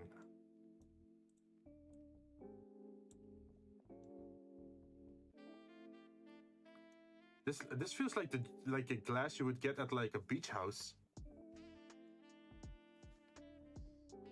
Or maybe even like a dessert. So you have like ice cream at the bottom, and then some chocolate sauce, and then some details, and then they put whipped cream on top, and then more chocolate sprinkles, or like a cookie roll. Ooh, dessert, yeah. Oof, not organized at all. Yeah, it's a little bit of a clusterfuck here though, to be honest. Like, you see all these drinks, I still have to put them in a row, so they're all put in order. But I think we got it down. This should be number, let me double check. This is number 13.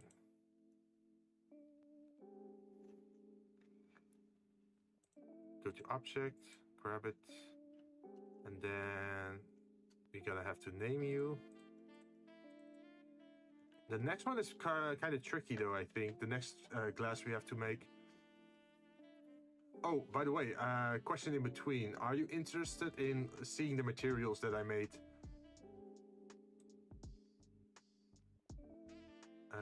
13. Before we start making drink number 14, let's save. Sure? Okay. So my stream might lag out a little bit when I turn this on. So these are the shapes. We still have our shadings turned off. So let's move these to the side a little bit because they're clipping through my glasses.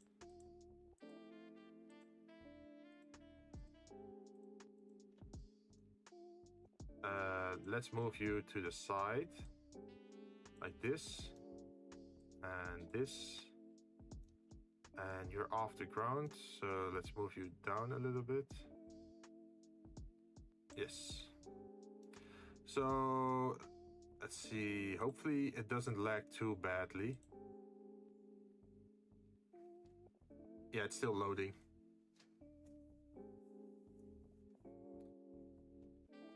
Give it some time.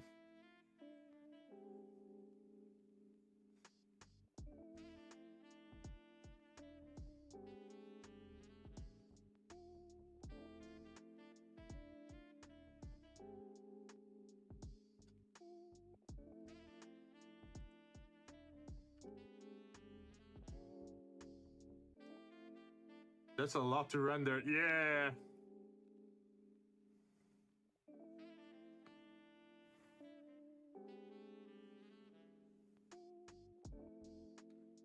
So yeah, these are all the things that I made. And if you look up close,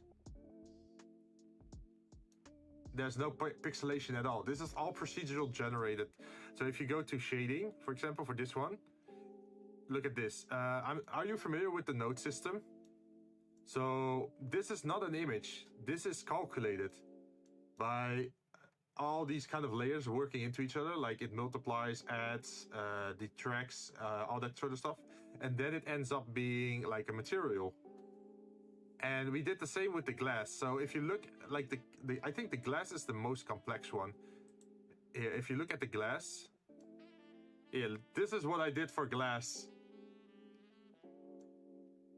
For the transparency to work and the reflection on the surface and the fractures, like that's a lot of spaghetti coding. It's like a map, yeah.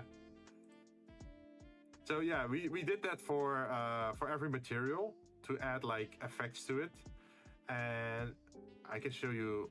See, and that's why it's so sharp, even if you get a close-up. But it does take up a lot of computing power on my computer. So you see, every time that I move my camera, wait, am I lagging out? Okay, let me go here. So, so I'm not sure if it shows up on stream, but it certainly shows up in my OBS that my 3D model is actually lagging and my stream is lagging. You're good here? Oh, thank God. Jeez, I was so scared because every time I show these materials on stream, it actually lags out my OBS because it's trying to compete with like computing resources, right? Like the RAM or the processor, the graphics card. So that's why it does that. One that I really like is this one.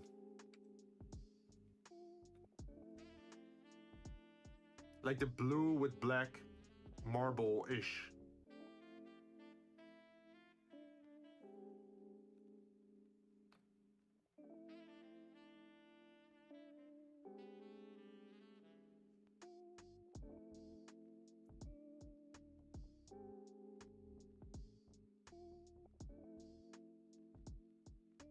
Yeah, I just like its effect.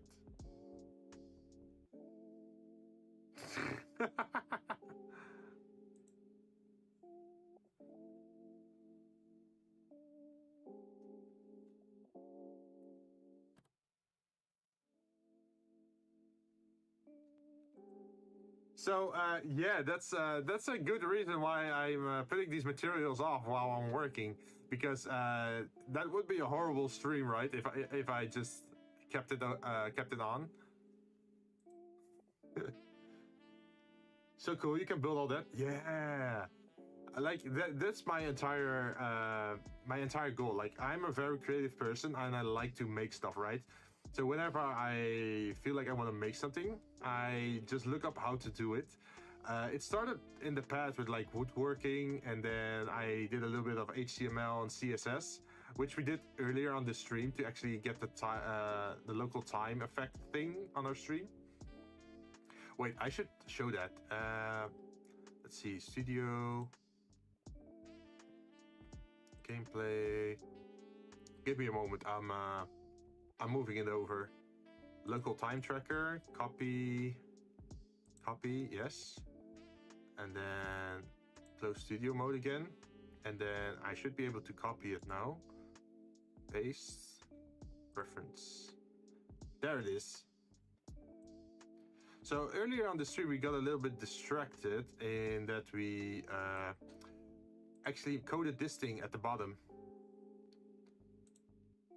I'm not sure if you can clearly see it, but this thing that's flickering under my screen, the current time, we did that today. At the beginning of the stream, like, it took us like the first hour or so to figure it out. But now we have an addition. You can actually see my local time, so you can see it's pretty late actually already on my side. It's yeah, it's getting closer to 9 p.m. let's see, the material test is off, so now we can turn on the materials again without issue. I'm trying to find a good shape for this one.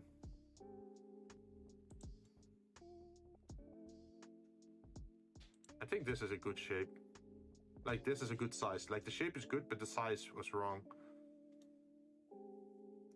You're 6 hours ahead of me? Wait, 6 hours ahead of me.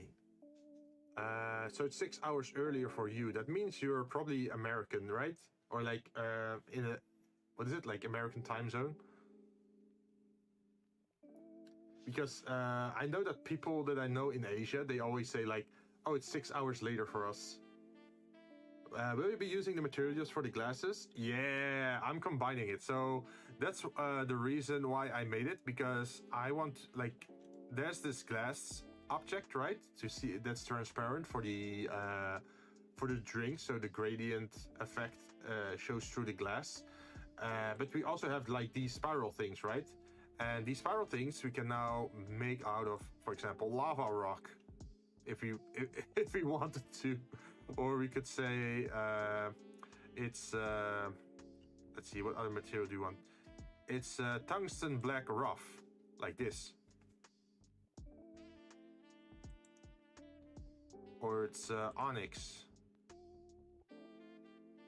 So I could just decide the color of like every shape that I have. So if I say like, oh, these rings, I want to have them in something else than brass, then I can actually make that work. So that's the reason why I initially started with the materials, so I could get a good impression of how to do all that. Like this thing over here, this is not 3D modeled. This is just an effect.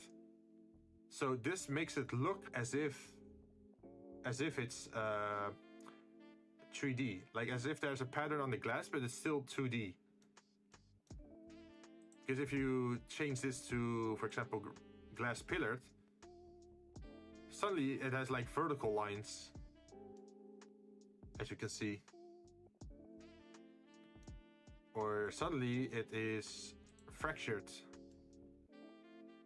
It should be fractured though. I'm not sure why it's not showing up, but there should be fracture lines here. Eye wave. Now it says like this very delicate pattern to it. Imagine you had to 3D model that by hand. These come native in the program? Yeah, no additional things needed. But you do need to know how to do that. So, for example, what we did for this glass over here is we have this is the endpoint, pretty much, the material output. This is, everything leads to this point to make it visible. So what's happening over here, it's all the glass and the transparency effect. And even, you know that if you shine a light or a laser through like a glass triangle, you get like the diffraction difference. I imitated that. So you have like red, green and blue at different diffraction rates. And then combine that with the glass tint and combine that with the Fresnel and like all those other things. And yeah, it's a nice touch. Yeah, I'm hoping to make it very stylized. And then you also have displacement. Displacement is like the illusion of depth on an object. So even though you have like a flat object, if you want to make it look rough, you add displacement to it.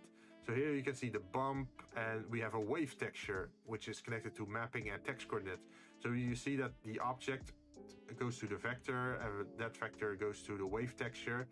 And actually, if you change the, let me go here. If you change this, it actually changes the glass as well. Yeah, you can see it change, right? Or if you say, instead of X, we do Y. Because X is like the direction it goes in, right? Also, now it has to recalculate. Because it went from X to Y. So now it has like this ripple effect at the side, as you can see. a very weird effect, but yeah, that's pretty much what you can do. This looks like dragon scales at the moment, or a scale mill, but then in glass. Looks like someone punched it. Yeah. But this is why I like 3D modeling like this much. It's like I used to try to be like a graphic designer or like illustrator, but I'm not good with illustrations. I can't draw for shit. But I can make overlays like this one, like the very futuristic, like how should I say this? Like illustration is more than just drawing lines. It's just perspective. It's human shapes. You have to learn the anatomy of humans or animals or posing, that sort of stuff, right? And you have to do it well, otherwise you have to start redrawing it. I know I'm shit at that, so I'm not putting any effort into that one. But I'm decent with construction and buildings and inanimate objects, so that's why I specialize in that. You can do this? Yeah. Yeah, that's my strength pretty much. I'm pretty good with objects and inanimate things. Like, let me make like an overlay or like a 3D background. I can make some very nice stuff.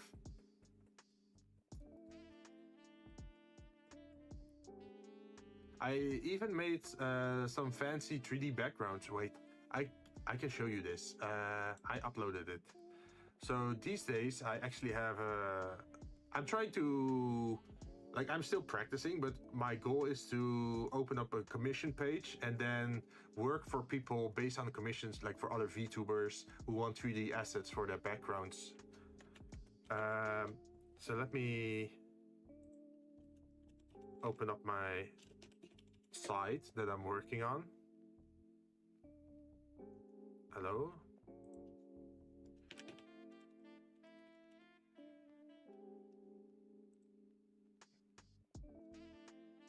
So this is already a website. I should be able to. Yeah, so this is the website that I'm working on. So you can just see what I'm doing. Let's see, smart idea. I've already bought stuff for OBS. Nice.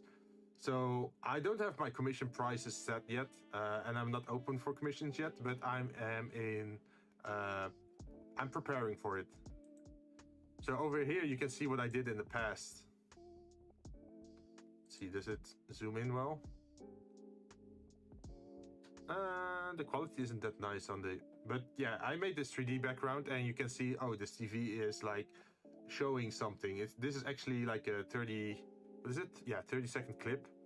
And you can even see that the clouds are, like the clouds outside the window are actually moving. You notice this when I'm moving it over the timeline. You see the sky suddenly changing, right? But like this, you barely see it because it's like, oh, the sky is drifting by, or the clouds are drifting by. I see them moving. Yeah, I'm glad you notice it. So this is something I did for free for another VTuber, just as a tryout. It's subtle. Yeah. So this was the first 3D environment that I made for someone else, and I did it for free just to get the experience. And then I also did something else for another VTuber, also as practice. Let's see if I can go full screen. Capture window.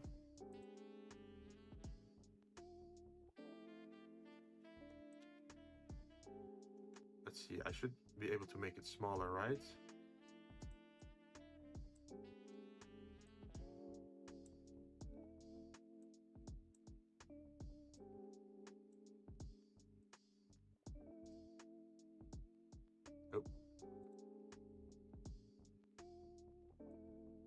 So with this one, I already learned a lot more, like new tricks. I got some new tricks up my sleeve. So that's why this one already looks a lot better than the previous one.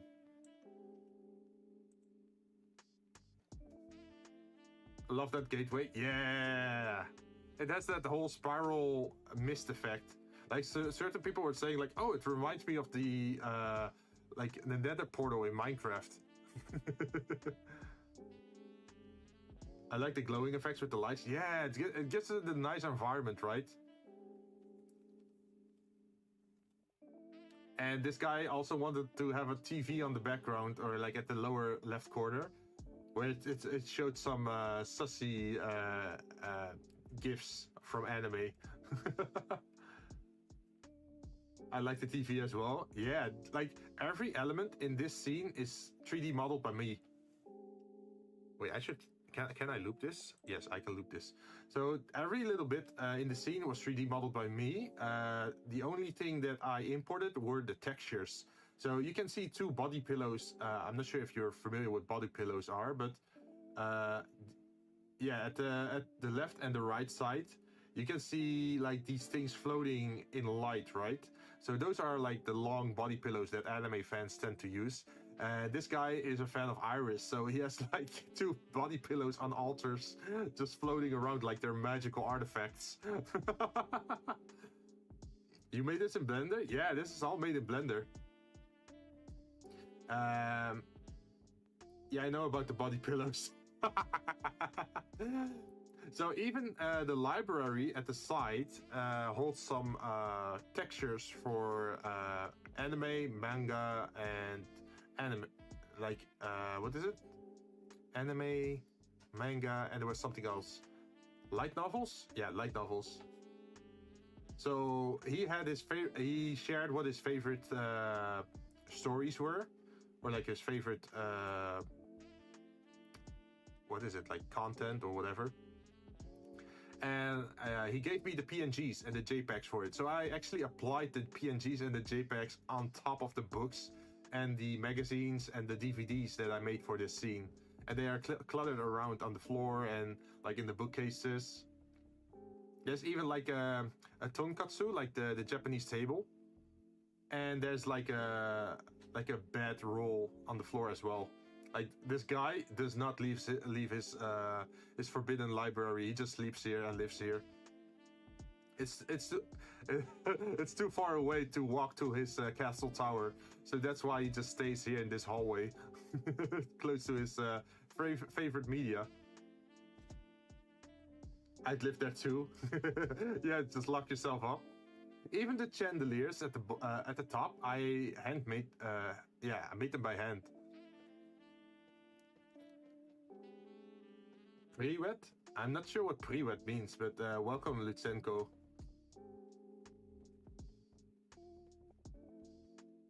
So yeah, I'd love to do this more in the future, but I also know that these kind of projects where I make an entirely 3D animated background with so many objects, I'm gonna probably put some higher price on it, because I have been working on this for like 2 months or something before it was finished. Pre-read is hello on Russian. Oh, hello, hi. Welcome to the channel or to the stream. I'm just showing off my previous work a little bit. But yeah, eventually I do want to open up commissions and make these kind of things for other VTubers or streamers. Depending on their needs, I can also make 3D objects, not just the entire scene. One example of that is that little slime that's here below me, or like next to my shoulder. I actually 3D modeled him myself as well. And turned him into a PNG, so now he can accompany me on my streaming adventures.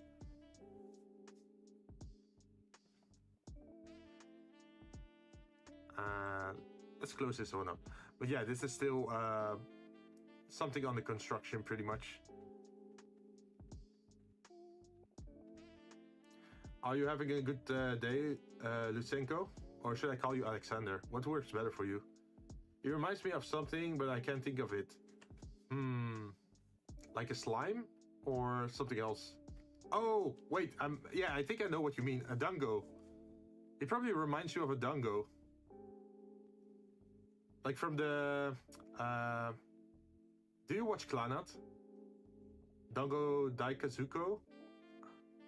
Wait, let me change screens for a bit. Dungo, Dungo, Dungo. So, was there a game where the little blob grew by eating other blobs? Possibly.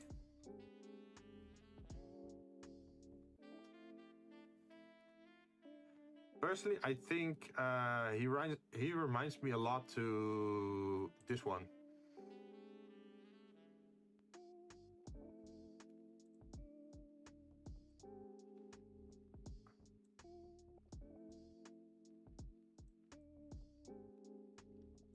Like these kind of simple slimes, right?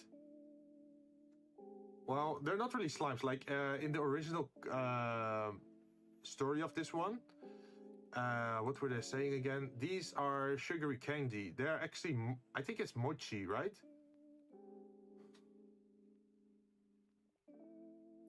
Let's see. Mochi. Mochi is like a snack from Japan, I think.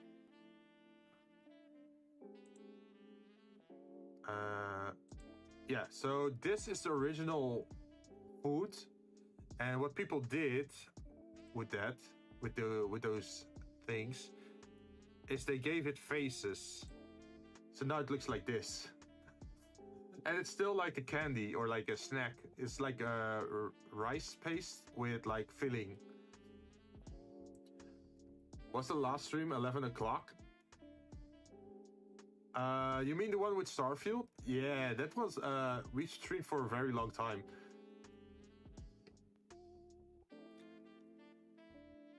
Cute candies? Yeah, I love it, right? Like, look what they made. You almost feel bad for eating it, right? But yeah, it's all based on this snack. It's like a rice paste snack with filling. Let's see if I can change my search thing. Mochi filling. Yeah, here you can see a little bit more what's on the inside. So you could have red bean paste. You can have like some kind of mustard, something else paste. You can pretty much fill it with whatever you want. Good candies, guilty. Do you use blender? Guess you could put whatever in there. Toothpaste. Yeah, I don't think the oh, I instead of imagine instead of toothpaste, it's wasabi. Like, oh yeah, I made a lot of mochi snacks. You want to try one? And you just give one with wasabi in there. But yeah, as you can see, there's like different fillings. It's like jam or paste, or some people do. Yeah. Oh wow, this one has fruits in it. Cherry, strawberry. I'm guessing a grape, orange. That's a lot of different stuff there. April Fool's joke. You better start running before it's done, because yeah, I think you're making enemies if you do that. I did once have an idea of what something that would have been fun. So you know the Japanese snack onigiri, right? Which is like similar to this one, but it's more rough rice, and you can put filling in there as well, being like meat or fish or I don't know, jam, like strawberry jam. You can put in there. So what I was thinking, instead of Russian roulette, you play rice roulette. So you just get together with a bunch of friends, make the rice balls, and in one of the rice balls you put wasabi, and you have to take turns to eat the rice balls. That would have been pretty funny, right? What does your little guy have inside? That's a good question. I think it should be based on his color, right? So since he's orange, what's a nice orange flavor? Caramel? Hazelnut, maybe? That would be a good dare. But it would be funny if you warned them, like, oh, we're gonna play rice roulette instead of Russian roulette. Oh, I love my brother roulette. Caramel. Oh, should we make that canon? That is caramel flavored.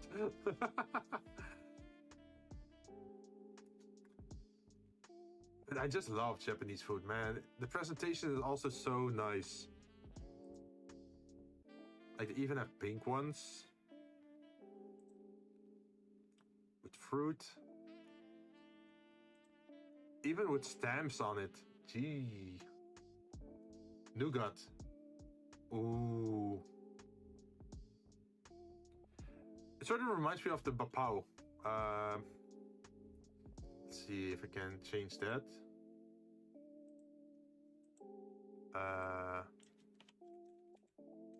Bapao. Are you familiar with Bapao? It's like a white bread with a meat filling, and usually they steam it. And if you find the cheap variant, they're deep frozen, and you can get them in the supermarket. And you can get them with pork or with chicken or with beef. And what people usually eat together with it is, let's see. Yeah, they put some hot sauce in it, and then they dip the corner of the bread into the chili sauce.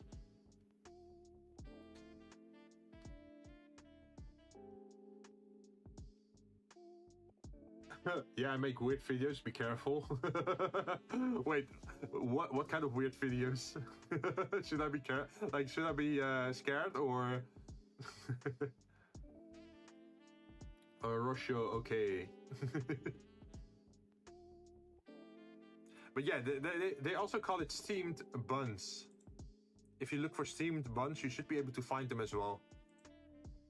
If you go to an Asian market, you'll probably find a lot of them, like different brands with different fillings. I left a cult, so I made a deconstruction video, but I have a wild personality and it shows in my vids. Ah! I haven't noticed at all. You're a very pleasant person to talk to. And I love your interest in 3D modeling. So yeah, this is also the type of snack that I really like.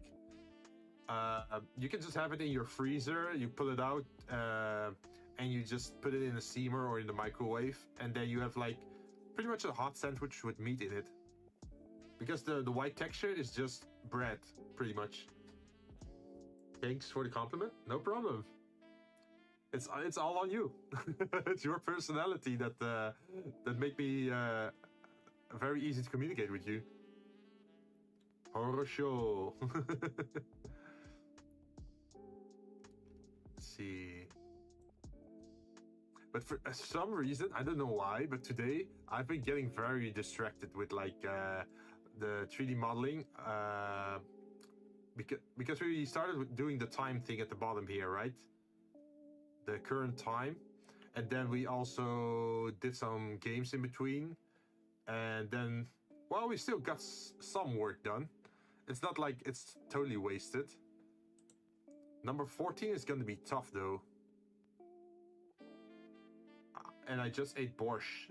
Ah. Borscht. I think for this one, we want to duplicate... No. I think we want to duplicate this class maybe for... this. Let me show you what I mean. So in Photoshop, what I'm looking at now is like these kind of classes. Like I'm thinking of this shape. So at the bottom, this is an octagon, I think. And then at the top, it's a round shape. I have glasses like that. Yeah, these are my favorite glasses. They're so big. Like if you fill them up, it's like, what is it? 0.3 liter or something.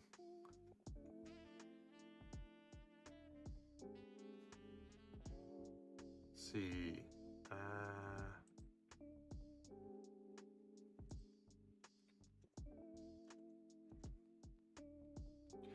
So I was thinking maybe we can use this as a base, or we can just make a new shape. So object, add, mesh. Also, this is funny, but what we're gonna do is add a circle. But this doesn't look like a circle, this is a hexagon. But that's because the vertices are so low that it turns into an octagon or something like that. 16 OZ? I don't know. Yeah, something like that. Nice to meet you. I'm from Japan. Hi, konbawa. Hey, welcome. Welcome to the channel. Hope you're having a good time. You look and voice great. Thank you very much for the compliment. Damn, you're making me blush. I don't hear that very often. Thank you for the compliment. How is your day? Are you, are you familiar with 3D Blender or 3D modeling? That's what we're busy with at the moment. We're making glasses, like martini glass, whiskey glass, champagne glass, wine glass, shot glass. You need to make your character blush? I actually can. Let me take a look. So, you already know that I'm a 3D modeler, right? So I actually 3D modeled these glasses myself, and I can actually turn them on and off if I wish so. So let me show you. Bam. So now you can actually see my eyes, and I actually do have a little bit of a red glow under me. I'll see what blush means. And I also have like normal reading glasses without the shade, as you can see. If I want to look extra smart, I get a +2 intelligence when I'm wearing these kind of glasses. And I even have like, because my theme is like a cyberpunk fruit bar like theme, right? Or a space. So I also have something very futuristic, which is this shape. And it's actually illuminated. Look at this. It's like a multi-eye mask.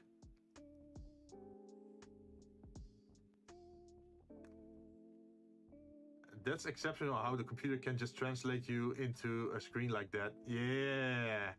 So I did this in 3D Blender as well. And then I attached normals and like certain mask effects. So certain parts of the mask are actually illuminated, like the eye. Laser eyes. Yeah, pretty much. Like people have been saying that this model looks a lot like the Goto. I think it's called Goto from Phoenix Wright. Like the half face mask with the glowy bits. The guy that drinks coffee in Phoenix Wright. But he has like horizontal eye like eye slits or something, and I have like multiple. Like I have. It's like spider-based, sorta, because it's like 4 per side. Like I have 4 eyes on one side and 4 eyes on the other side, but it's blocked by my hair a little bit. Star Trek, sorta. So to continue on, besides this face mask, what I also have is this one. I 3D modeled my own headphones, as you can see, and those also have the glowy effects to it. And I made them a little bit more reflective and lighter, so you can actually see them well when I'm using them. And when I'm absolutely horrible at a game, and you could say I'm absolutely clowning, I also have something for that. Bam!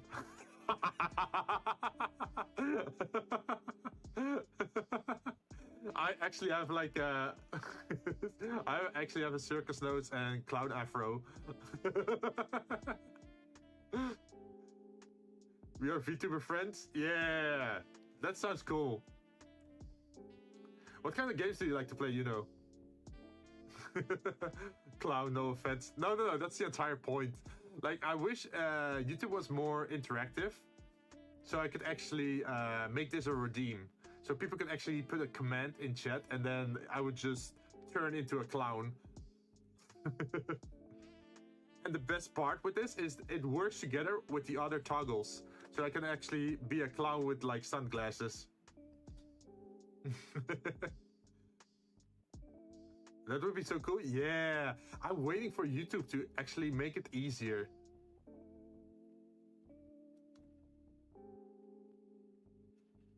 Cool clown. Is that even possible? At the moment, it's not, I think. Like, the whole chat interactive effect things are usually on Twitch, right? Where people can use channel points to redeem stuff.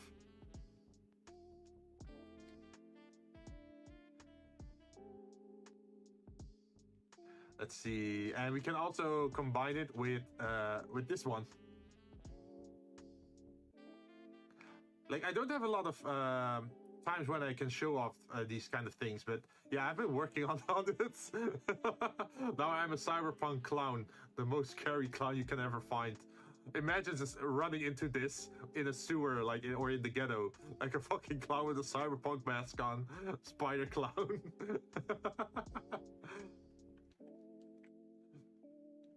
So yeah, that's what I have, and let's see. I also have some other toggables. Let's see. But those toggables are not something that's like reading my facial expression, but it's actually toggables that are on my stream deck. So I can do something like this, and that means I'm suddenly very sad looking. Wait.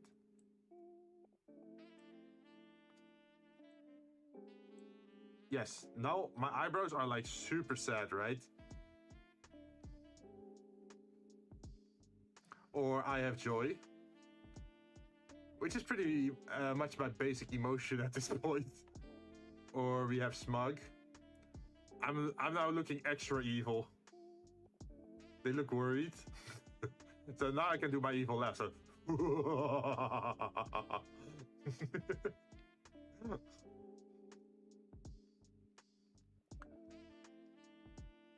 Or I could do the blush. So now the blush is extra accentuated, and like my eyebrows go up. Like, oh, are you complimenting me? Someone's actually in my chat? Oh no, now I actually have to put extra effort into my streams. I see it more. Yeah, there's also the one there where it's like literally dead inside. So what I did with my 3D model is my eyes are actually illuminating light, right? So I have a light in my eyes, and I can actually turn it off, which has like lore implications. For example, this one. So I am now pretty much dead inside. Like, oh fuck, I have been killed over 50 times in Armored Core. And I'm so fucking done with this boss.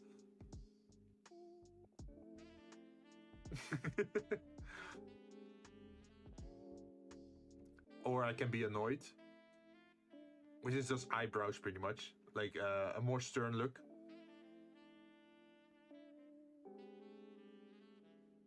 It looks like he's going through something, yeah. And this is just annoyed, but I can also go full angry, which is this. And that toggles like the... it's funny that the whole dark forehead gradient thing, it helps with like being smug, it helps with being angry, it helps with being like... It's pretty much the negative effects I feel like it works well with. Are you talking to me? Are you looking for trouble? Or there is also Scared. I have not used Scared that much because I don't really use horror games or play horror games. But I actually have something for it. It's like, oh my god! Don't let me play horror. I'm horrible at it. Like, he looks like he's about to die.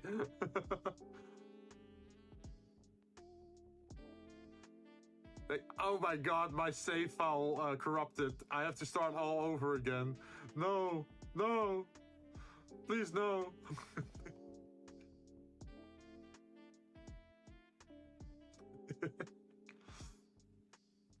So yeah, those are some toggles that I actually have.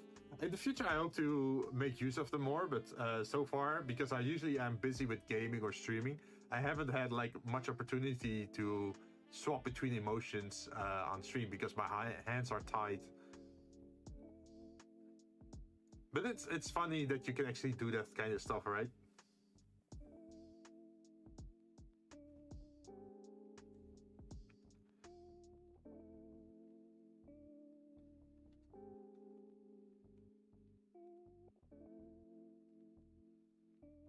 I guess if you had a Stream Deck, it would be easier to switch. I do have one. I did all these toggles with my Stream Deck. So, but the problem is that I have a small Stream Deck. The one that I have is only 15 buttons big, and the first 15 buttons are already used for my stream overlays, so I can quickly switch between them. Also, wait, did I show you my stream intermission screen? I don't think. I think I got caught up and I didn't actually show you it. Right, they're already taking. Yeah, I need a bigger one. Like I need a Stream Deck that's like twice the size now because of all the buttons that I use.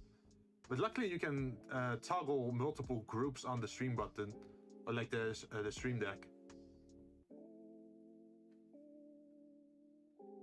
Let me show you it since we're doing this anyway. Let's see, stream break. I'll be back in like 10 seconds, 15 seconds, just to show you what I made with the stream break screen, or like the intermission screen.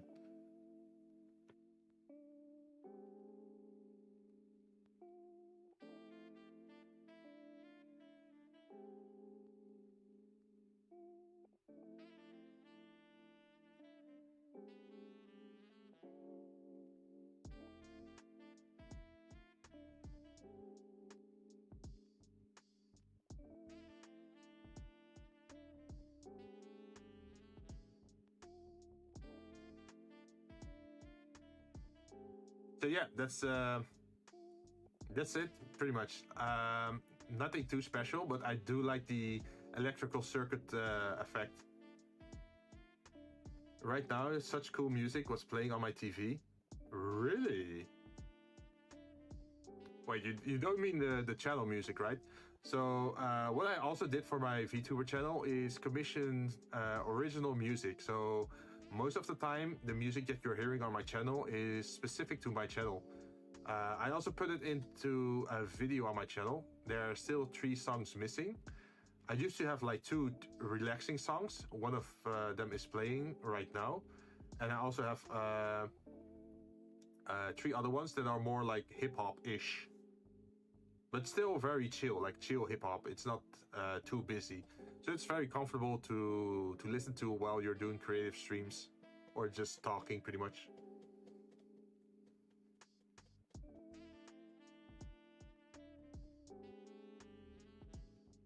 I like chill hip-hop. Wait, so I could change the song right now. Let me know what you think about this one. So what I was trying to imitate here is like a hip-hop beat of like a busy downtown area. So in the song, you actually hear some cars passing by, some metro or trains in the background.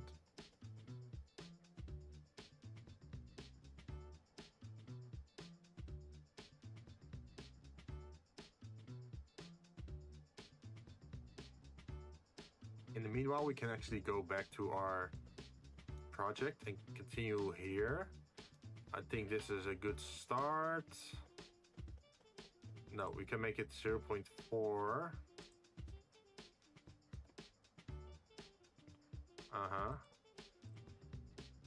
Edit mode. Fill it up. And then we should be able to extrude this.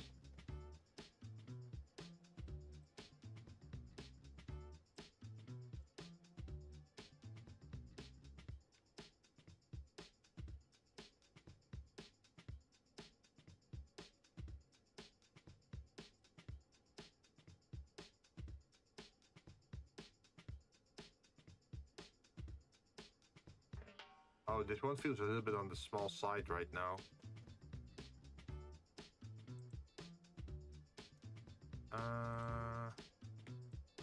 keep extruding.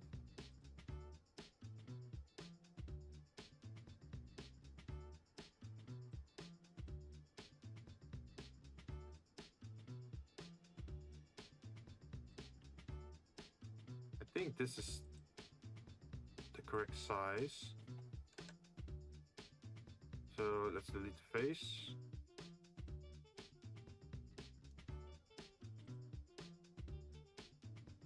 So what we're gonna do here as well is add the, what is it, solidify, and we're gonna add the subdivision, and then add another subdivision. And one of the subdivisions has to be before the object, and the one has to be after it. We also have to change the thickness to, what did we do? 3 millimeters. And then what we do is we select the bottom, and then we change the crease.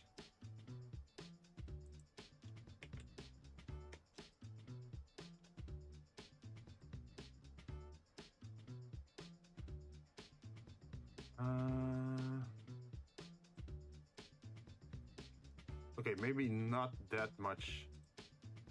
Maybe 90%.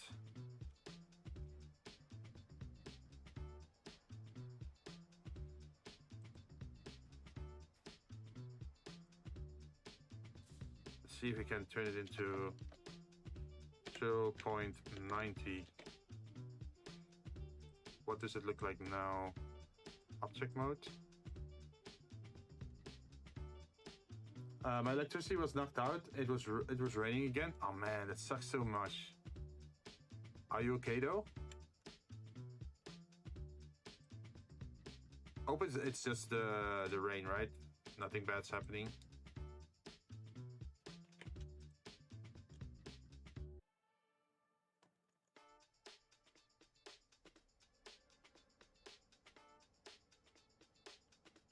Oh, wait, huh?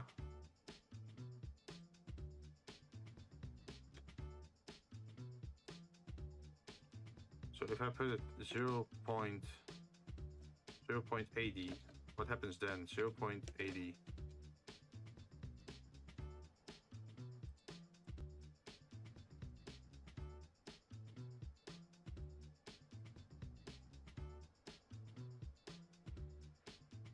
Okay, something weird's happening. It's not listening to me.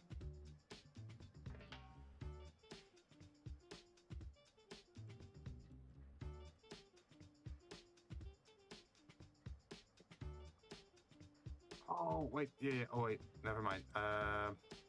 It was because I removed the solidify and the subdivisions. Let's try this again. We add this over here. And make this one 3 millimeters. And then we grab the bottom again. No, not the bottom. We grab this one. And then turn it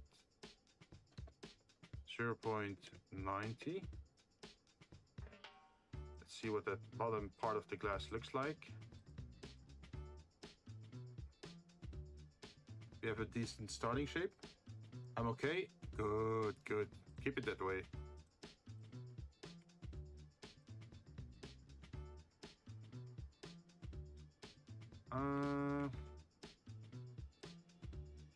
Maybe you have to do it like this.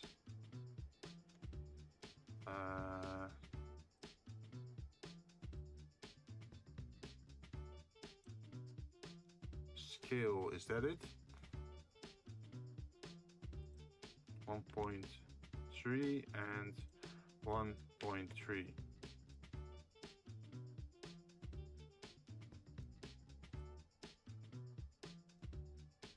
I'm gonna take a look at the glass again. Welcome back to the stream. Hope you're having a good time.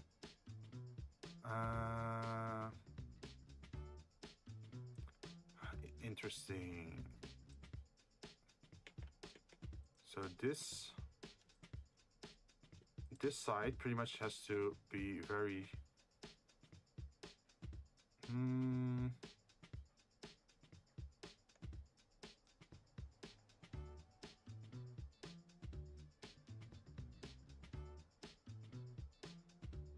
No, I don't think we should change the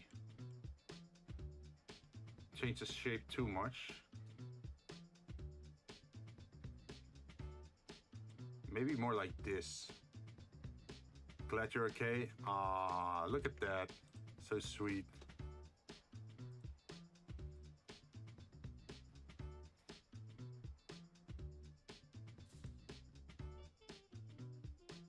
And then I think for is it the vertical ones? It's the vertical ones. No, it's not the vertical ones.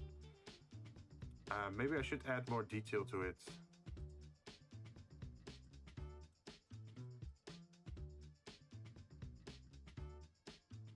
Okay, let's see what it looks like right now. We're sort of getting closer, but not yet. Thanks. And I like the whole, I say it like wholesomeness.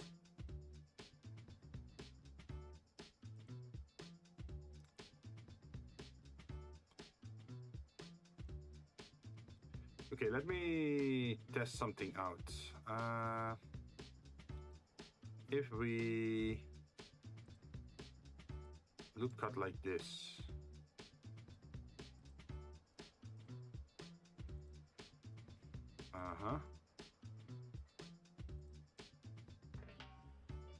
And then we select these points.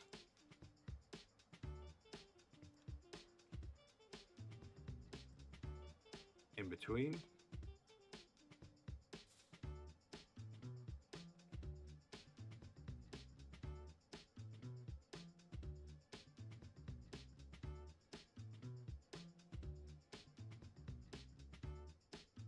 What does this look like? It sort of works, but so what I think what we should do is scale this only in the Y and X shape.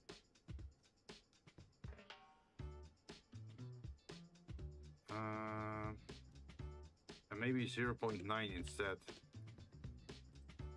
What happens if we put it to 0.9? 0.9. Interesting. It is a good shape. So now we pick these areas. We can't see it, but we know they're there.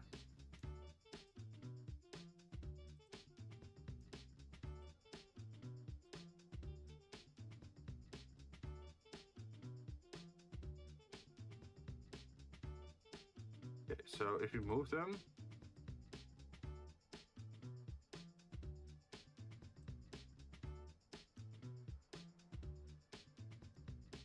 they're all moving. That's good.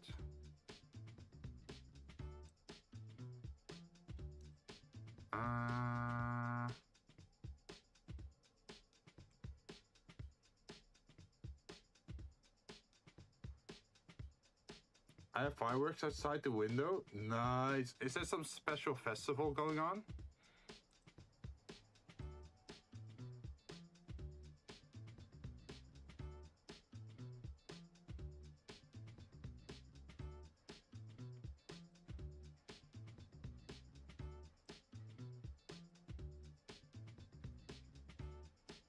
I think we're getting pretty close to the shape, right? Because what we're trying to make is the Photoshop is trying to make this one.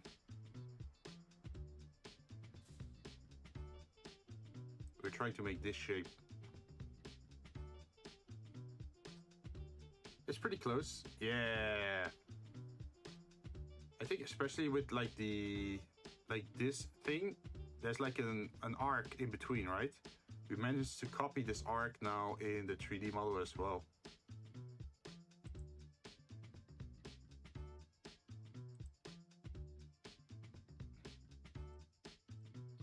You just need a little bit more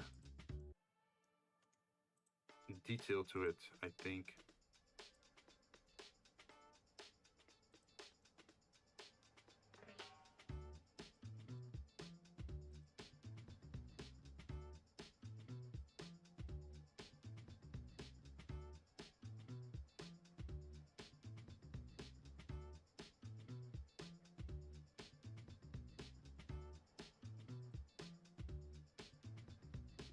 0.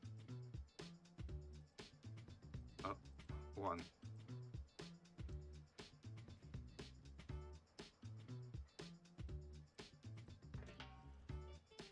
And then maybe this one. What happens if we move it down? Oh, yeah, that's good.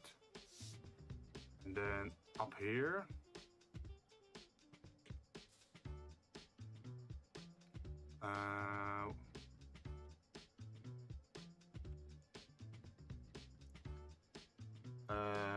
I will be in the army for 1 year only in 3 years. Oh, I hope not, man, because yeah, your country is in a little bit of trouble. And on that front.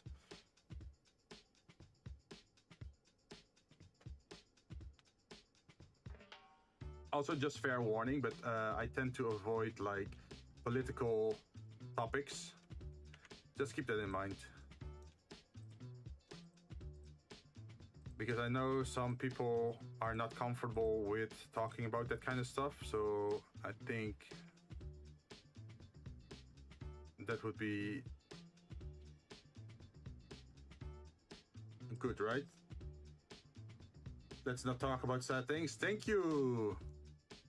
That's much appreciated. Thank you for understanding, by the way.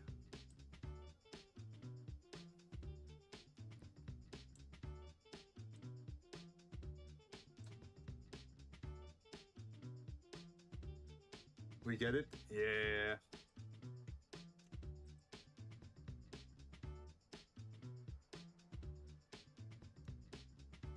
Like, I don't want to possibly offend anyone, or it's your show. Thank you. Yeah, it's just my personal taste, right? Like, my whole idea for my Vtuber channel is like, I just want to have a good time, have other people relax, get away from the daily struggles, pretty much. So I want to keep out as much worldly issues as possible.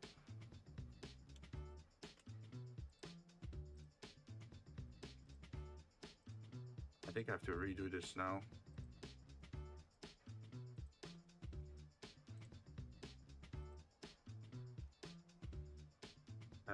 Skill. Nope. Shoot. Yeah, tell us about what your channel is about. My channel is about, well, it's it's me being a VTuber, pretty much. A little bit of lore about my VTuber model is like, he is the opposite of a fallen angel. So you could say he's an ascended devil. That means I no longer have any like demonic traits or like devil traits, like horns or a tail or whatever. Instead, I have halos, and those halos are not on my head, as you see with a typical angel. No, the halos are in my eyes. So that's why my eyes actually glow. Because the whole idea is that you know that the eyes are the gateway to the soul, right? So if a devil would gain a soul, then that should be shown in his eyes, because the eyes are the gateway to the soul. That's the whole idea, right? And yeah, like depending on what religion or like what mythology you follow, Jinn could be like the Jinn, the Arabic Jinn, could be seen as devils, or they could be seen as like something other than devils, like nature spirits. And what I like about the Jinn is that they're not always evil. There are good ones and there are evil ones. I'm going to school tomorrow, the last class in Russian schools. You can study either up to grade 9 or up to grade 1 after. Okay. I'm going to school tomorrow, last class for me. Ah, okay. Well, have fun tomorrow at school. Do get your rest. Hopefully you will have a good day. And I hope to see you again. 111 class? Nah. Wait, is that nice? I'm not sure. Like, do you like school? I hope you like school. But yeah, have a great last class. But yeah, that's the whole idea with my VTuber model, is that he is an ascended devil pretty much, who gained a soul, and because he has a soul, he now has glowing eyes, which are mostly visible when he's having positive feelings. Like, you know that in my VTuber model that whenever I have like negative emotions like sadness or whatever, like you see the light dim in my eyes. That's quite literally. Like, you know how they say like, oh yeah, I saw the light dim in his eyes, or like he saw he had dead eyes or being depressed or whatever. So I tried to get that back into my model. Hike, the keyboards will break soon. Okay, good luck to everyone, or as you say, Poka. Alright, Poka, man. Dimming my shine. Yeah, pretty much. So yeah, that's a little bit of the background of my VTuber model, and a lot of the stuff that I'm working on is actually for more lore videos, or should I call it lore videos or world building? Yeah, I think world building is the correct term. So you know what people do when playing Dungeons and Dragons, right? They make entire continents or worlds or like that sort of stuff. That's something I actually want to do as well, but then for my VTuber model. So as world building detail, I am an ascended devil who works at a cyberpunk fruit juice bar in an underground city on Mars, where the city is built vertically and it has that whole cyberpunk dystopian vibe to it. So yeah, that's maybe a lot to take in, but that's the world building I'm going with. So because the world is so bad outside the bar, right? I opened up a fruit juice bar, and people who join the bar or are visiting the bar to get a drink, they get fruit drinks. We don't serve any alcohol at my bar because it's a bad influence, right? Or you can get addicted to it. So it's all like a healthy mindset, a kind of environment, like healthy body, healthy mind, which is like a total opposite of whatever's happening outside my pub or my bar. Imaginative, yeah. That's the whole idea of my VTuber channel, is that I want to do that as the world building aspect. But of course, between my working hours, I also like to play video games. So that's why I stream video games pretty much all of the time, because that's my hobby. And these are all the drinks that I wanted to 3D model for this environment. Wait, have you seen the bar? I actually 3D modeled the bar. Do you want to see it? At the moment, yeah, no. All right, okay. You're not gonna get to see it. Maybe next time then. You didn't show us. Oh, okay. You said no to. No, sorry, I realized that could be confused. No problem. Yeah, I got what you meant, but I figured it would be funny to react in that way. But yeah, let me change scenes so you can actually see my bar in 3D. So I have the little screen for the bar, which is this one. Bam. As you can see, I changed the border color as well. And in the top left corner, you can actually see something flickering, which is my neon sign for my bar. And yeah, I modeled all these bottles as well. That's so realistic. Thank you. I even have some glasses in front of me here. And I like it a lot. Thank you. And I can actually zoom out as well. Imagine if I'm just collabing with other people. This is a longer term project that I'm planning to do, but I'm trying, like as the world building would progress, you would probably introduce new characters, right? Or like new individuals to your storyline or to your world. And I figured it would be nice if you could have them sit around in the bar like just drinking or playing like cards with each other or whatever. So that's why I also have a zoomed out version, and that's this one. Bam. So at the moment it's not very animated, just the light flickering is animated on the sign. But it would be cool if people would actually be sitting at the bar or at the chairs, right?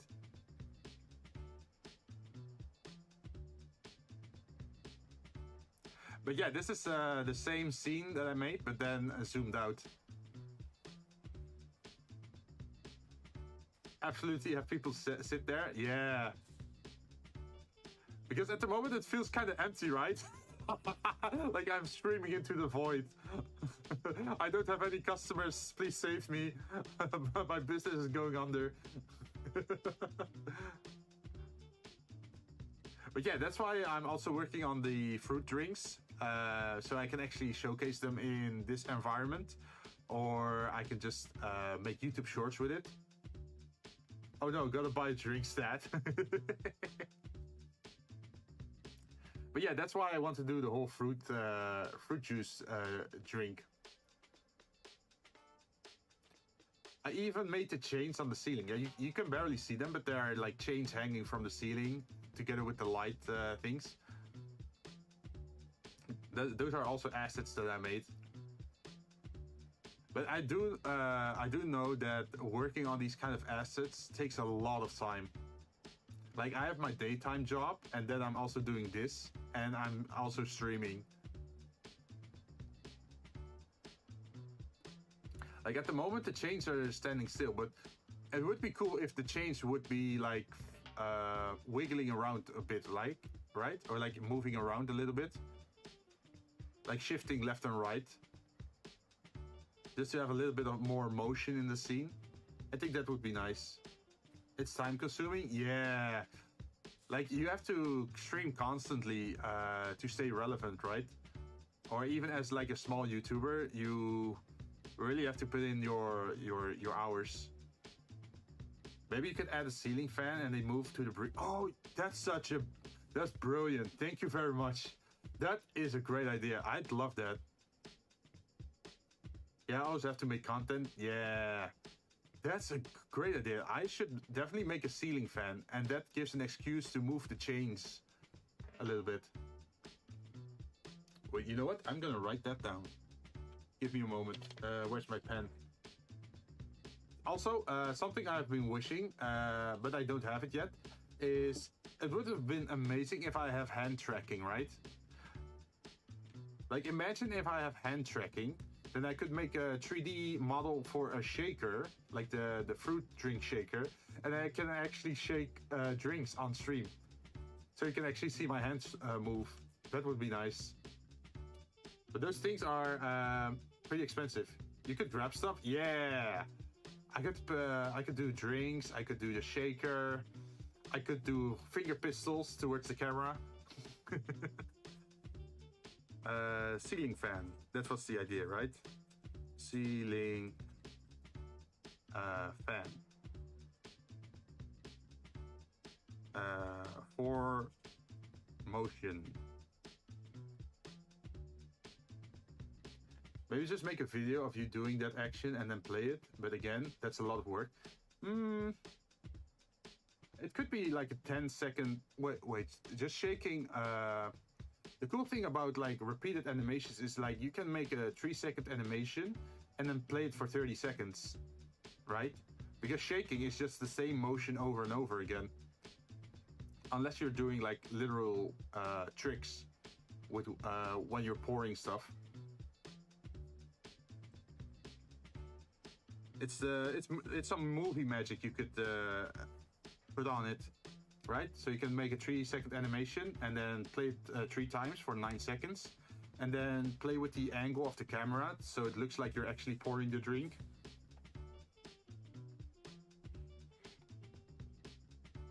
Gotta love movie magic, yeah. Let me go back to the creative though. Bam, there we are. So I think we did pretty well with this drink. There's just one corner that I still have to address, and that's, I think, this one. Wait, no. This one, this one, this one, this one, this one, this one, this one, and this one, which I want to use the skill for.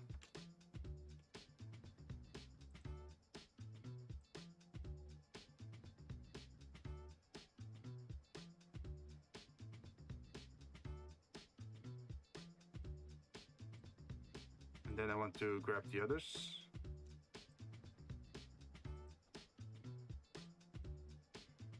Which are these.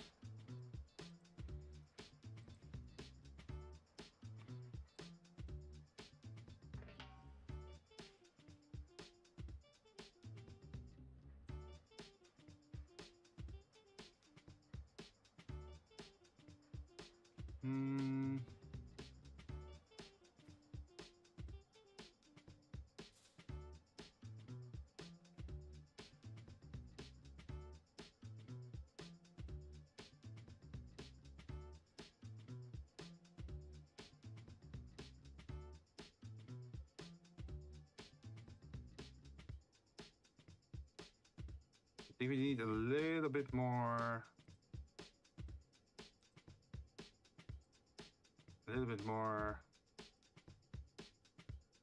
change to this bottle, and then we should be good.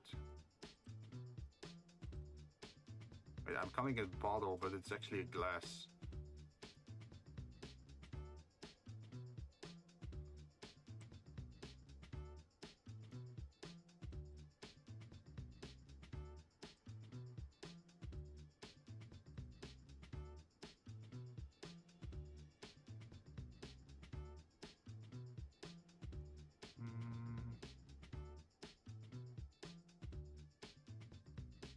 One moment, I'll be right back to the chat. I'm just trying to figure this out.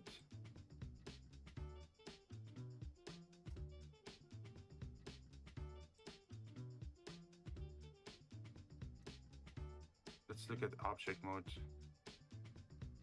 I think it looks pretty okay, right?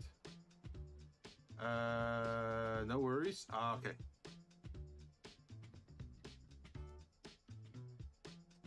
I'm here editing some of my own stuff. Oh, what are you editing? Stuff for your videos?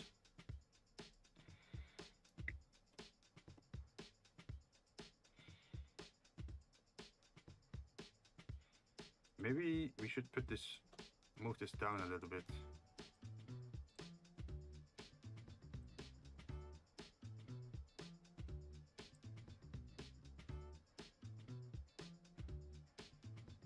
See, what's the effect of this versus this?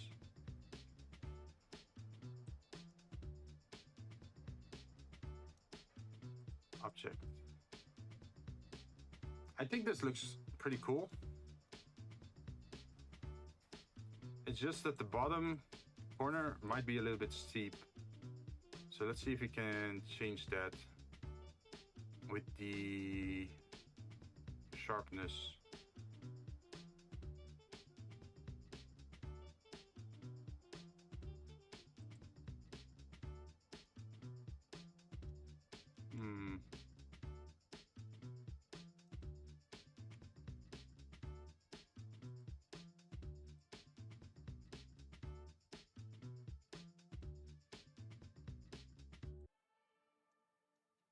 Let's see, just a thumbnail, nothing major. I see it's a bit sharp. Yeah, I've been noticing the same thing.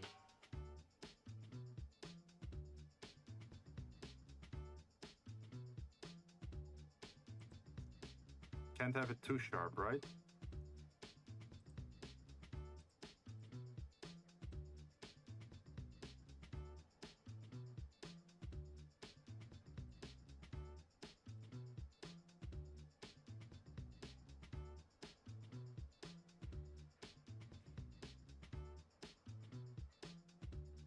Seems there is like a very sharp turning point here.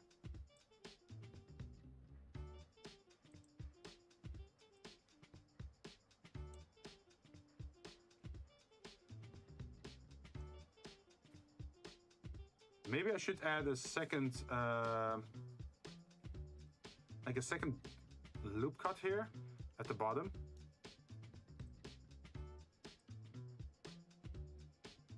Like this. And then for this one, no.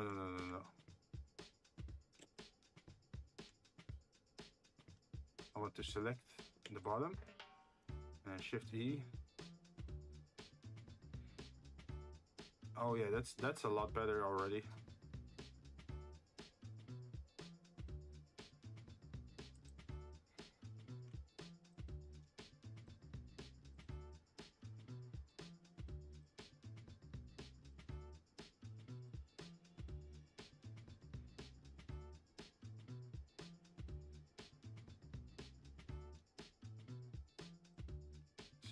Scale.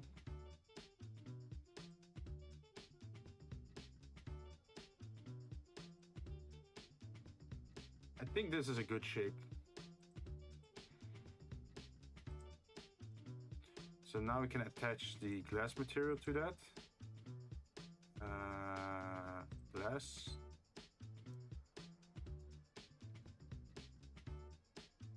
So this is number 14. Drink glass 014. Let's see. A bit sharp. If you had a drinking problem that glass may deter you, could be good for the right market. Like every time you try to drink from it, you cut your tongue. Damn, that's brutal.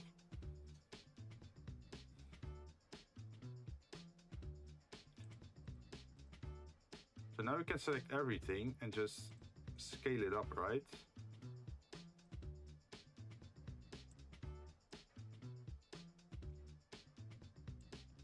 Oh wait, I do have to do the whole thing again with the center of the object. So add, no, mesh, snap, 3D cursor to selected, and then edit or exit edit mode, and then object, set origin to 3D cursor.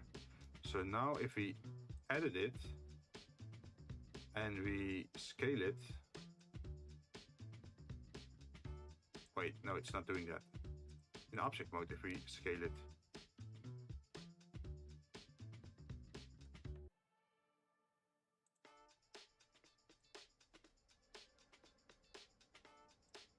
Because the glass is a little bit on the tiny side at the moment.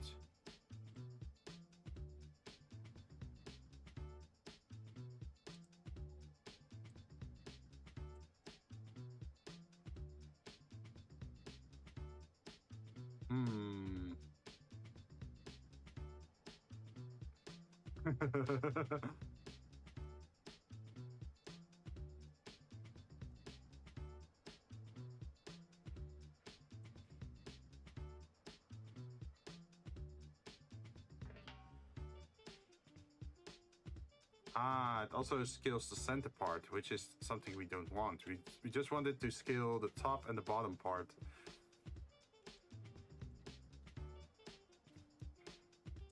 So we go back to edit mode. Then we grab the top things, and then we scale it upwards. No.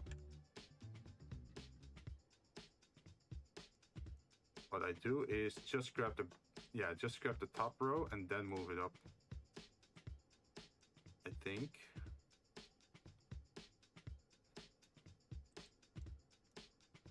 And for the bottom we do the same.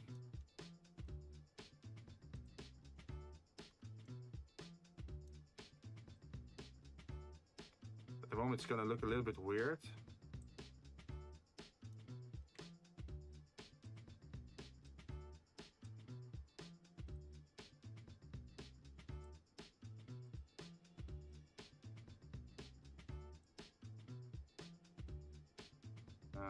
Object,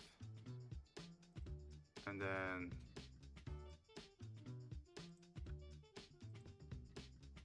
select everything, and now we scale it horizontally. 1.4 by 1.4. How does that look?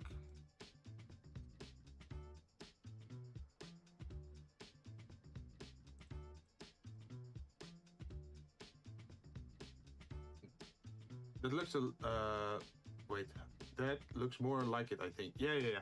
So what we had was a very tiny glass, right? That was like shot glass, this size almost, or in between this size and this size. And this is a whiskey glass, or this is supposed to be a whiskey glass. So I felt that this one has to be taller than that, right?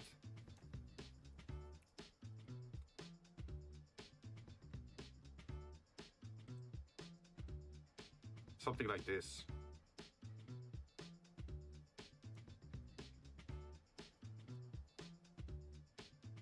So let's look, what is glass number 15? I totally forgot about that.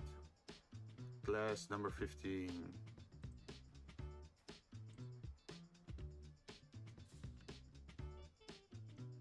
Oh, that's the glass mug one. This is gonna be tricky because it starts as a square with rounded corners, and then it ends up being a circle.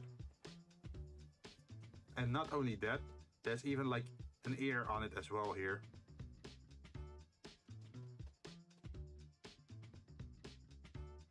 I'm not sure if I can actually do that today.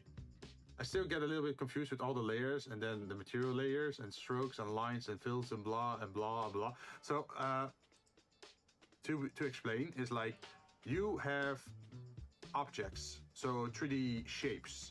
Those are called meshes, which is just the raw thing. And that mesh could be anything. It could be glass, it could be plastic, it could be anything. Now you apply effects to that mesh to shape it, like to make it round, for example. Even though that the rough object, like the mesh, still looks like this. But because you add like those effects like subdivision and solidify and subdivision again, that gives it an extra effect. Wait. Yeah. So you can turn it off. For example, for this object that we just made, we can just turn it off like this. And then you can see what the original thing looks like. Like this is the actual shape of it. This is the actual mesh. It's like, it's a cylinder with a weird shape, and it's just one layer. So if you use solidify, we actually make it into a 3D shape, as you can see here. But the 3D shape is still too angular, right? It's not. It doesn't really look round. So you subdivide these the space for that to get that appearance of it as if it's like very smooth, and that's where you use the subdivision for, to make it look smoother or higher detailed. I appreciate the explanation. I am trying to pick up on stuff. Oh, no problem. So yeah, that's pretty much what you have for materials and like modifying, because they call this the modifier properties tab over here. It is like a gear system. So you can add all kinds of effects to it, like Boolean and bevels. And for example, you could add an array to this. An array, that means you're just gonna keep repeating the same shape over, depending on what you want. Like 5, suddenly you have 5 classes. So normally you wouldn't use this for glasses. This is something more you'd use for pillars.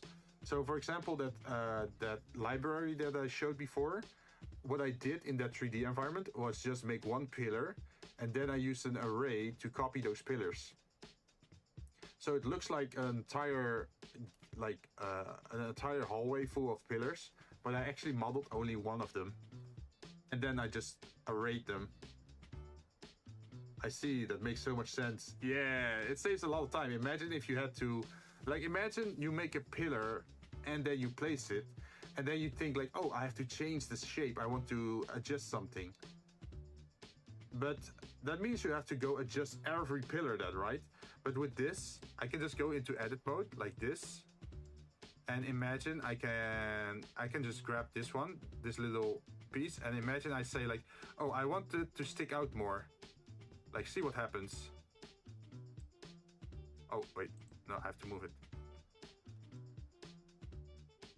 Yeah, so imagine this little thing, this little vertex, I want it to stick out more. If I do it here, it happens to every glass in that array, as you can see. So with that, you can just adjust one pillar, and suddenly you are editing like 36 or maybe even 70 pillars at the same time. They all do it. Nice. Yeah. So those are the kind of tricks you really want to learn in Blender. It's like, try to cut down your modeling time as much as possible by just making one object and then copying it over with duplicates or an array, something like that. So much easier. Yeah. So what I could do, for example, is like, you know how people store glasses, for example, right? Usually when you store glasses, you put them in each other or like stack them on top of each other. So what we could do is, instead of doing the X factor, that means it works in the X axis. You can see that over here, the X factor. Now imagine if you pick the Z axis instead. So this one turns into 0, and instead we pick 1 over here. Suddenly you see we have a stack of glasses. But that's a little bit weird because they should fit into each other, right? So what you could do is lower the value of the Z-axis to 0.5, so the distance between the glasses is shorter, for example. And suddenly, ta-da! You have a stack of glasses.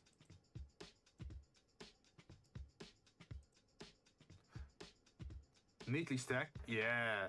And it looks also a lot more realistic this way, right? You don't have to like stack them by hand. You just use an array. That was magic. So I haven't modified this shape in a while, but this one also uses something else. It's called the screw. And the screw you got over here, you can say, for example, the angle, and that changes how much it curls around the object, as you can see. Or you could say, how steep is the angle?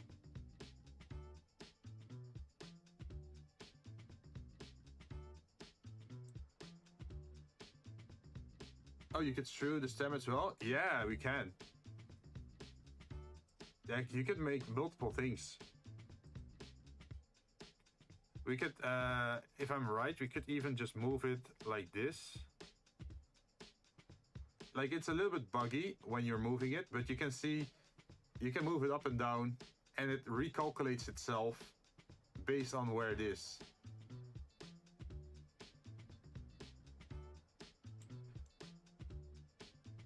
That's pretty cool, right? This is way too cool. And it's the same with this one. But instead of making it a screw, we did array. So over here you can see we have a certain number of rings, right? But we can just up and down it. Like, if you wanted, you could have like a drink that looks like this, like all rings. Or you could lower it like this. It's all possible.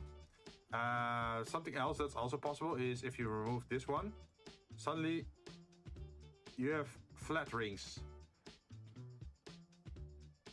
So instead of having round rings, you just have cylinders, like hollow rings on it.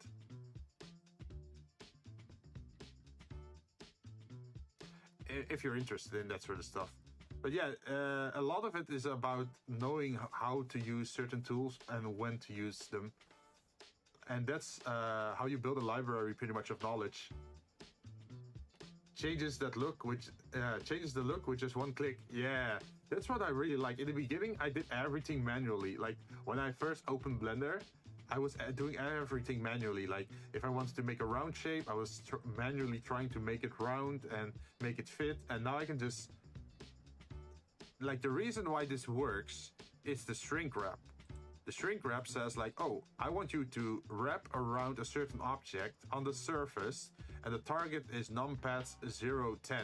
Well, this glass is numpad 010, pretty much.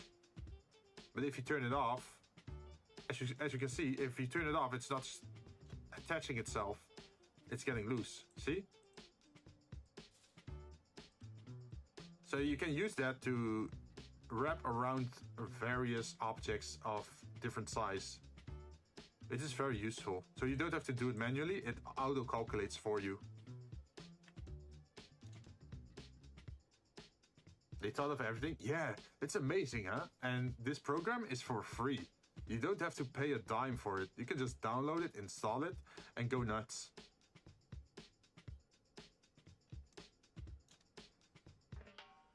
But I do think, let's see, since we've been streaming for, wow, almost 6 hours, I do think I'm gonna end stream soon, because why is it free? They wanted to give people a chance, I think. I mean, I love it, but wow, how nice of them. Well, I think they live off donations mostly, and it's like a community effort. Because with stuff like, what is it?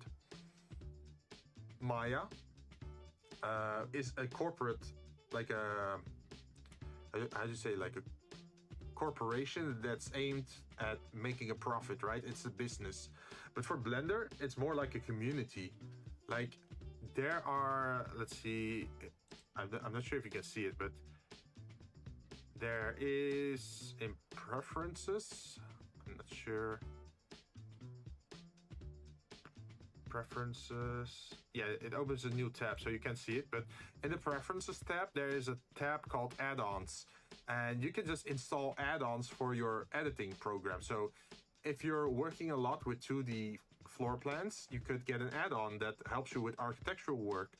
Or if you make a lot of forests, you can actually get an add-on that adds a lot of trees to your library, so you can just plant trees down, or like have calculations for how the branches branch out from the tree and on which trees there will be leaves or bushes.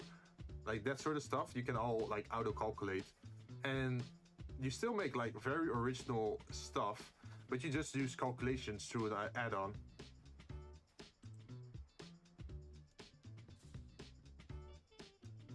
I think I saw a video about that, like the leaves and stuff. Yeah. These days, they're going even further beyond. What they do is make puzzle elements of a building. So they make a piece of the building that's doors. They make pieces of the building that are windows. They make pieces of the building that are like rooftops, and then they add it into like some kind of calculator or like an algorithm or whatever.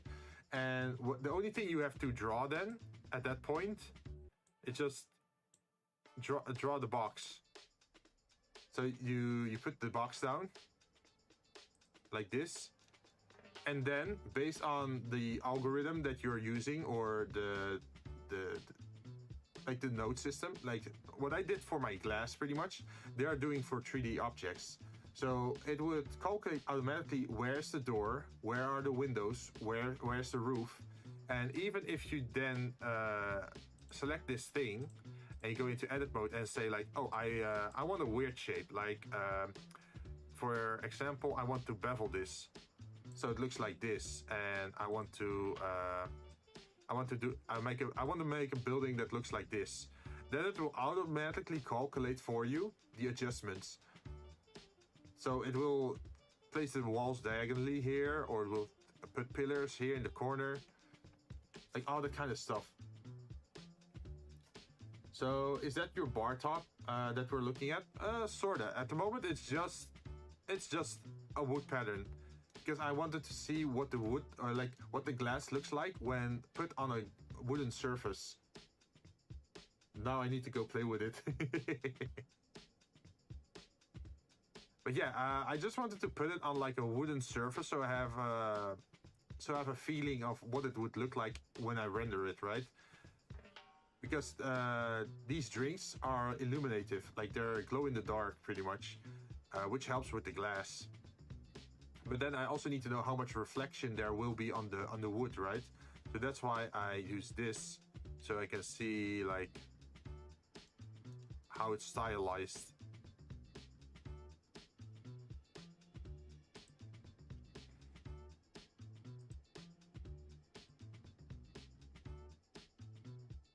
Also, that's also a good thing. Like you see these wavy patterns as if it's a wood countertop, right? That's all 2D. If you do this, you can see it's just a flat surface. There's no detail at all. It's just calculated as if there are these wood patterns on it. So basically those glowing colors will be inside the cup? Yeah. So I just made 15 colors based on our drinks. And these will be put inside the drinks. And it's very easy to do. For example, I just made this box, right? This thing. So I can just apply, like, imagine we have this one. This is liquid drink number 1. So I go here and then I say I want a liquid drink number 1 attached to this thing. Bam.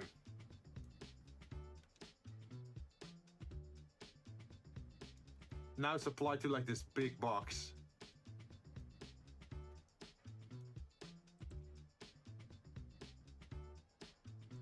So I can just apply to any shape or any glass that I'd want. Let's see.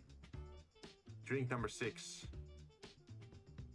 And you see this one glows a lot more, right?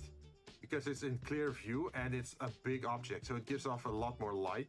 While if it's in a glass and it's like this, you can see it gives less light because it's like, because of the glass blocking the light source. See, so this one looks a lot more normal compared to like this giant block. It's filtered, yeah, pretty much like the light diffraction, right? Yeah, let's delete that before we get blinded. Oh, yeah, here you can see it. We already applied it to this drink, as you can see.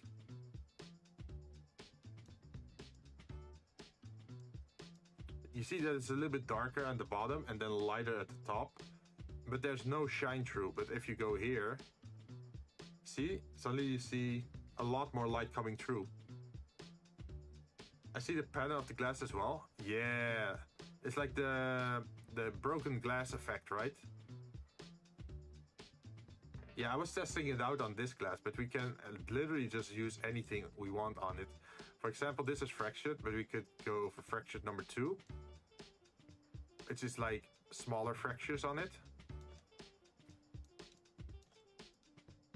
I think you can see it best over here. Yeah, you can see it over here. Or we could go for, let's see, what does a grid look like? Sometimes it takes some time to recalculate because, yeah, it's very in-depth.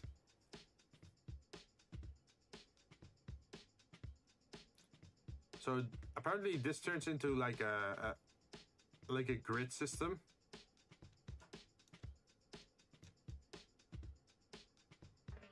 Which probably wouldn't work that well for this specific glass, but it could work on another glass. What's iWave? Oh wow, look at this. It has like a lot of rings to it.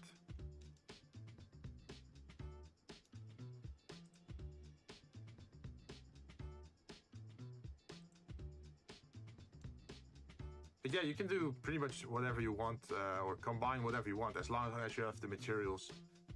Like, what I could literally do is just go to this thing and say, oh, I don't want it to be liquid. I want it to be the lava rock thing. Bam.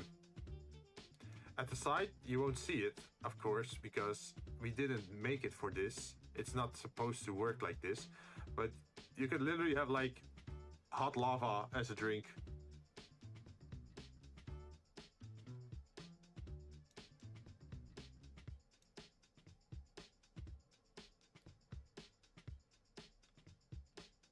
But yeah, that's pretty much how you can do this kind of stuff. I drink it. Yeah, be careful with that. It's quite hot.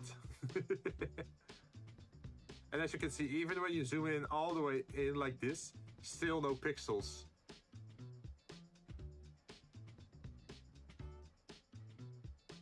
Looks like melted metal. Yeah.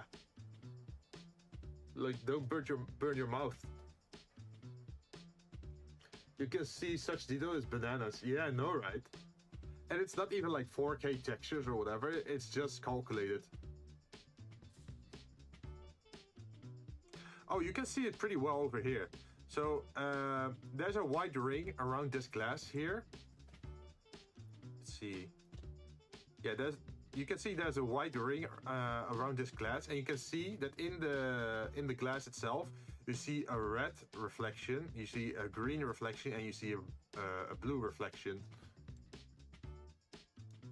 You see it here as well. So that's what I meant with like the light bounces off differently.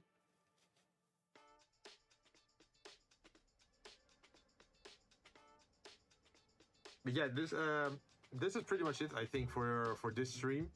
I've been feeling a little bit tired. Maybe I played too much Starfield yesterday. But yeah, I think maybe off stream I'll be making the last glass, and then next week or next time. Wait, maybe not next week. I don't know yet. Let me think about it. But we're gonna continue working on this on these glasses. We only need to make the mug for number. Let's see, what was it? Number 8, I think. Yeah, number 8 is special because number 8 doesn't come in a glass. Number 8 comes in a mug. I think it's a wooden mug as well. So we have to pay some extra attention to that, and then also drink number 15. But once we did that, we could just apply the textures to all the glasses, and from there it's just fill up the glasses, add the details, and then fine tune it all, and then start rendering. So we still have a lot to do, but we're making big progress. At least we have the glasses now. Like last time we had, like first time we had the materials, then we started to make the glass texture, then the rough shapes of the glass, and then we made the fluids, and then we went back to the glasses to make alterations or like alternative versions of the glasses for all 15 drinks. So the last two are now just the mug, the glass mug for the milkshake. Oh, to explain, the 15th drink is the Dullahan pumpkin spice milkshake, I think. No, not milkshake, milk. I think it was milk, pumpkin spice flavored milk. I think that was the thing. But it's based on the Dullahan, like the headless horseman. And it comes in like a glass mug that you saw in the Photoshop file earlier. And then there is also, let's see, what was the other drink again? The other drink was the Mania Melon Nightcap. I can show you on stream, I think. Let's see. Photoshop, Photoshop, Photoshop. Oh wow, you can even make skull mugs. Yeah, we could. Like, if you have the talent for it or like the skill for it, you can definitely make skulls. Now my mind is going crazy just thinking about stuff to do with this. Yeah, so if you... let me finish my thought in that I wanted to show you something. Where is it? Photoshop. So this is the last idea, or this is number 8, where it's like, okay, we want to have a melon, and then we want to have it in a dark willow tree mug that's shaped like a beer mug, pretty much. So made out of wood, like a tankard, pretty much. And then the last one is this one. It is the Dullahan pumpkin spice milk, which should look like something like this. And to go back to Photoshop, oh no, not Photoshop, go back to 3D modeling. For 3D modeling, you even have one unique shape that they added to the program, and I think that's a monkey head. So you could add mesh monkey.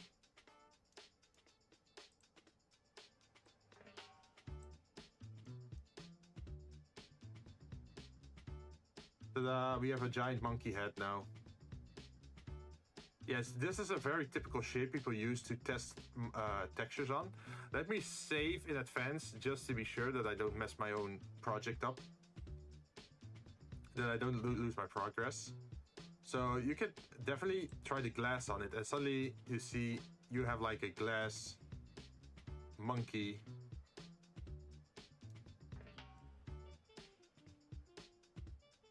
Or you could add the, what is it? Silver to it.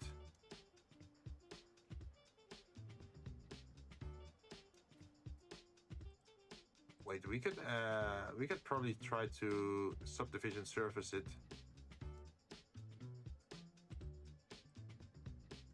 Yeah, so now it's a little bit more detailed, right?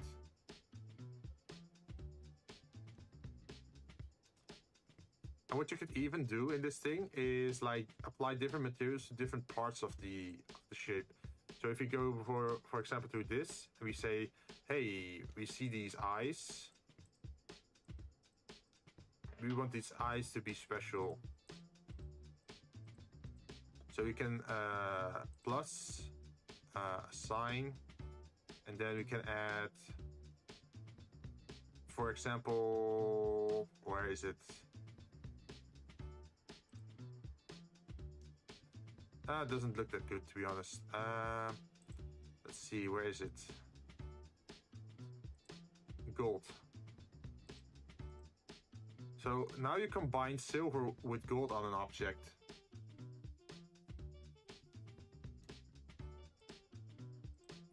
And you can pretty much do the same for whatever.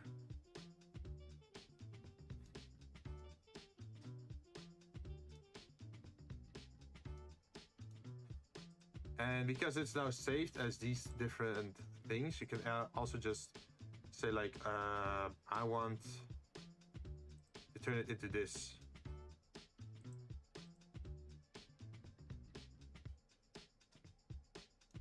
Or I want to turn it into obsidian. Although the obsidian doesn't look that good on an object this big, as you can see.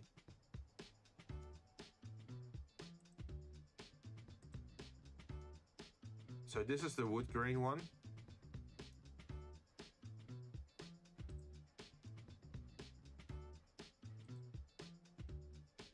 Let's see.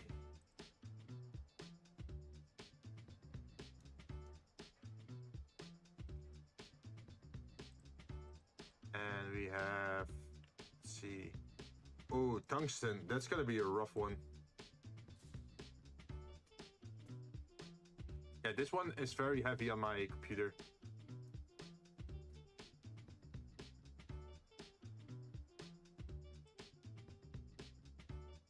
Looks like stone. Yeah.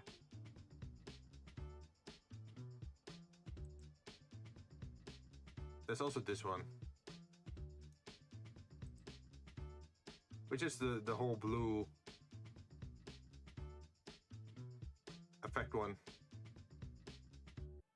But as you can see, if I'm rotating this program around while streaming, it lags out my OBS. So I should be careful with not doing it too much.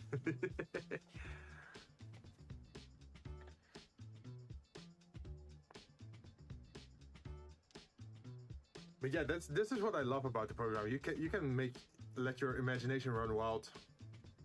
If you know how the tools work, you can make whatever you want. You can make pillars, you can make beams, you can make clouds, you can make monkey faces, glasses, chains, like even a katana or like whatever other weapon you'd like. You can actually 3D model rifles as well.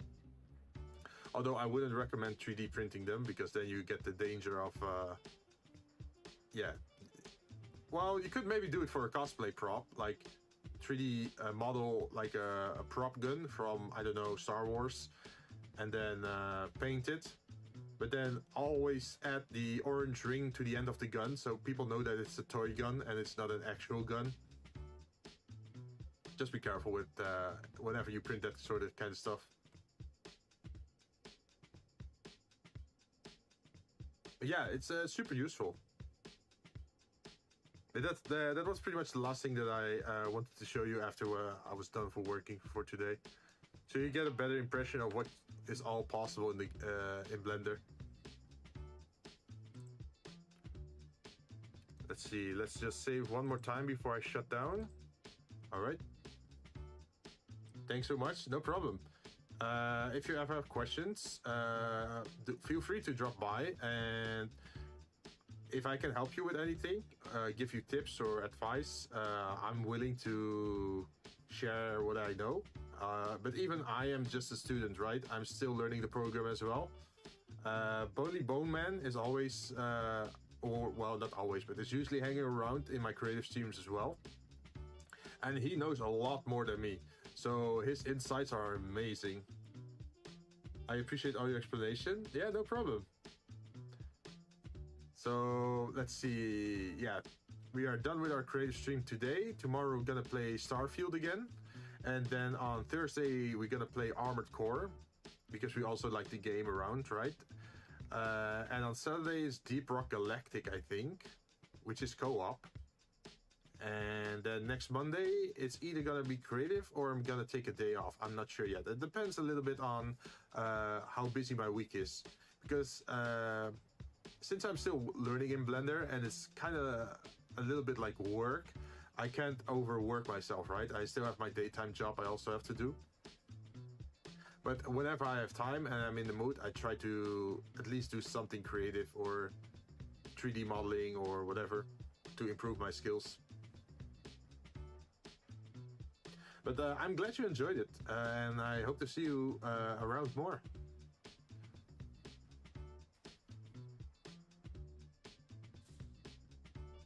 That is smart, yeah. Like, take everything in consideration, right? Don't overdo it, because you're gonna get burned out. Keep those skills sharp, yeah. Thanks so much. Thank you. Yeah, sometimes there's a little bit of problem on YouTube compared to Twitch, is that it doesn't always give notifications to me if someone subscribes. And I'd love to thank people, but usually it doesn't inform me of that. So thank you very much for informing me that you subbed, so I can actually thank you properly for now. So thank you very much for subscribing, and I hope to provide you with a lot of fun content in the future as well. Like those are like aspects Twitch has figured out a lot better than YouTube. Good luck. Thank you. But yeah, I'm heading out for now, so I'm ending stream. Thank you very much for watching, and I hope to see you guys again. But for today, I am out. Bye bye.